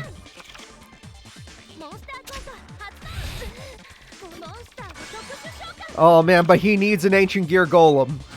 Or anything of that power because he lost all of his best ancient cards. So let's see what he's got. He's got something. It's got the Ancient Gear Golem. He brought it out, everybody. It's time for the King of Kings. Ancient Gear Golem hits the field and it's ready for battle. And now he's getting rid of her fairy so she can't summon Archlord Christie. Oh, she probably can, actually. Oh, shit, she's going to. In fact, I think it's over. She's out. Oh, wait, Destiny Draw will ruin it. She does not draw Archlord Christia. Instead, she exceeds summons because she is from Zexal and gets Daigusto whatever card. I don't actually know anything about it. And sets a card. That is just... Oh my god, I think Crowler did it. She put them in defense mode. Ancient Gear Golem is drooling at the mouth because it loves defense mode. Here it comes. Wait, nope. Attack that monster. Whatever. Here it comes. The attack that wins the duel. Crowler of GX will continue to move forward as one of its very few representatives. Mechanized melee saves the day. Believe in the professor, everybody. He's not giving up on GX. He's like, wait, Bonaparte won a tournament before I did? Screw him. I'll win this one. How dare that fake freaking vice chancellor do this? Alright. Crowler trying to put GX on his back because Zane's back's already too broken. And just like that, we've made it to top 16, everybody. Are you ready? Top 16 has Crowler versus Kaiba, Zane versus Kite, Joey versus Leo, Yasai versus Mai, Hunter Pace versus Carly, Bones versus Yuzu, Yusei Fudo versus Bakura, and Bandit Keith versus Akiza. Yuzu is the only Arc 5 character still here. Every other place has some characters left. This is going to be a crazy top 16. Let's get it started with Akiza versus Bandit Keith.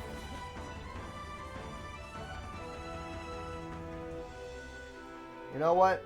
As much as I like Bandit Keith, I'm also going to vote on Akiza on this one because I don't think anyone sane would ever vote on Bandit Keith when Akiza's the opponent. Her deck's way too consistent. His deck has nothing to do. All his deck is power. Her deck is power and tactics. So, it's more tactical actually, but still. I don't have good odds on freaking Bandit Keith. But if you're an upset squad person, I guess you could try to go for the Bandit. Maybe he could surprise everybody today. Overall, though, I don't know how Akiza loses this.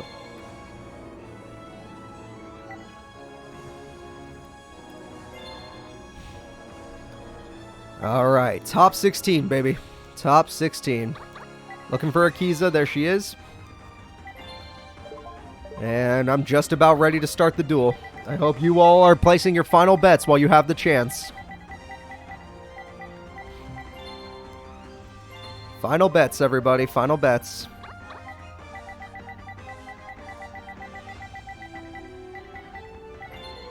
And I am ready.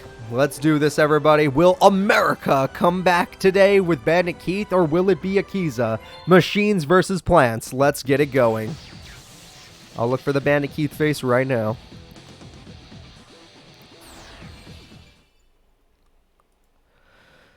Alright, Bandit Keith versus Akiza. Akiza's powerful plants versus Bandit Keith's overpowered machines. But even though I think Akiza's best monster is stronger than his best when it comes to attack points, so that's kind of a bad position for him to be in. He did get his field spell for once. He hasn't gotten it the entire time, but today he did. Alright, in this... Oh, he's got two, just in case. Now, this field spell could totally backfire, and he's not going to use it. Okay, hold up.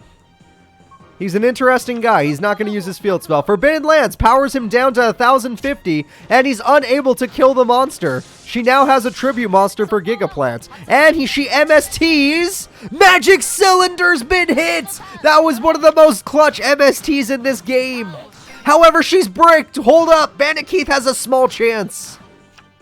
He's got the field spell. Will he pay the life points? He's paying 1,000. It could be the Machine King. Let's see what it is. It's the Blowback Dragon. That's even better. Blowback Dragon does not get the popping effect, but damage will still be dealt. And she has Dandelions for stall now, so she has nothing to worry about. She has nothing to worry about. She could stall. If she has to. Alright, Akiza goes for Harpy's Feather Duster. He loses everything. I think I saw Limiter Removal. Limiter Removal's been popped. Miracle Fertilizer brings back Botanical Girl. And the Thorn of Malice powers her up to a massive 1900 to beat the Mechanical Chaser.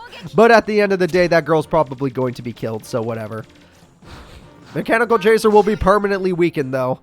He lost Limiter Removal, everybody. That's a big loss. And now he uses Blowback's effect, because why not? And it fails again. His luck stat is not good. Wait, he's got one more chance, and it fails again because he's just like Joey, and it's depressing to watch. But he does destroy Botanical Girl, which means she gets another card. 2 Dandelions. Her mom lets her have 2. And she's got plenty of life points left to come back. She's got plenty of life points left. I saw her come back with 400. She's won every single one of her duels in this tournament with a comeback. Will she make a comeback against Bandit Keith, or will his mechanized monsters finally break through? So, she summons the Lone Fire Blossom. Lone Fire Blossom will bring out Tyranno, the card that can beat any of Bandit Keith's. 2,800 is too much. He will die. Blowback was one of the only cards that could have killed her, and it's gone. It looks like Bandit Keith's gonna have to find a new way to win the duel.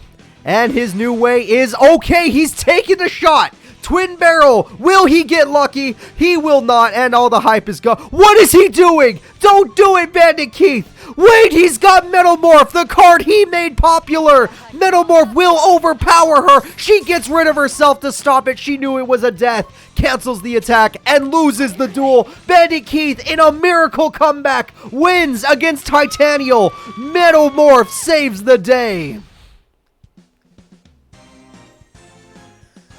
Bandit Keith has knocked out Akiza. This is the farthest Bandit Keith has ever gone. He has never made it to a world tournament, and he's one win away from making it.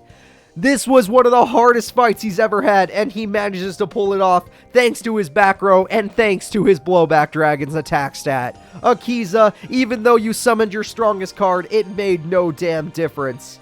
Metamorph will always overpower. Upset Squad unite. Bandit Keith is there for you. She never wins a tournament, but she usually gets top 4, so the fact that she's knocked out in top 16 is a little sad, but Bandit Keith is going to top 8. The next fight is Yami Bakura versus Yusei Fudo. Are we going to look at another upset? Because honestly, the winner of this should be Yusei Fudo. Yusei has won a tournament before. Yami Bakura has never done anything but get 4th, at best.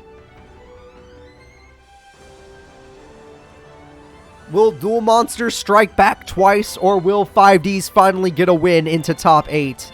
Anything can happen. This is going to be a tough duel.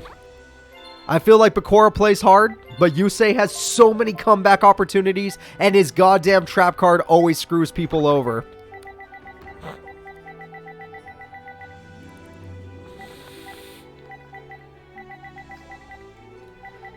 Alright. You're right, Yusei has won 2 tournaments, good point. But, I mean, at the same time, it does not matter.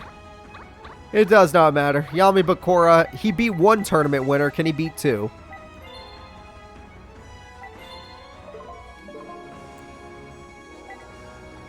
Alright.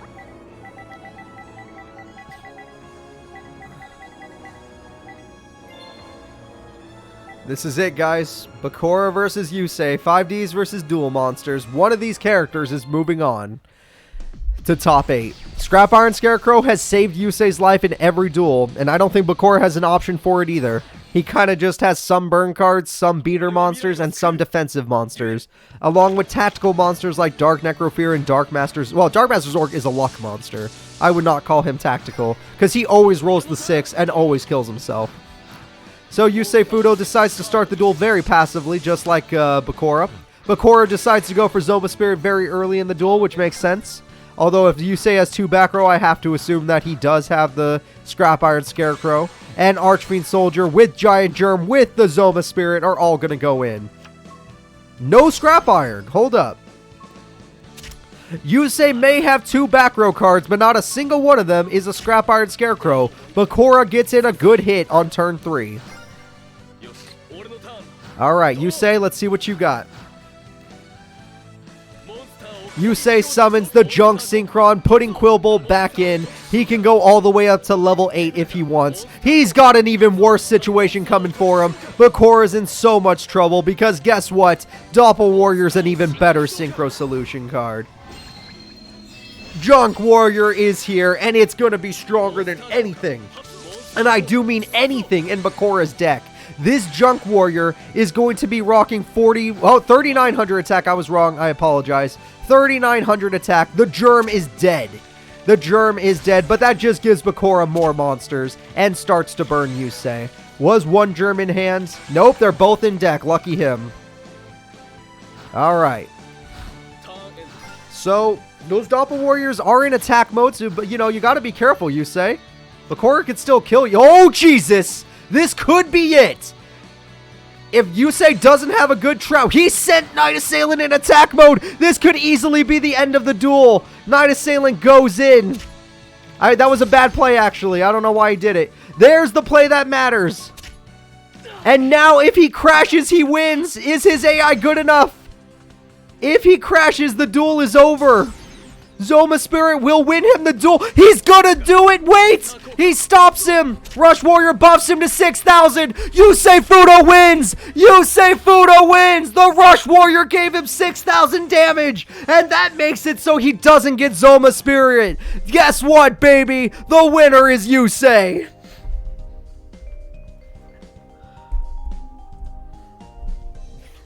Hand trap to save the day. Bakura had almost won the duel.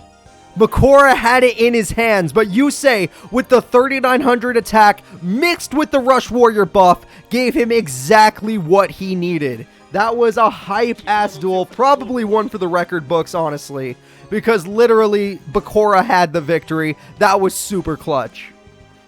Yusei Fudo is going to top 8 and saves 5D's life. That was exactly what a protagonist should do. That was a main character. That was a main character. Rush Warrior saves the day. If only Bakura had a little more life points. If he had just a little bit more, maybe he could have done it. Yusei Fudo is moving up. The next fight is my buddy Bones versus Little Yuzu, who also is probably going to kill Bones, honestly. I keep saying Bones is going to lose and then he doesn't. But Yuzu's deck is a lot more consistent. Like, his deck is consistent at getting monsters, but they're all weak. Her deck is consistent at getting monsters that get buffed. So, let's see what happens. This redemption bracket has been pretty insane so far. I'm actually very happy that I knocked out all the main characters that are way too good. This has been a better tournament than expected. This has definitely been a better tournament.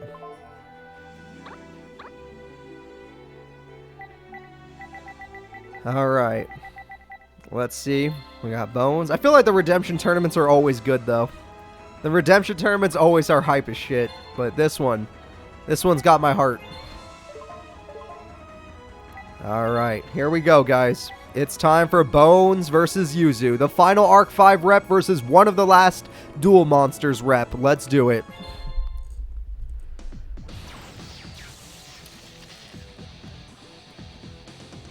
Will Bones make it to top 8, or will Yuzu save Arc 5's chances? Here we go. Yuzu gets to start the duel. Lucky her. Let's see what she gets. Basic set pass. Nothing wrong with that. And we got the I think he started with Snake Hair every single time, but Nova Summoner will get her whatever the hell she wants.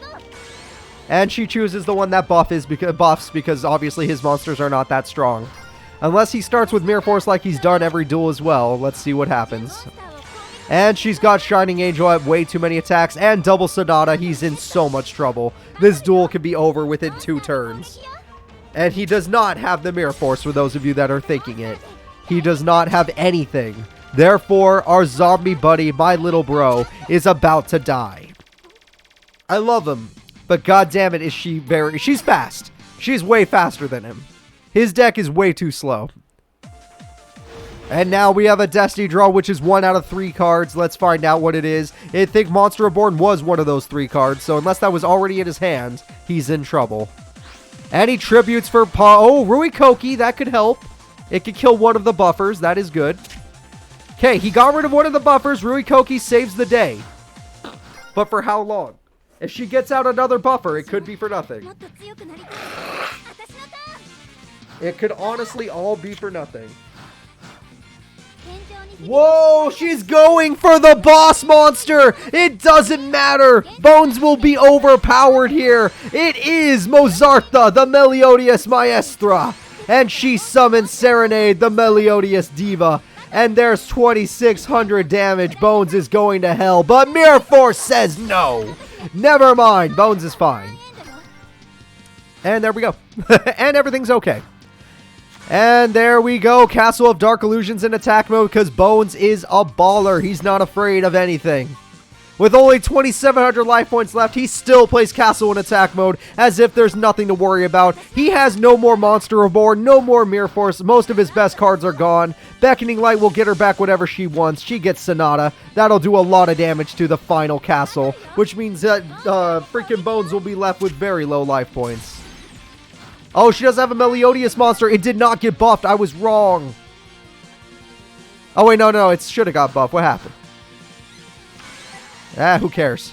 All that matters is Call of the Haunted brings back the snake hair. He's using the card he made popular, Call of the Haunted, the same way that Bandit Keith used his Metal Morph and is coming back in this duel.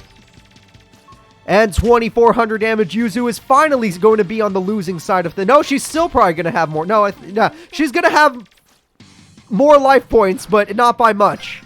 Not by much. She's still in control of the duel life points-wise. And she gets her first movement solo, the card that lets her special summon Arya, the Meliodas Diva. Exactly what she needs. Sonata will buff them. That's exactly what she's been waiting for. She could take out both of Bones' best cards. And best regular beaters that he has, other than Dragon Zombie. And now he's got to find a way to beat her, other than... I mean, he can attack her, but it won't do much. It won't do much. And he goes after Sonata the Melodious Diva, but her monsters do not die because she got the perfect monster, Arya, the card that wins her duels. And now she's going to Destiny Draw with more life points, which is a weird thing to watch, but who cares? Creature Swap for game! Creature Swap! Here it goes. Wait, she weakened her own monster, but it doesn't matter because she has the 24 beater now. And Rui Koki ruins the duel. The winner is Yuzu!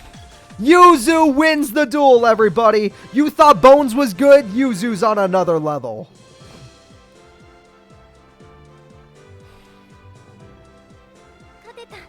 There we go. Yuzu wins the duel. All right. I love my buddy Bones, but he did good in this fight. He did good in this tournament, honestly. I got to see some really good plays from him, so I'm satisfied. The next duel will be between Hunter Pace of 5Ds and Carly Carmine of 5Ds. Will it be the Skull King or will it be the Fortune Fairies? My money is on Fortune Fairies. Especially after how Carly dueled last duel. I mean, she's a pretty powerful person.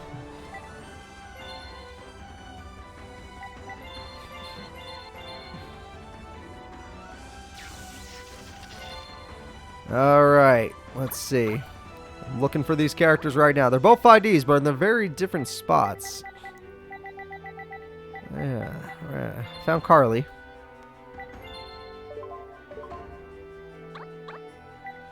And let's see what happens. Where are they? There we go. And now we just need good old Hunter Pace. His time in the Shadow Realm made him better. Yeah, Bones got better when he got into the Shadow Realm. It made him a better duelist, a better person.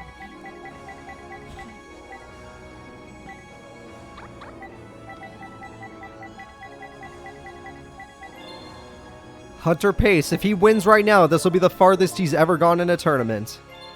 He needs to win this duel. And Carly, she's gone far before, so I can't say anything about her. She's pretty damn amazing. She's just a little inconsistent. Oh, did I miss a follower? I'm sorry. Uchiha, welcome to the group, and thank you for following. I appreciate that. I hope you have fun in today's tournament. We are still in top 16, so you still got plenty of fights to watch.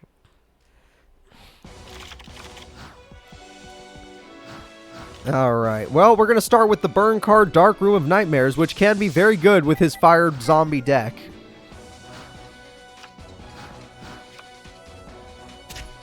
Alright, we got Enchanting Infinity Room, which could be good. So far, so good.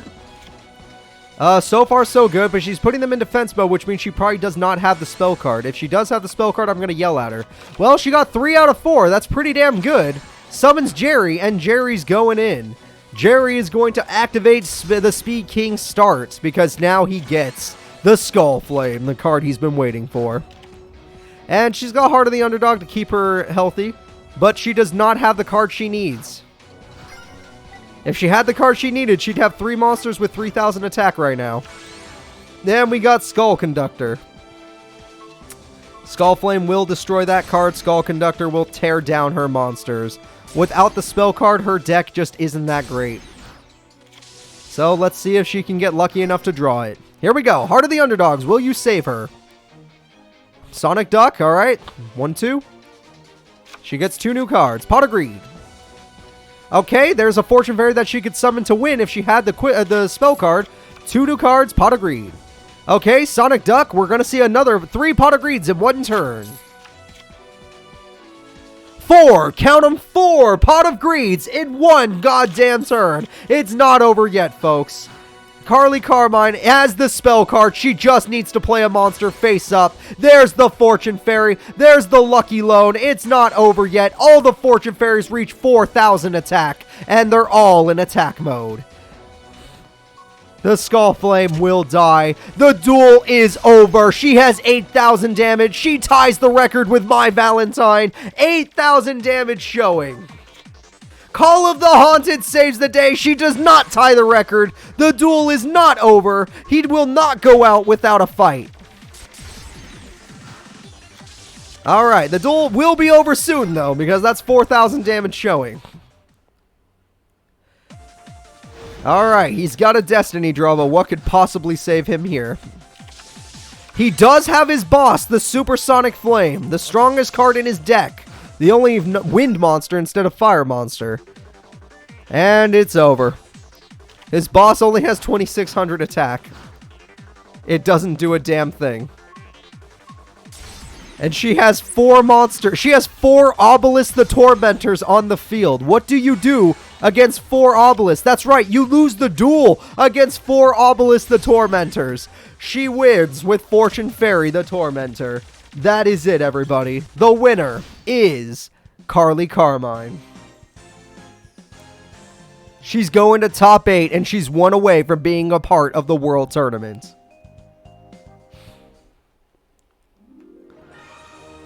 Alright, guys. It's time for the next fight. We're gonna... Oh, this one's gonna be extreme. The next fight is Yasai, the Tomato King, versus My Valentine, the fastest duelist in this tournament. She holds the record.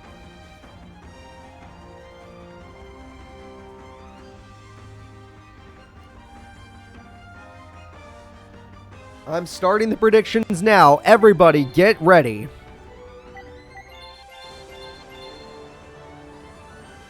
Tomato Man is strong, but My Valentine is fast. The question is, which one is better? They're both good, but which one is better?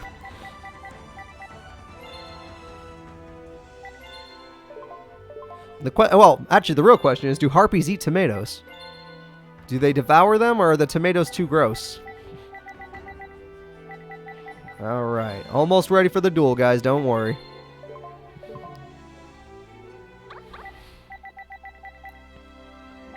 It's time to start the duel. Let's get it going. My Valentine versus the Tomato King. Both very powerful duelists. Both qualify usually. Well, My Valentine's more of a top 8 duelist. He's more of a top 4. But that's because her AI is weird. But sometimes she manages to go crazy. And today was one of those days. Alright. The first fight. Let's see, My Valentine, you're going to go with what? Okay, really good start. Hystericide gets Elegant Egotist. A very good start. And she sets pass. Nothing wrong with that start. Very powerful. Very good. And Terraforming. Terraforming gets him the Tomato Paradise, the field spell he desperately needs to make his tomatoes any good. Without this field spell, his monsters are actually quite weak. However, Gigaplant is about to be summoned, so I guess the one strong card in his deck is now on the field. And with the field spells buff, it's actually pretty damn good. She's going to lose Harpy Channeler. That's a big loss, but what are you going to do? So, really good start from Yasai. Honestly, very powerful. She's going to need her own field spell just to match it. And Harpy's Feather Duster, the classic card, will be negated by Polynosis because Gigaplant can always just resummon that monster. Really, really good play from Yasai. He saves the day.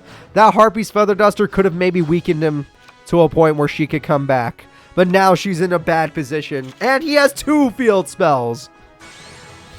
Gigaplant will now bring back the Lone Fire Blossom. Lone Fire Blossom will now bring back the Gigaplant. 2 Gigaplants for the price of 1. Both at 2800 attack. Anything is possible. And Harpy Lady is dead. Yasai is in control. My Valentine may be fast, but he started even faster this time. The only thing she has is the Harpy's Pet Dragon. That's the only thing that can stand up to these things, thanks to its effect. But other than that, she's dead. And let me guess. Yep, Yasai brings back Lone Fire Blossom. But what's the strongest card in your deck now? Now that's, oh, you can bring back something else? You summon in Mato. The duel's over, folks. The duel is 100% over.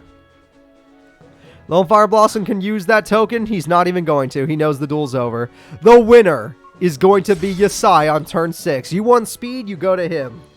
Because he's got speed and power. The second he gets his field spell, his deck just blows up. The winner is Yasai. Not even damaged. Amazing. He's looking like a competitor for the World Tournament. Alright. It's time again. Let me go ahead and set up the votes. Who's up next? Joey Wheeler versus Leo, the 2-time champ, consecutive champ. This is going to be an insanely tough duel. For Joey, anyway. Leo is going to be in control of this duel most of the time. Do you guys believe in Joey Wheeler or Leo and his Morphotronics? Alright, Kurt, you have a good night. The rest of the tournament will be on YouTube tomorrow, so don't be afraid to go check out the rest there. It'll be worth a watch, I assure you.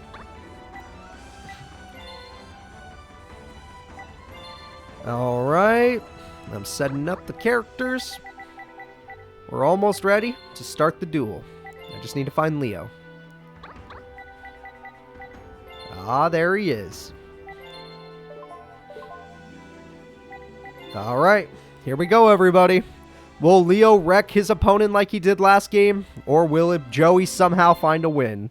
I don't know. Joey's all up to luck, honestly. Leo has actual skill. This is going to be a problem.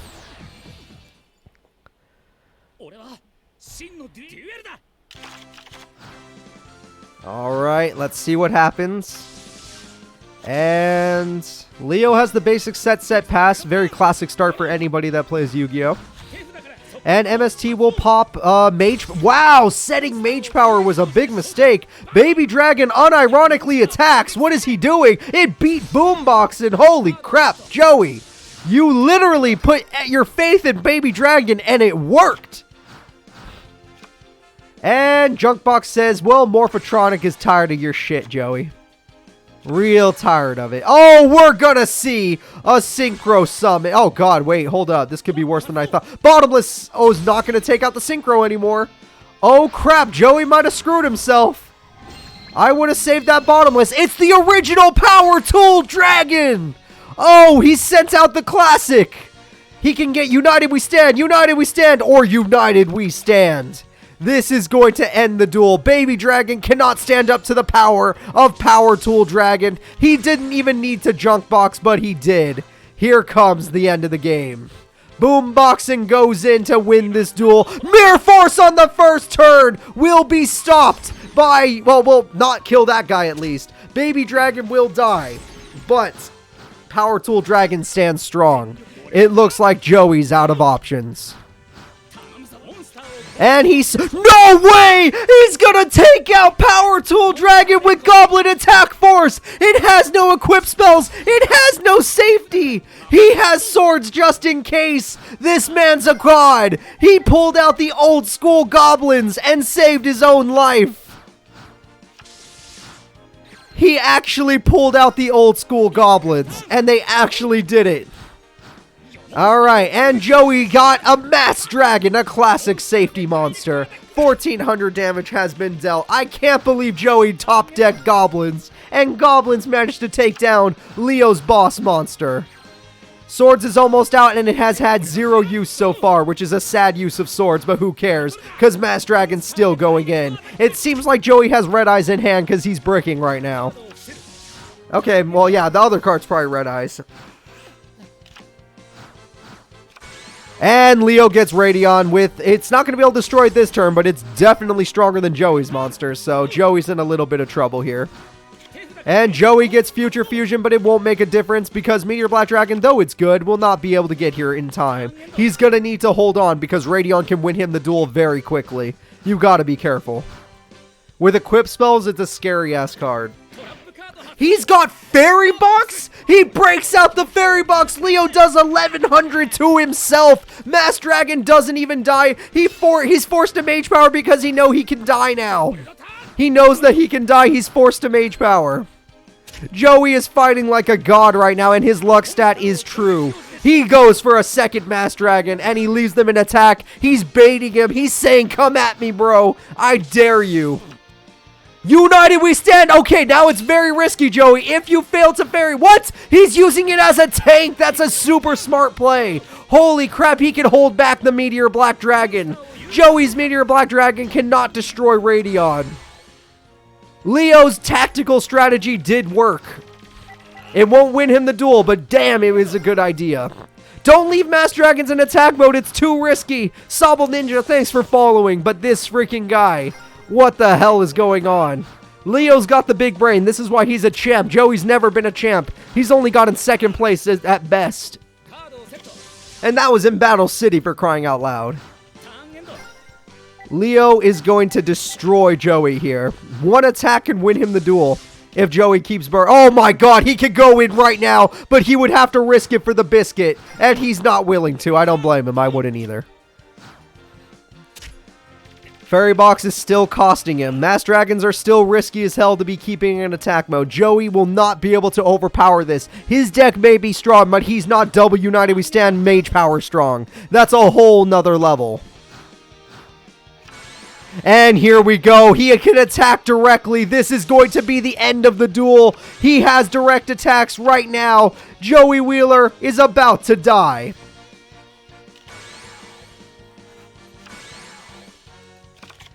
This Radion has 11,000 attack points, and it can attack directly this turn.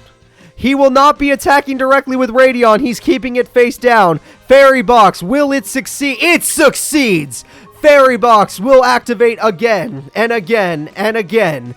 And if it keeps working, Joey... It worked again! Joey is keeping himself in the duel thanks to this card. Fairy Box has saved him. Okay, for once, he's going to have to take the hit. It's only 800. He'll take it. And Fairy Box again fails. It's only 500. He'll take it. Joey, his monsters are in attack mode. It's your only chance to do damage. He killed his only monster. What is he doing? He killed the only monster with the godlike attack stat. What is he doing? I don't understand. I don't understand. Leo is killing himself. Why is he doing it? He had a good idea. It was working. And then he killed it. He killed it for nothing. Joey just has to summon another strong monster and he wins. A couple strong monsters and he wins the duel. Because Mass Dragons will clear the field, but they will not win the duel. Joey does not go into attack mode, but will begin the destruction. He's going to leave him with a well, no, he might just go after the tutor monster, in fact. And that will win him the duel.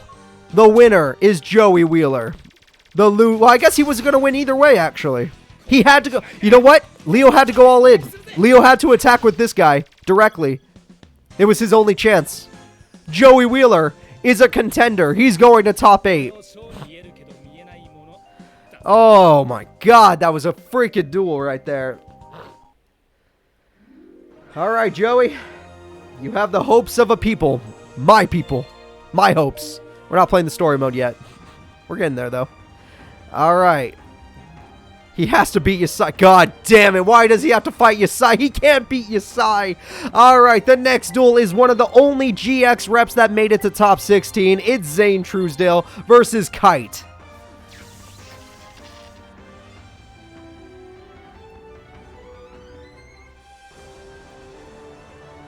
Well, this should be a good duel. They're both extremely high-powered decks, but we'll see what happens. Will Kite's high-powered deck brick, or will Zane's high-powered deck brick? One's machine dragons, one's actual dragons. No matter what, I expect a fun duel.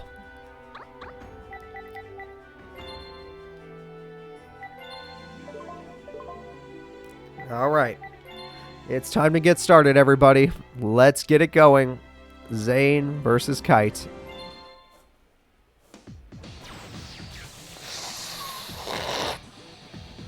Sorry, whenever I use my voice in a way where it has this much inflection, I end up giving myself a stuffy nose. So I need to clear it out just a bit. And I'm back. You lost a lot this tournament, Alexis Streams, but I've won a lot in happiness, because honestly, I've loved every duel. Even Bones' loss, I was a big fan of.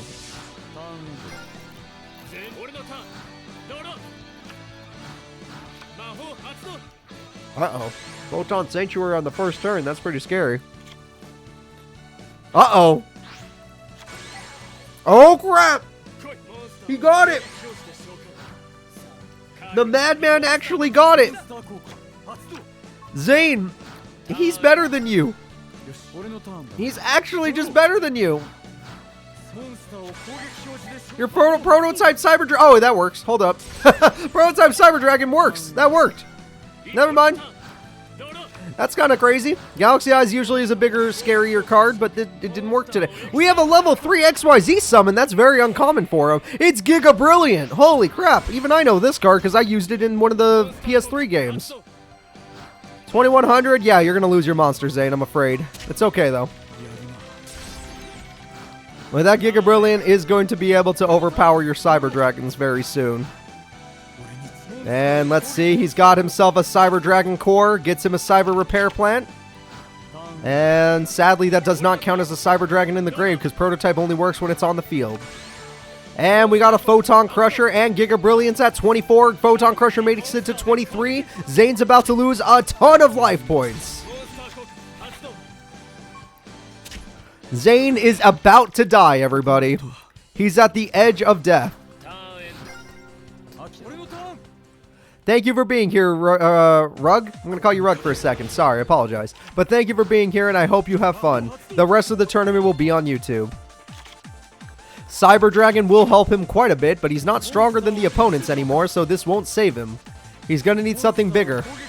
And Cyber Dragon Dre is not bigger, so he's... Oh, 2 level 5s equals a very bad monster. Yeah, that's not going to work, Zane. That's not going to work. I don't... Overload Fusion, that will work, actually. Hold up.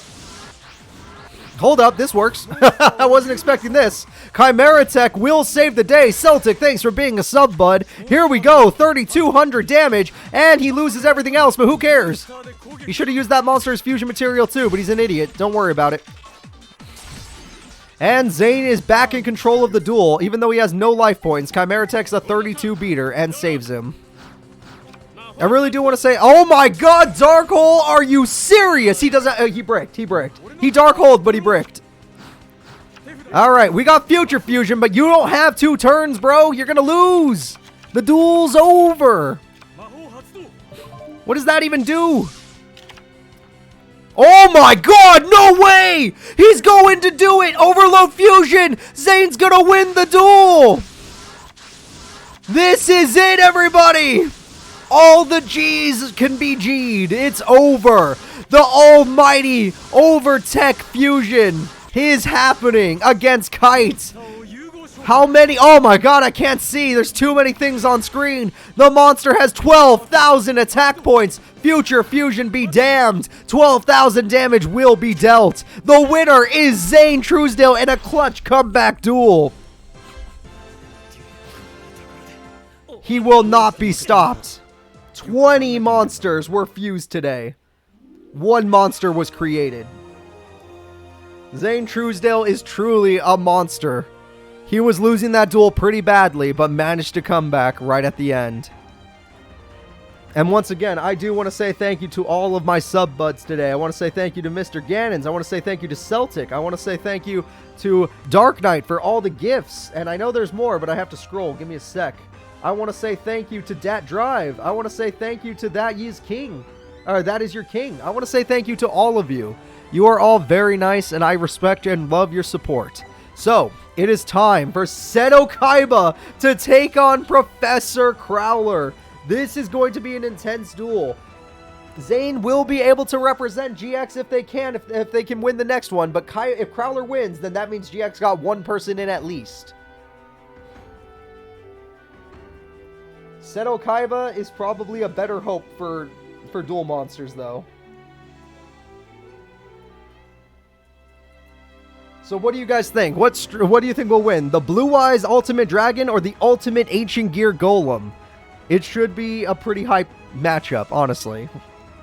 Place your bets, people. Place your bets.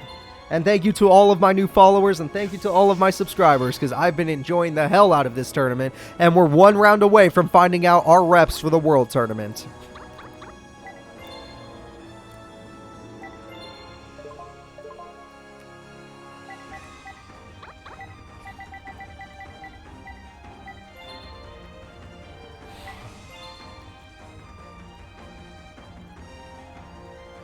Alright.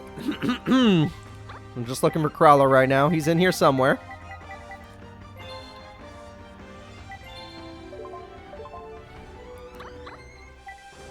This is going to be a pretty intense duel. That's why the build-up is so tense. This is the final fight of top 16. We've made it all the way here. Next round, top 8. The most intense round in these representative tournaments. So, here we go. I hope you all placed your bets. I want to see a lot of love for both characters, if possible. It looks like Crowler has more love. Crowler has 14 votes with 57% of the bits. Seto Kaiba has 10 votes with only 43% of the bits. But anything can happen.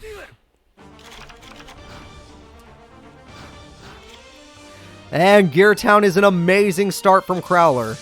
Crowler just said, hey, I dare you to MST me because AIs are dumb and they actually do MST those. And Kaiba's like, screw your thing. I'm going to just attack you with Vorse Raider. No, Vanilla Monsters OP. Giant Rat will summon Ancient Gear Engineer, but Ancient Gear Engineer doesn't do much. Kaiba, your back row means nothing to Ancient Gear monsters, just to let you know.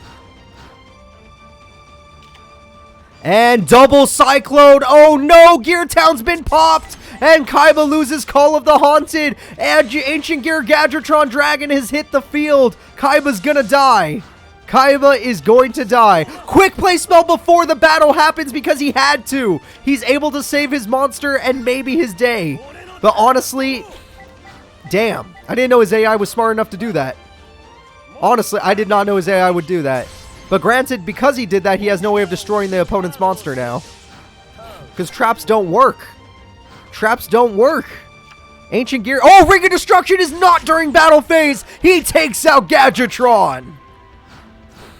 Gadgetron Dragon has fallen, but guess what? Gear Town has arrived again. Giant Rat is willing to go in for some reason. Mirror Force... No! Don't Mirror Force those unless you're about to win the duel!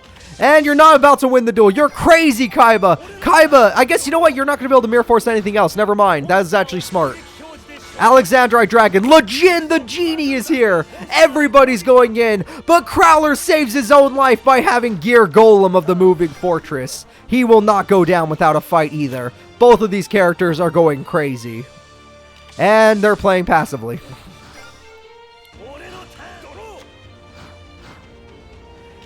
Alright, Megamorph! He's going to get over the opponent's defense stat. He wants to go in and win right now. He has 4,000 attack and cannot be matched. But if he does any battle damage, he will ruin his own Megamorph.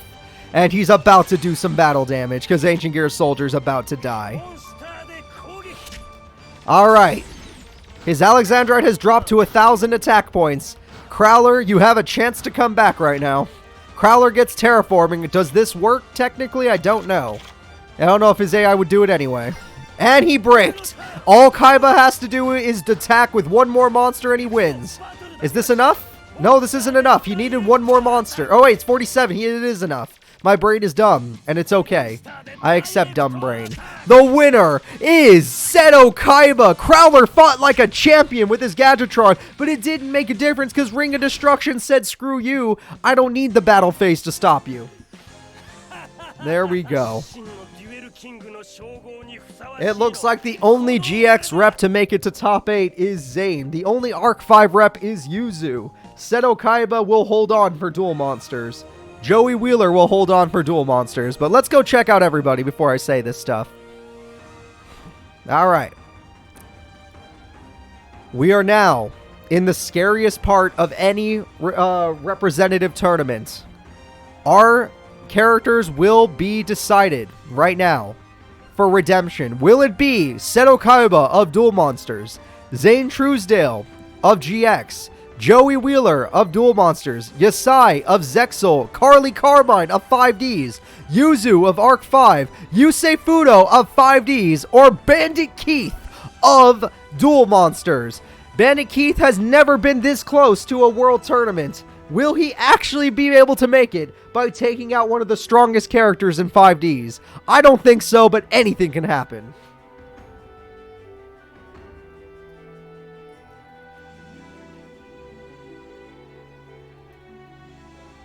Alright guys, can Bandit Keith win this fight for America? Or will Yusei Fudo put him in his place?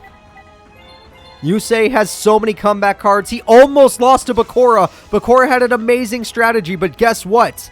It did not do nothing.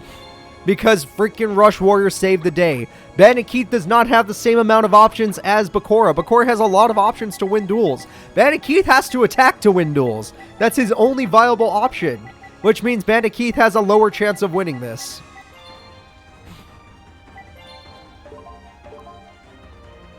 Alright. The most consistent protagonist is obviously Yama Yugi. They may not be here, but they are the most consistent no matter what. Alright, Bandit Keith. Let's do it.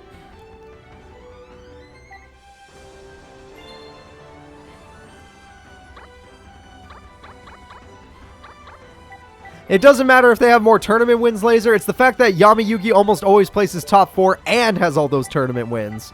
He has more than that. He has more than Yusei. Yusei sucks.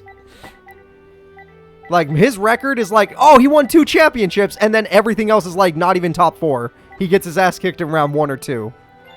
There is a difference between them. Alright, here we go, guys. It's time for Bandit Keith. This is his last chance to become a world tournament rep. Yusei's been there before. Bandit Keith has not.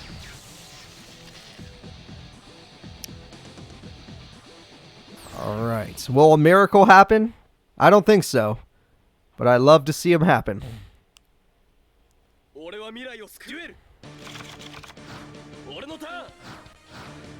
Alright, Yusei starts with the basic set pass. He's got plenty of cards to deal with freaking Bandit Keith. Very nice. Bandit Keith starts with Graceful Charity, a very good card. Throws away some stuff he won't need. And summons the classic Mechanical Chaser and gives it a buff. It's a smart play. He's now going to get MST'd because he doesn't want his opponent to have 2550 attack, which means he plans on summoning Junk Warrior next turn, I guarantee it. Or something bigger. Alright, he summons Doppel Warrior. He definitely has a tuner in his hand. He wouldn't be going this hard if he didn't. And there's Junk Synchron to nobody's surprise. Synchron Carrier will return now. Doppel Warrior would create an unbelievably powerful Junk Warrior. Even the freaking 7... Oh, well, no, we're not doing that. We're going all the way. He's going all the way, everybody. He can make whatever the hell he wants now. He's gonna make a level 8 monster, and that level 8 monster shall be Stardust Dragon. I don't think Bandit Keith can beat Stardust Dragon except with his tribute monster, Blowback, by attacking it. Because targeting it will not work. Stardust Dragon will definitely keep Bandit Keith in a terrible position. And honestly, Bandit Keith's chances of summoning Blowback Dragon are extremely low. So he summons Reflect Bounder instead. He's going to win by making Yusei hit himself. What is he doing? He's got Metamorph! His Metamorph from the classic days has killed Stardust Dragon. That is the strongest Reflect Bounder in the game. It does not matter. Yusei Fudo's in trouble. However, he does have a second Junk Synchron. You can't keep this man down. He will kill your Reflect Bounder, and you will pay the ultimate price. You are about to lose a ton of life points. Junk Warrior can easily overcome 3,000 attack, and it will hurt Yusei, but more than hurting Yusei, it will kill, not kill, but almost kill Bandit Keith. He's going to be on super low life points after this. Yusei Fudo takes Meteor Black Dragon to the face, and then Bandit Keith is going to drop pretty low as well. Metamorph was clutch, but it only works once. He does have more, but he doesn't have more on the field, which means it's not going to happen. Having 2 Junk Synchrons in your hand is pretty busted, Yusei Fudo. You're a lucky man. But you're a main character, so you deserve to be. Bandit Keith, if you want to make it to a world tournament, you have to play better than this. You have to be better than this. And your Mausoleum is a risky-ass card, but if you have it, you can do it. He's going for 2K. It's a possibility. It might be his boss. It might be Blowback. It is Barrel Dragon. This is his only hope, and the luck was not there. He's going to lose the duel. He's going to lose the duel. If he had the luck, he had a chance of winning, but without it, he's done. The winner will be Yusei Fudo. It was all up to luck, and luck said no. There was no chance now. Excel Synchron means he'll do less damage this turn, actually, which means that's not a good idea. Unless he can Synchro Summon away another one, but that's weird. Oh, Quillbolt's in the... Never mind, he's going all in. Bandit Keith does lose, as I said he would. He had to hit that Barrel Dragon to have a chance at winning. He did not hit it, therefore, one little Armory Arm ends the duel.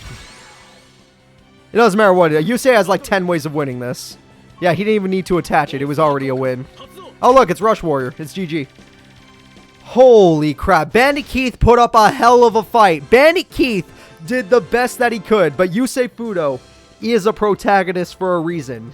He has the stuff. He does not fail his coin flips, which he actually doesn't have to run.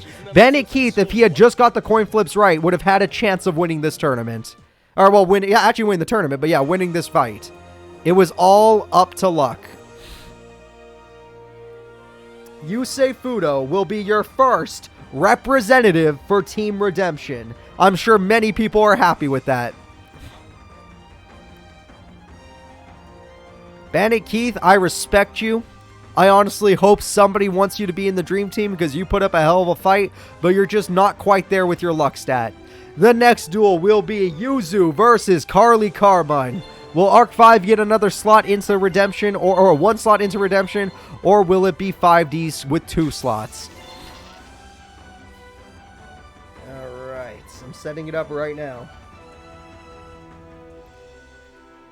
Yuzu. And Carly. Alright, place your bets, people. Place your bets. Yuzu has proven to be one of the better duelists in this tournament, but now it's all up to Carly to prove that she's not that good. Because Carly's deck, it's a little inconsistent, but when she gets the double Heart of the Underdog every duel, which has been super lucky, by the way, she actually can win duels. The question is, what happens when she doesn't get Heart of the Underdog? That's what I want to know.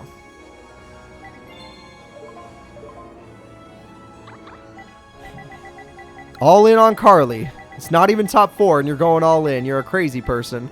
But it's your money. I wish you luck. Her deck is called Lucky Number 1. Maybe you'll get lucky. Who knows? Let's see how it goes. Will the Melodious cards make it into a world tournament for the first time ever? Or will the Fortune Fairies make it into a world tournament for the first time ever? These characters have done good here and there, but neither have made it to a world tournament. Although maybe Yuzu has, actually. I don't remember. There's a chance that she has.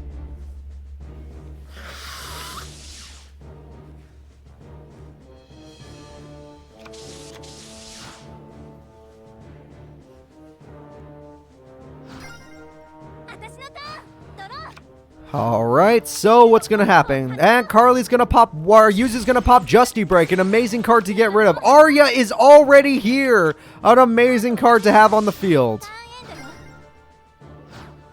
This is really good. And Carly has Jerry Beans Man, which can do some damage at least, so that's the good news. And it's dead. Goodbye, Arya.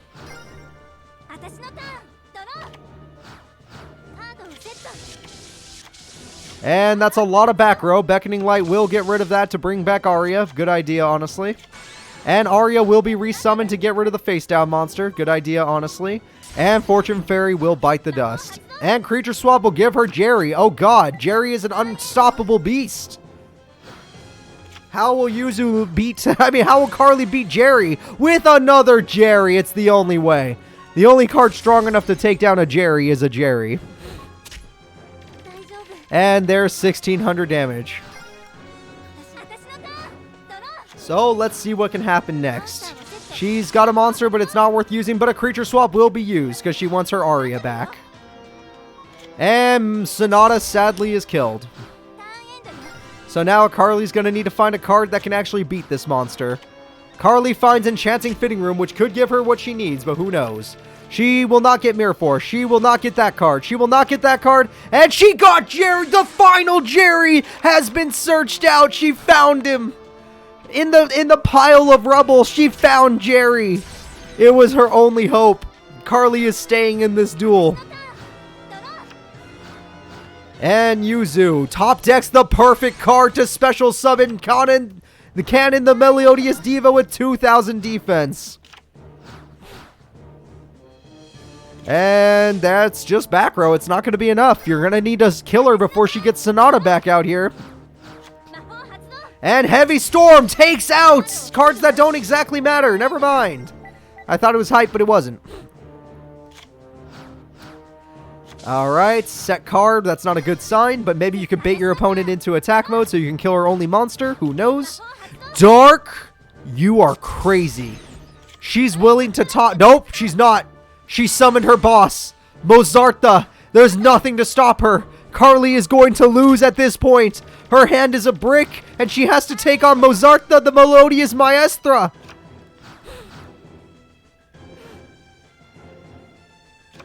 If you're having predictions problems, Celtics, some people that fix it simply leave the stream and come right back, and it fixes the predictions. I don't know why it does, but it does.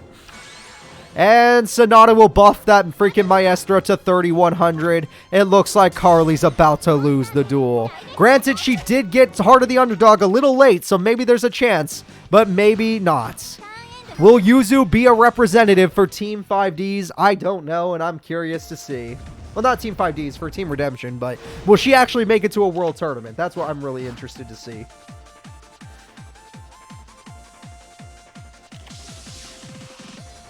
I am very interested to see it.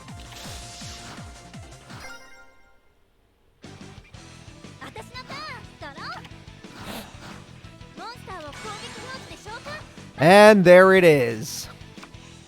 Mirror Force. But Mirror Force won't make a difference because Carly's monsters have no attack stat.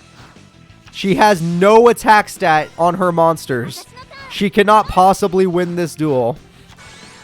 And there's Kanon the Mistress going on in to destroy her last monster.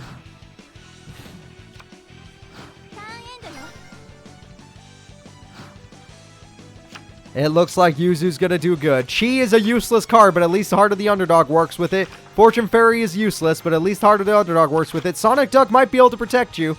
And Fortune Fairy N is good too. Holy crap, you're drawing a whole new hand. Lucky you. You got your Miracle Stone, but it might be too late for that. Sonic Duck might defend you, but who knows?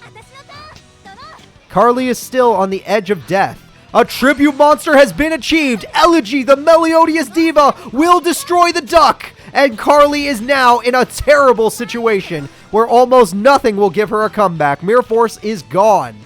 Heart of the Underdog. Wait, there's a chance. It's a low one, but there's... Nope.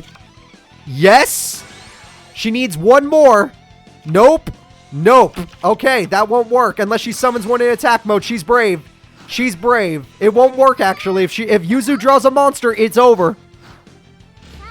There it is. Serenade is here. And there we go. Carly, with only 800 life points left, can no longer do this. I guess a second Miracle Stone could do it, but it wouldn't really do it because then she'd just crash for game. Sonic Duck is nice and all, but it won't work. It'll only kill that monster. All she has to do is top deck another monster and this duel is over. Yuzu is right there, guys. 1 for 1 is kind of nice if you play a monster in defense mode, I guess, but I guess that saves you for 1 extra turn, Carly. 1 extra turn. Yuzu draws not another monster, but 300 damage will be dealt. Sonic Duck is dead. The real question is, will Carly summon another one of these Fortune Fairies, or is she running out? There's one of them. She has one. She has 2, but that one's a tribute. You don't want to do that. She summons one of them. She's willing to crash, which is super ballsy. Welcome, Golden Dragon. Thank you for coming to watch the stream right after work. This is pretty hype. And Double Heart of the Underdog is just too late. If Carly takes 500 damage, it's over. And there we go. Shining Angel would only do 400. It's not worth it. There we go. Carly has no options for summoning multiple monsters now. This could be the end. Miracle Stone number 2. She needs a she doesn't have a monster. This is the end of the duel. The winner will be Yuzu. Ooh, not actually Yuzu, actually. Dimension Wall will save her. But that's not going to matter. Yuzu is in complete control of the duel. Carly has absolutely nothing and is almost out of a deck. Carly still did not draw a monster. This is, again, the end of the duel. Yuzu just needs 1 more monster. And it's not a well, is this it? Is this it? It's another Dimension Wall, the top deck of the gods. She has 1 more turn. Carly, with 100 life points, has 1 more turn. Again, no way. There's no way in hell. There's no way on God's green earth. Here we go. Mozarta. This is it.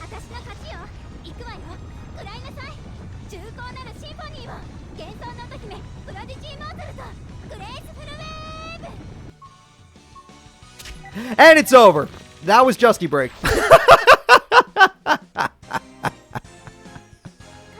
Oh, that is absolutely perfect, and I love it. All right, that is fun. The winner shall be Yuzu. Some of you got your hopes up there, but she was bricked. She never drew another monster, so she couldn't do it. And you know what? I actually did a joke here, but I'll talk about it later. Let's focus on this. Yuzu gets to move up. All right. The next fight. Yasai versus Joey Goddamn Wheeler. This is going to be one of the most stressful fights I watched. Joey is finally 1 fight away from the World Tournament, where it doesn't take a dream team. This is it, guys.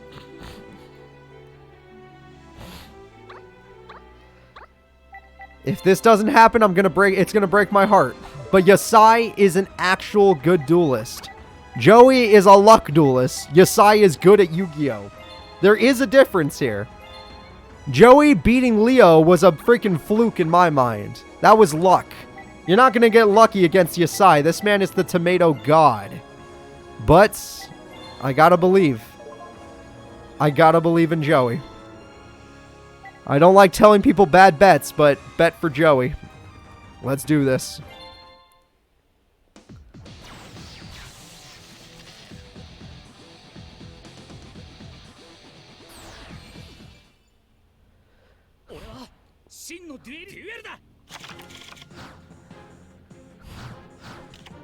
And Terraforming goes first. Tomato Paradise is here.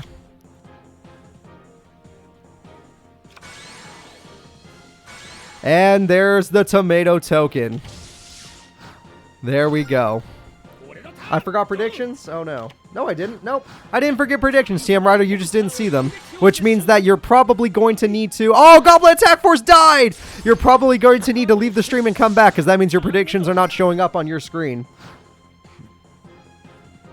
30% voted for Joey, 70% for Yasai. Or was it the other way around? I can't remember. Either way, Low Fire Blossom gets out the Giga Plant very early, and Joey bottomlessed it!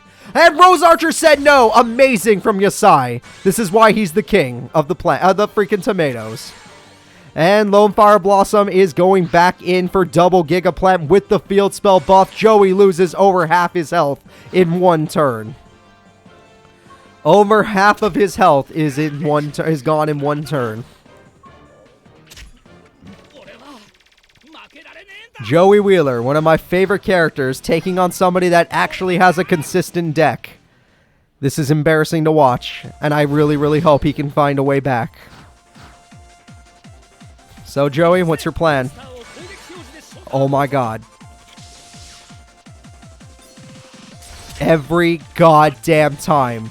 Joey or Bandit Keith, the luck is not real. The luck is not real. Time Wizard gave him a little bit of gave me a little bit of hope, but it made not a damn difference because Joey Wheeler just doesn't have the luck that he's supposed to. And now the field is about to be full of monsters that Joey can't possibly stop. This is it, guys. The attack goes through, it's over. Joey Wheeler is out of the fight. All right. Yasai has proven to be a real duelist, and I respect that. His destiny draw, if you did not notice, was Time Wizard. For those of you that did not notice, it was the Time Wizard. Alright, Joey Wheeler, here we go. You lose. It's time for the final rep to be decided. Will it be Zane or Seto Kaiba? Let's get it going.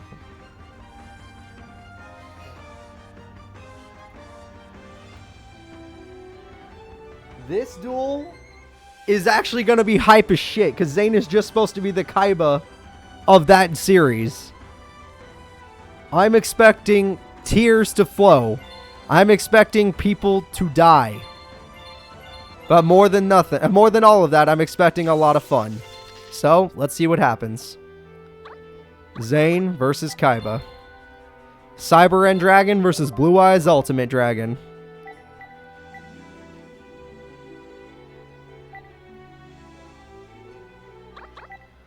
A little stressed out for this one. Honestly, Zane has played really bad with that GX AI. Kaiba used to play pretty bad, but now his deck's basically all vanilla, so he's not too bad. He's still pretty bad, but he's not too bad. Will GX at least get one person into the redemption team? Let's find out. Here we go. Funny enough, in Season 2 of the World Tournament, Team Redemption did win the tournament thanks to a God-chan. But now we'll see.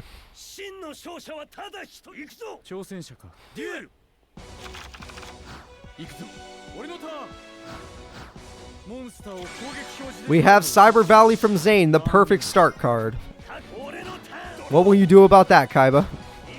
Kaiba decides to punch it with his Alexandrite Dragon, giving Zane exactly what he wanted. Kaiba has some back row for safety.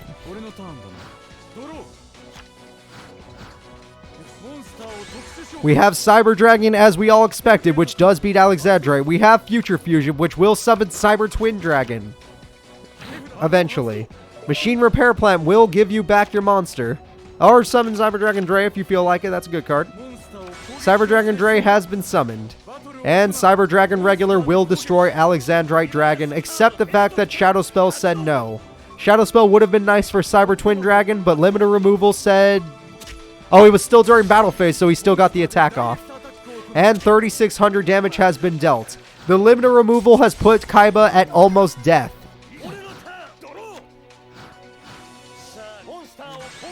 He has Lejin just to beat Zane down, but Zane is still one turn away from getting his Cyber Twin Dragon to win the duel. And I guess Silver's Cry does work on Alexandrite Dragon, putting Zane in a little bit of a precautious position there.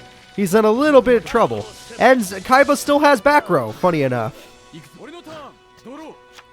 Alright, Zane, what's your plan now?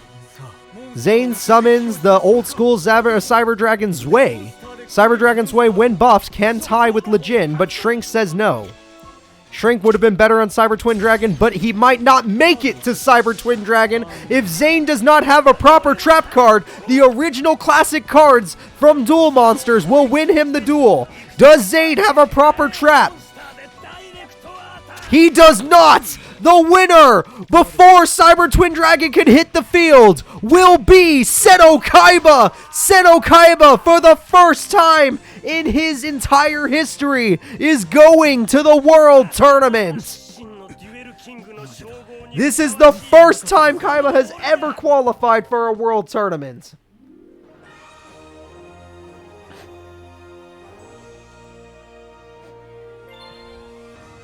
Holy crap. He did it. The man, the myth, the man. He's not a legend. No, he's a legend. He did it. Alright, everybody. It's time for top 4. Let's get Yusei Fudo versus Yuzu up next. And I have an announcement to make. At the end of this tournament, I will be doing another small tournament. I'm not joking. You do not want to leave. There is going to be another very small tournament, everybody. And you're going to love it. It'll be right after the stream will not end. The stream will not end. And I hope you're ready for it. Alright, so let me go ahead.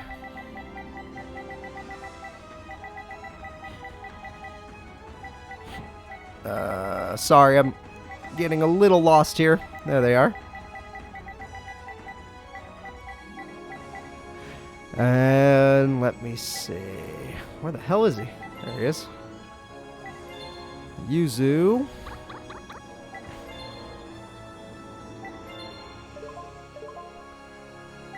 There we go. And let's get this duel started. Yusei Fudo versus Yuzu. This time, I expect... Okay, Yusei Fudo has most of the votes. I expect a really good duel here. Oh no, after this, we're doing a very, very, very small tournament. And that tournament will determine a position in the World Tournament. Inconceivable. That's the perfect following for what I'm just talking about. Great follow. Thank you. Appreciate it. Welcome to the group, by the way. Hope you have fun with the tournaments. Yusei Fudo starts the duel with Debris Dragon. That is kind of a weak monster, but whatever. His regular monsters that aren't synchro are kind of weak anyway.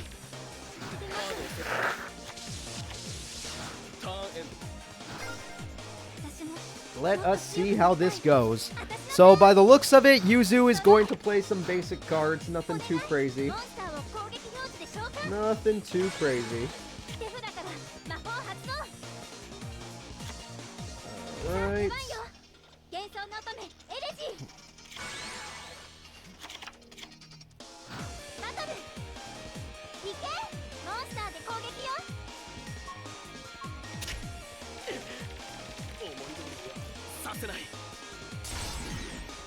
And that field is looking pretty good if you are a Yuzu fan. So let's see what she can do against Yusei. Yusei summons Doppel Warrior unironically and then plays Quick Draw Synchron. That card will help him quite a bit. And there's the Nitro Warrior, a very, very efficient card. Just a really good beater. And he's got some Doppel tokens to back him up. You gotta love that. Backup is always a good thing. Backup is always a good thing. And now let's see it. Yep, we got some damage coming through. Yuzu's fine though. She's still, you know, she's got plenty of health. Nothing to worry about. At least I don't think she has anything to worry about. But who knows?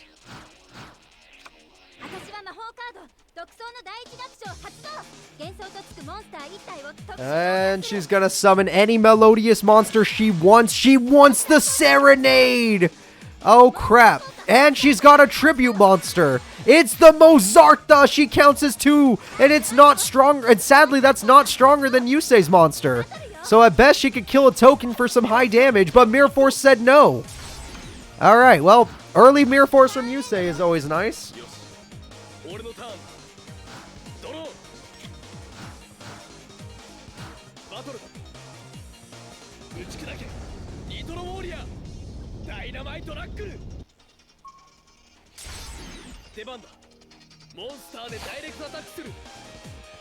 So Yusei continues to go in. He's in complete control of the duel, but he doesn't have a lot of beaters right now, so these tokens are just not... They're not enough of what he needs.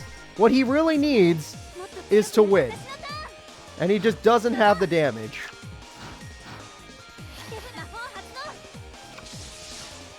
Alright, here we go.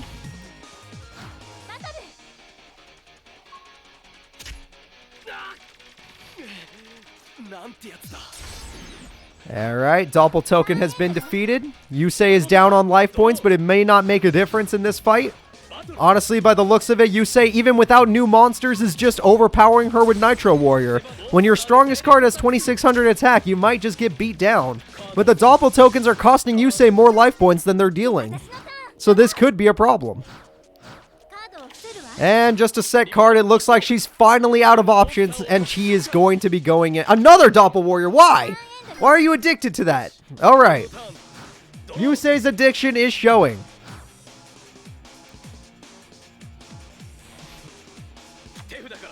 And for a tuning, he can get whatever he wants. Junk Synchron would not be the best option, though. Because he already... Yep, Jet Synchron's good. Because he already has a full field.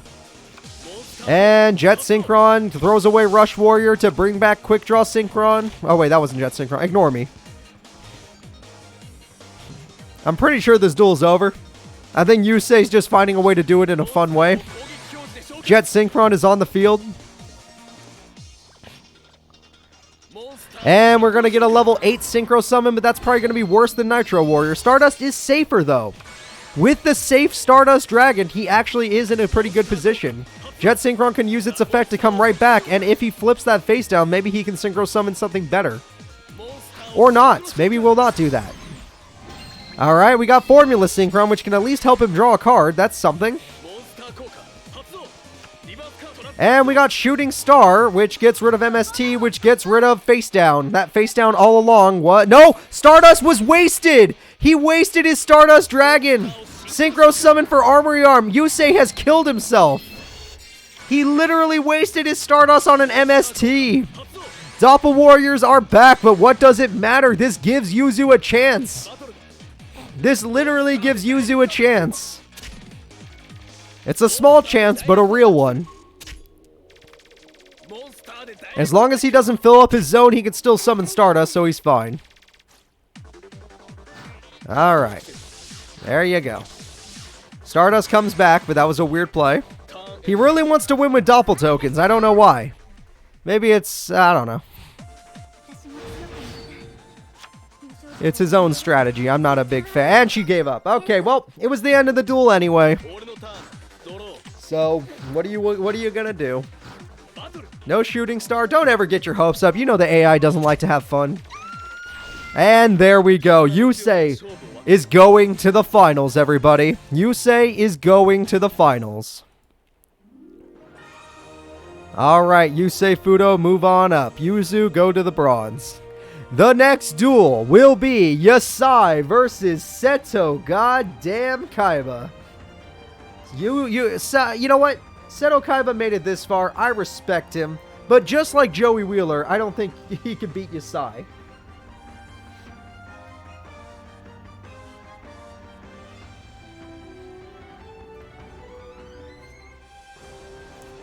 Alright, everybody, there we go. It is time for the second semifinal match. I have the bets up. I want you to place your bets. Will Seto Kaiba be able to take out freaking Yasai, or will Yasai put Seto Kaiba in his place? I'm guessing we're never going to see Blue Eyes Ultimate Dragon. Don't get your hopes up on that. But anything can technically happen. Yasai's strongest monster with the field spell is still about 3,400 attack, maybe 32. And Kaiba's strongest monster without the field spell is about 3,000. Or Obelisk the Tormentor, it's about 4,000. We just never see Obelisk, but he has it. Alright. Here we go, everybody. Kaiba versus Yasai. The duel many people have been waiting for some reason. I'm actually kind of excited for it myself. Oh, Rex Raptor, you missed a lot of the duels. You missed Rex Raptor having some crazy duels. He did so good. But he did not make it to top 4, I'm afraid. I hope you watch those Rex Raptor duels on my YouTube channel when they go up tomorrow. It will be hype. Alright, and Yasai starts with the tomatoes, which is exactly what he wanted. And now he can summon whatever the hell he feels like. Is it Gigaplant? Why am I not surprised? It's Gigaplant. He's already got the beatdown. He's getting Ring of Destruction. He's getting Rose Archered. You lost your best trap, and you're gonna lose this duel. Pete and the Dark Clown will save you. Okay, his one good clown monster will save him. Seto Kaiba is fighting for his life, but his opponent has a stacked field against him. Seto Kaiba's going to have to make a tough decision here. And he's got to... Oh, God, is that another Peden? Did he get unlucky? I think Kaiba's hand was a brick and he got unlucky. This could very well be the end. And 2 Gigaplants, and Gigaplant can resummon Lone Fire Blossom, which could summon anything in the goddamn world. So get ready. Miracle Fertilizer, you could also do that, but it's unnecessary. And we got Inmato for some reason. Okay, we got a token. Yep, that beatdown's getting real beaty. And it looks like this duel is over because he got unlucky and had 2 Pedens in his hand. He drew 2 Pedens. That couldn't be worse. The luck couldn't be worse. I know that feels, so I'm not going to judge. I 100% know what Kaiba's feeling. But Kaiba is basically out of this duel. That field is stacked. He's going to the 3rd place match at best. Heavy Storm will at least get rid of the buff of the field spell. Shrink can still be used. You know what? That was a decent play, all things considered. That was a decent play. Yo! I didn't consider that, though. Hold up. The Maiden can bring out the Blue Eyes, and without the field spell, Yasai... Oh, he has it. We're fine. Never mind. He can still be Blue Eyes. It's like, never mind. It's over still. What am I talking about? And the token beatdown is real. Here it comes, everybody. The token will force Maiden into defense mode. Blue Eyes will be forced into defense mode. And everything will be wiped. The damage is still pure. And it's too much.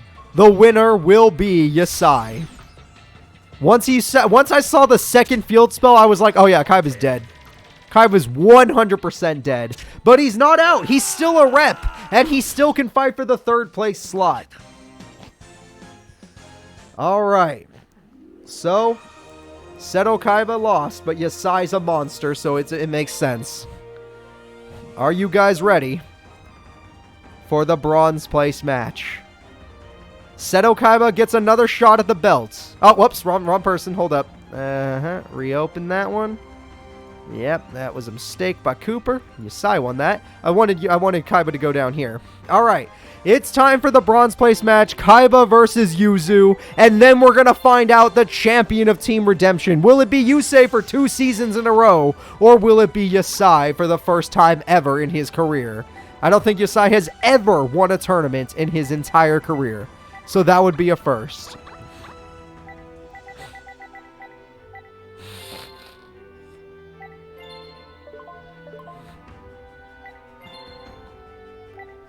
And now, let's see. Where is good old Kaiba boy? Alright. Let's get these predictions started. Sorry, I forgot about those. Go ahead and place your bets, people. Place your goddamn bets. The fight will start right now. Right about now. Sorry, I picked the wrong deck. I was like, oh shit, that is the wrong deck. Need to make sure they have the same decks every time, and that's the correct deck. So here we go. Seto Kaiba fighting for third. If he gets fourth, he'll most likely get knocked out of the group stage in the World Tournament. It's his first World Tournament. He does not want a bad slot.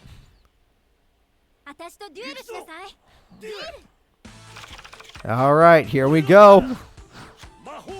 And Pot of Greed is a solid start from any Duel Monsters fans, and Vorse Raider is a solid monster that beats most of Yuzu's. With 4 back row, that's a little aggressive, Kaiba. I'm not gonna lie, that's a little aggressive. And we got ourselves a Nova Summoner with her perfect creature swap. You know it's a beautiful card. And Kaiba's gonna have to suffer by letting his own Vorse Raider die. And you do not want to keep that monster, but you obviously don't have anything to tribute because you don't keep single tributes in this deck. Only Blue Eyes and triple tribute. What's his name? Wow, Graceful Charity. That's a lucky draw with your hand the way it was. You threw away one of the best cards in the game, though, so I find you to be a bad duelist, but whatever. It's not the first time I've called you a bad duelist. And now, Monster Reborn. Why would you? They always do it on main phase 2, and it pisses me off. Why do they do that on main phase 2? There was no point. I know it's like, but what if she had Mirror Force? Shut up. Shut up. Just kill him. And Transmodify will level her up to the level 5 form. Her level 5 form cannot be destroyed by card effects and is stronger than Vorse Raider. However, Shrink is not destruction by card effect. It simply weakens you so you get destroyed by battle. Therefore, Kaiba has defeated your monster's effect and is still in complete control of the duel. Maybe he didn't need that maiden after all. Maybe he just needs to go in. And sadly, no new monsters have been obtained by Seto Kaiba, but the damage he has right now is really good. Starting with 2 Shrinks was unbelievably unlucky. Unbelievably unlucky for Yuzu. Alright, here we go, Yuzu. Your final draw. You know you have some good cards. Use that first movement, solo, whatever. You always do it. Just do it. Or Beckoning Light. Sure, bring back a monster you want. Arya. Did you just throw away Arya for Arya? Oh, there's the first movement solo I was talking about. And Sonata will buff your monsters, so that's super good. 1700 will get you a new monster, which is exactly what you need. However, Shadow Spell will weaken you, so all you did was kill yourself. And yet again, she falls. Yuzu has been falling to the quick play spells and trap cards. And the winner is looking like it's Seto Kaiba, but there is no guarantee. Battlelocks, a classic! The classic beater monster Battlelocks will come to save the day. It goes for 17, and one more attack will win him the duel. Kaiba, with a perfect victory, gets the 3rd place slot in the redemption team of the World Tournament. He's going to the World Tournament in not the worst spot, but Yuzu isn't either, actually, but I'll explain that later. Alright, Seto Kaiba, you are in. It is time for the final fight of the Redemption Tournament. This is going to be a little bit intense. Alright? Just a little. Just a little. Yusei Fudo versus Yasai. This is going to be crazy. But I want it to be known that there will be a small tournament after this tournament. So do not leave. We have a small tournament happening. I shouldn't even call it a tournament, but it will make a difference in the World Tournament.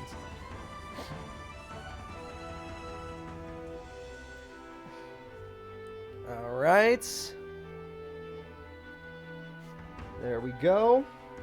Yusei Fudo and Yasai have been chosen. I am now setting up the duel.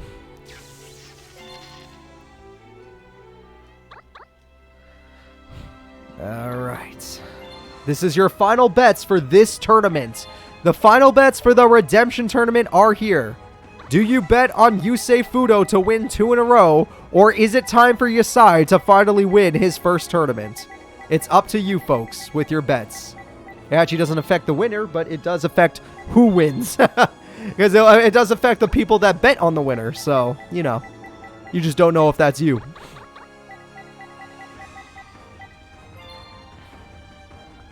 All in on Yusei. 3.7k on Yasai. I love the love coming from both peoples. But here we go. The final fight of the 3rd Redemption Tournament.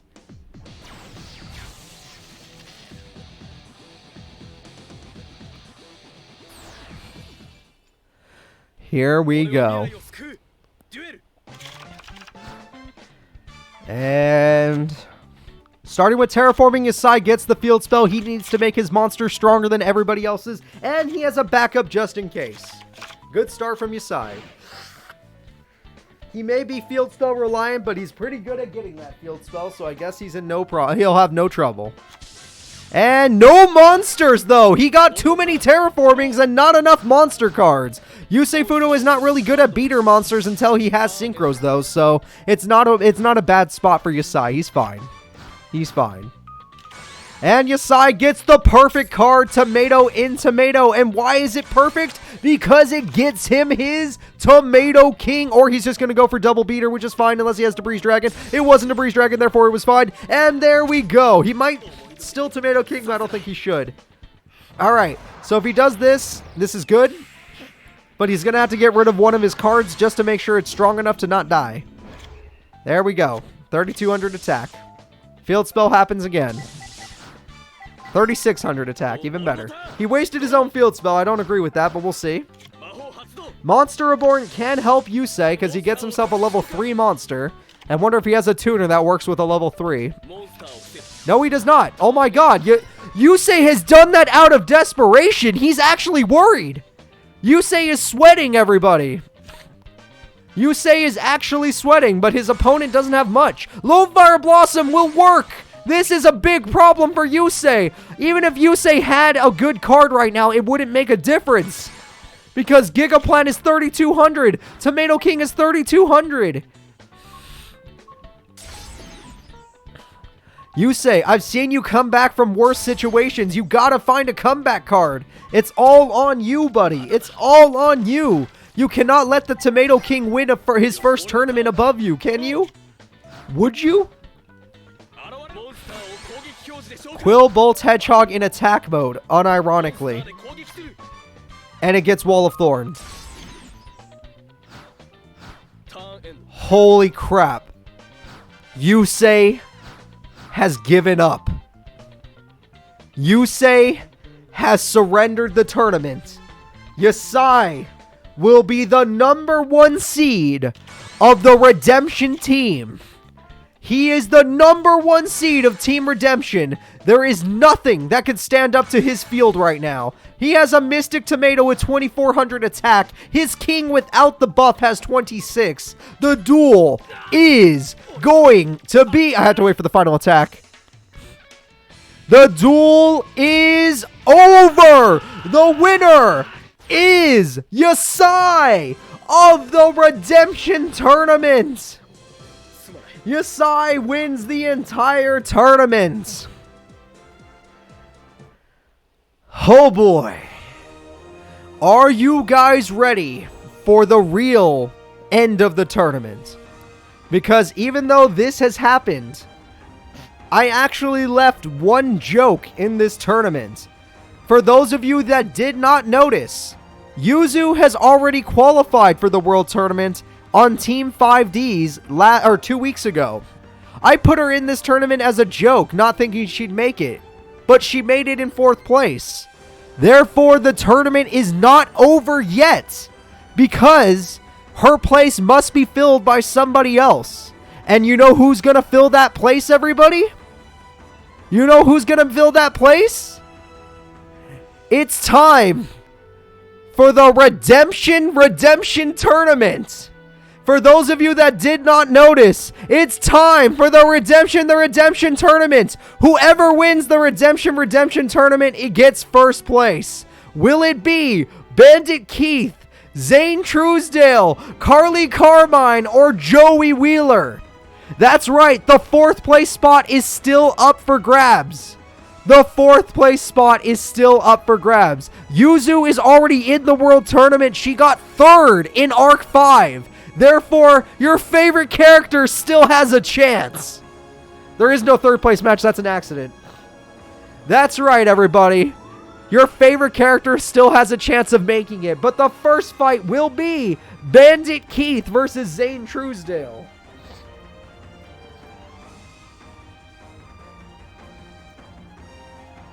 I love this. I love it. No one was ready for this. Not a single person. Not even me, because I didn't think she'd make me do this.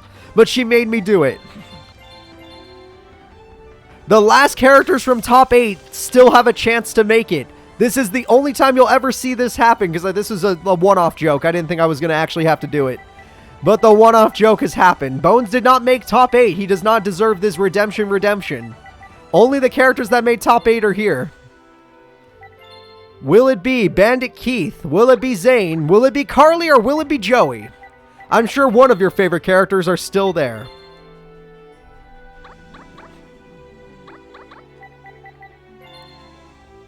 I am honestly super happy right now. I know most of you are thinking to yourselves like, God damn it, how could I forget such a thing? Me personally, I'm thinking to myself, Joey's got a chance. He's not out of the tournament just yet.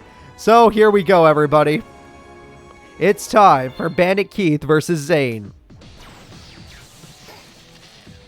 Or maybe Bandit Keith has a chance, because he's never been to a world tournament either. Zane has, but he has not performed well. But Bandit Keith has never been to a world tournament either, so anything can happen. I don't think Carly's been to a world tournament. You guys weren't ready for my trap card.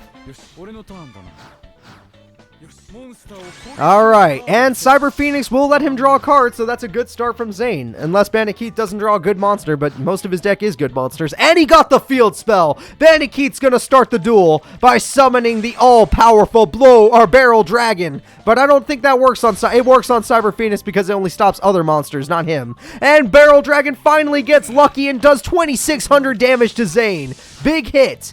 Bandit Keith summoned his boss monster.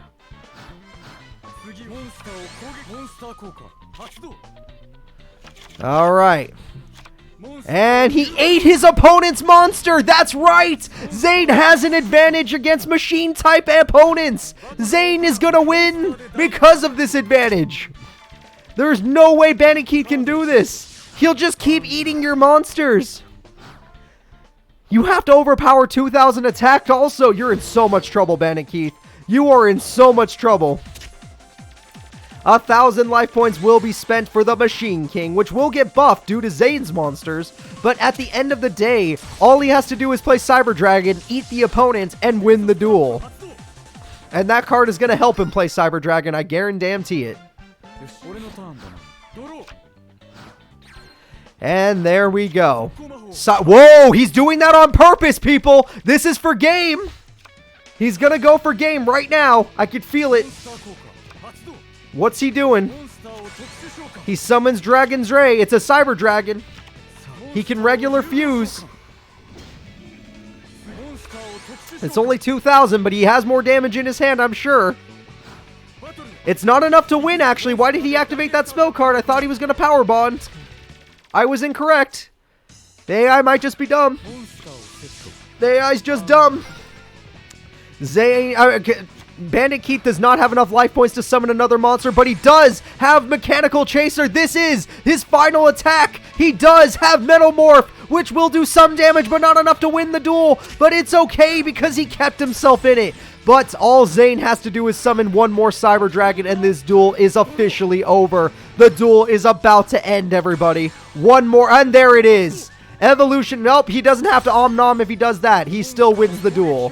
Well, actually, yes, that still wins him the duel.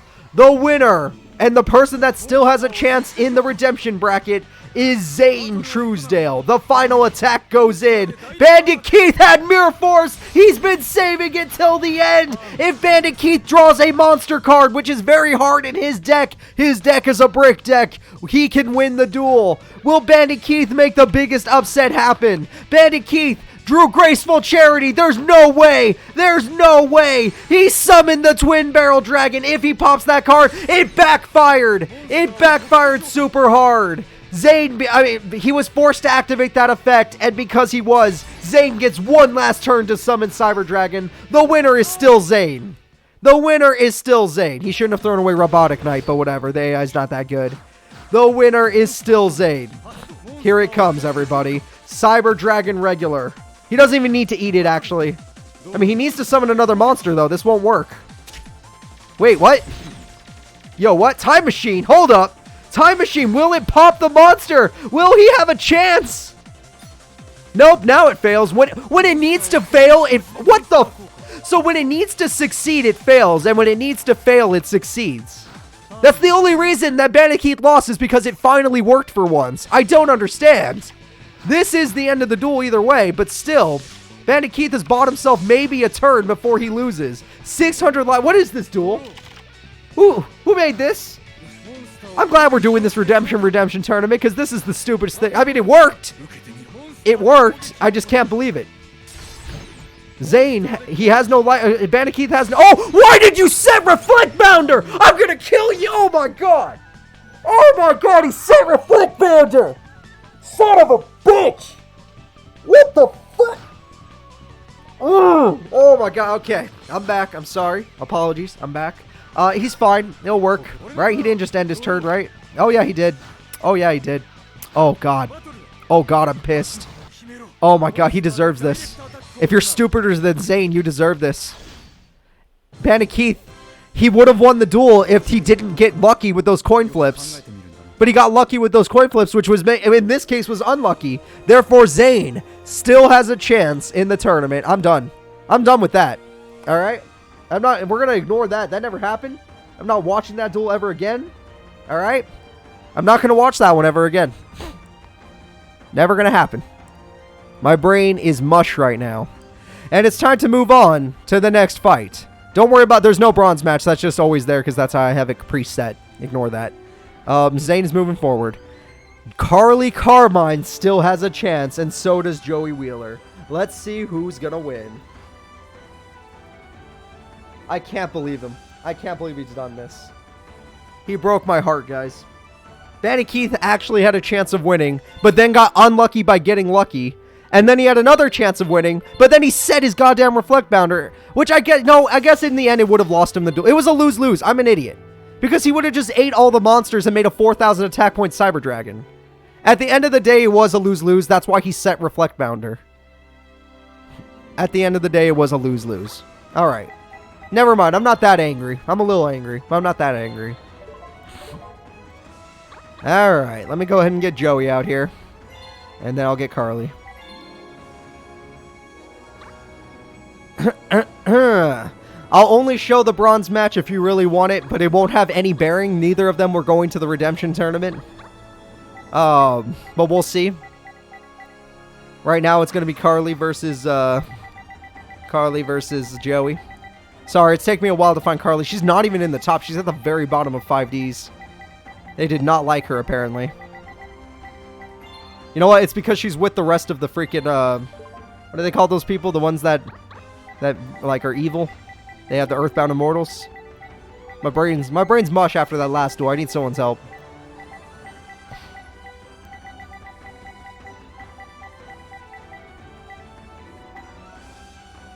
The Reflect Bounder only works if your opponent attacks you, which is why it was a lose-lose situation, because he would have just ate the opponent's monster for the fusion monster, and then it would have been a 4,000 attack point Cyber Dragon for game. Hey, thank you, Dark Master. I appreciate that. I'm almost done here, guys. I know it's taking me a little longer than I want it to. Some of my settings are not as I like them. There we go. All right, let's do this, guys. No, he can't win by crashing. Reflect Bounder only works when your opponent attacks you. It's not Zoma Spirit. Celtic with the gifts because they're so nice. Celtic, thank you so much for being a nice person and gifting to the people of the world. That is super kind of you. Dark Master out of nowhere, my buddy has done 5 gifts. 5 gifts for all of my fans, and you get to enjoy. I would like to say thank you to Vidal, and I really do appreciate it. And honestly, thank you for doing the Pokemon series with me. We had a blast. This has been an amazing tournament. And honestly, Carly starts out kind of strong, but no spell card to help her. Literally no spell card to help. So, big shame, but honestly, thank you all. I do appreciate it. I really do, Celtic. I really do, Dark Master, my buddy Vidal. And let's see as Joey tries to get rid of some of these Fortune Fairies before she gets her spell card and makes it too scary.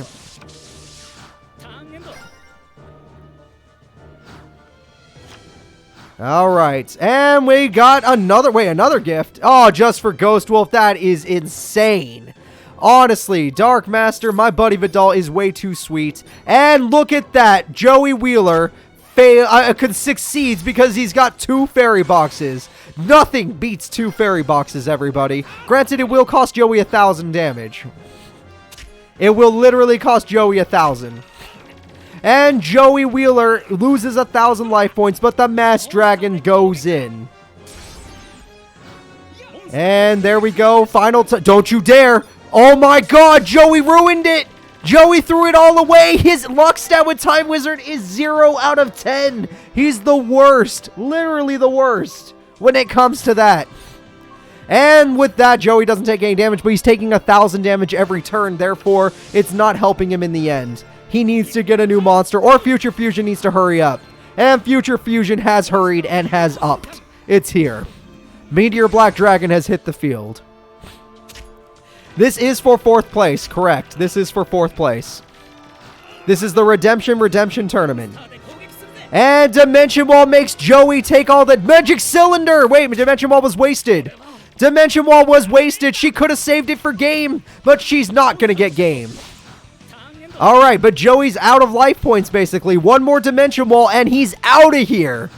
Does she have it in her arsenal? Fairy Box, and she got 0 attack now.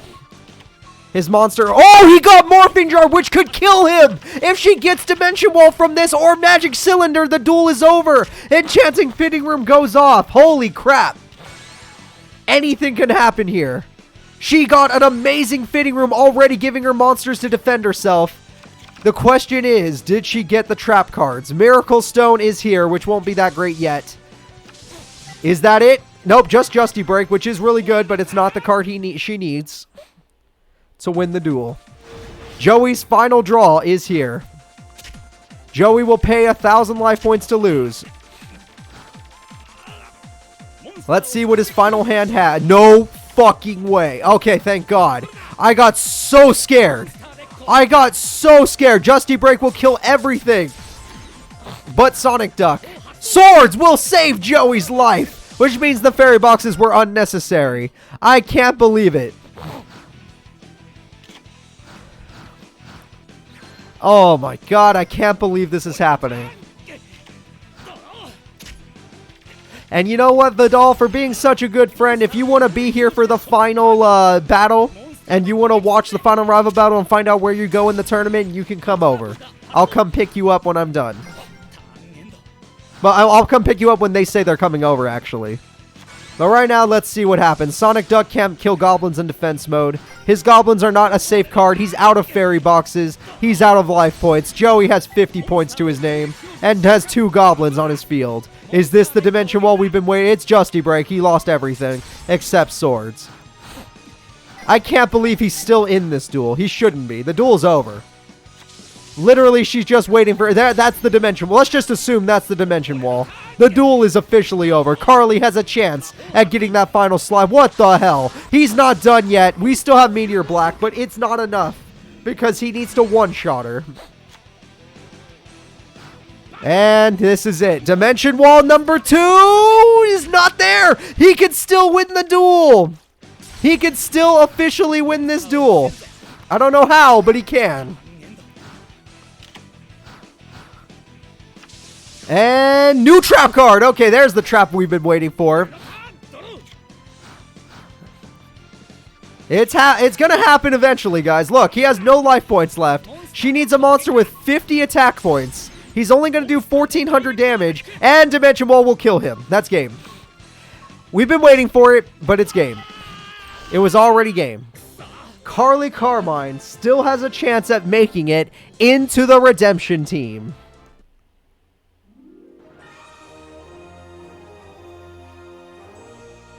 All right.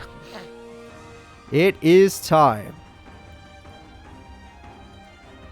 The next fight decides it all. Carly Carmine or Zane Truesdale will be going to the finals. Oh, we'll be going not to the finals, but to the freaking Redemption team as the 4th slot. The winner will get the 4th slot. It's not a good slot to be in, so they probably won't win in the World Tournament, but it gives them a chance. If you really want to watch the bronze match, I can put it up. But I'll do it after we find out who our Redemption person is. It'll be a for fun match after this one's over. Because this one is for all the marbles. Will Zane or Carly receive the final slot in the tournament? Other than Dream Team, but we ignore that.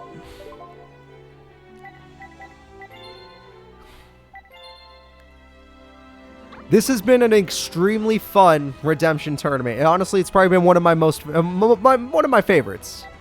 It's been one of my favorites. I'll just admit it. But anything can happen.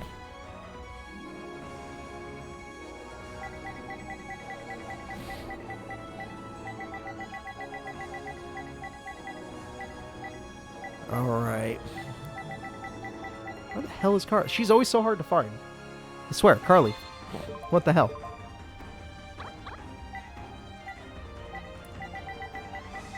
Thinking about this, Zane can win if he pops off or lose because of his pop-off. Therefore, I think Carly has a 70% chance of winning. Because of the way her deck is built, I say she has a 70% chance of winning. Zane's got to sneak in that 30. Kayam of Della, thank you for joining us today. This is the final duel. The winner of this gets the 4th slot in the Redemption Tournament. The World Tournament will take place 2 weeks from now. I'm pretty hyped for that, but we'll see who gets it. The only thing that we have left after this is Dream Team qualifiers, and that'll be next weekend. Saturday, same time, 12 p.m.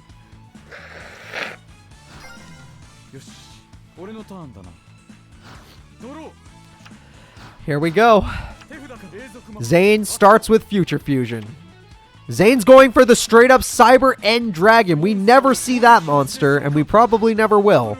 But who knows? Anything can happen. Sonic Duck is dead.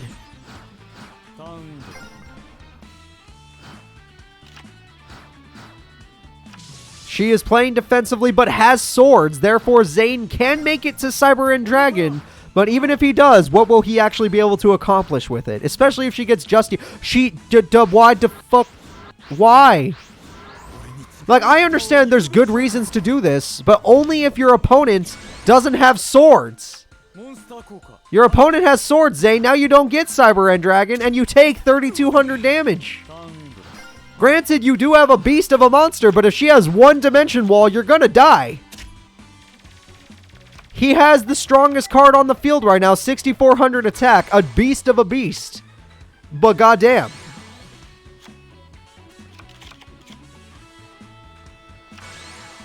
Sonic Duck in attack mode for like no, I guess for a reason. She probably has the trap card. She probably is like, oh, I won the duel. Zane's an idiot. That's what I'm thinking right now. It's possible. I think Zane might be an idiot.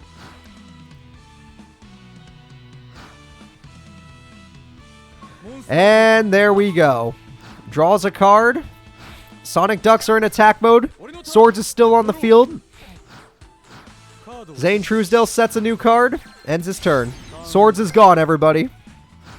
Carly Carmine. It looks like she's going to find a way to sneak her way into the 4th slot. Thanks to this weird little thing I did, which I love.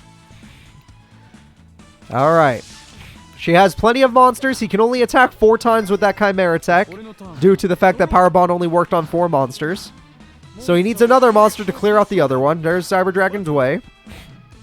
They don't do piercing, so don't get your hopes up. I don't see Justy Break activating, so she doesn't have that card. And all of her monsters are gone, which could be a good thing for her in the end. It's only going to take 1 or 2 attacks from Zane to win this duel. And Carly lost a ton of monsters in that fight. She still has 1 left.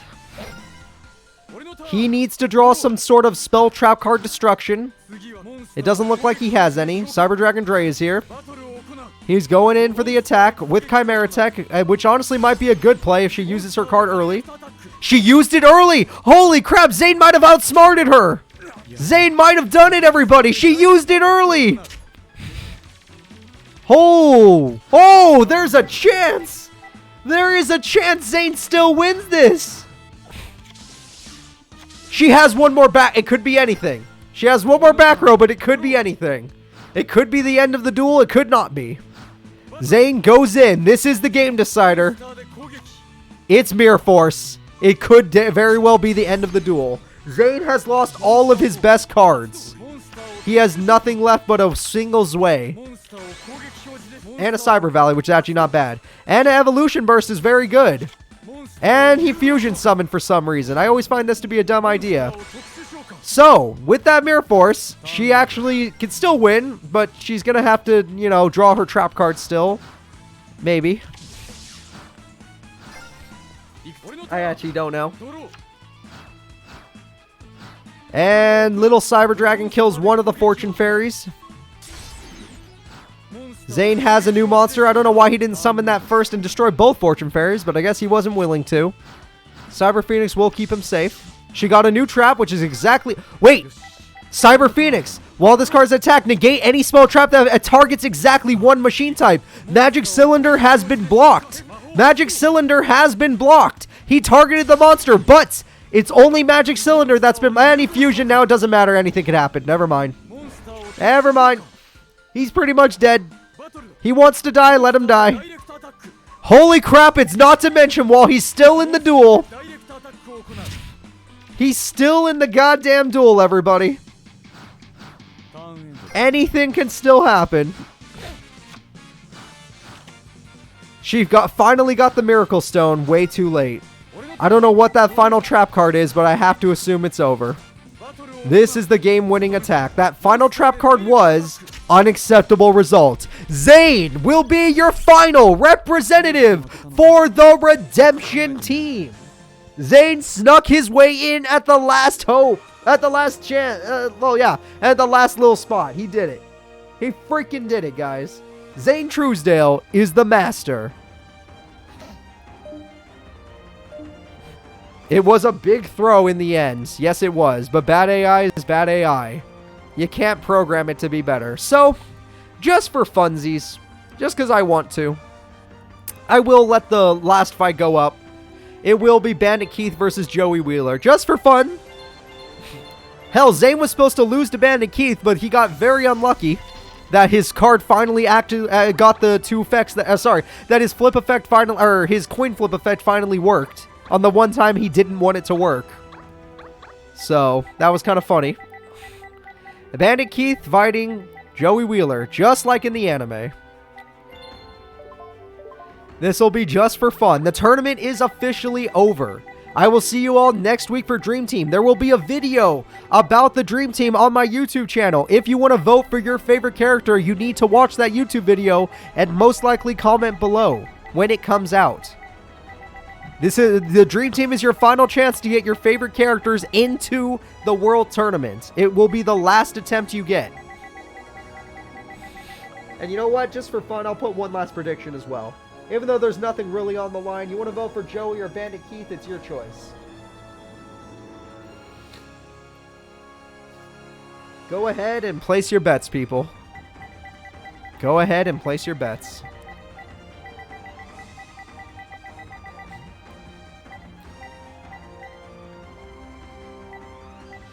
Alright, let me see here.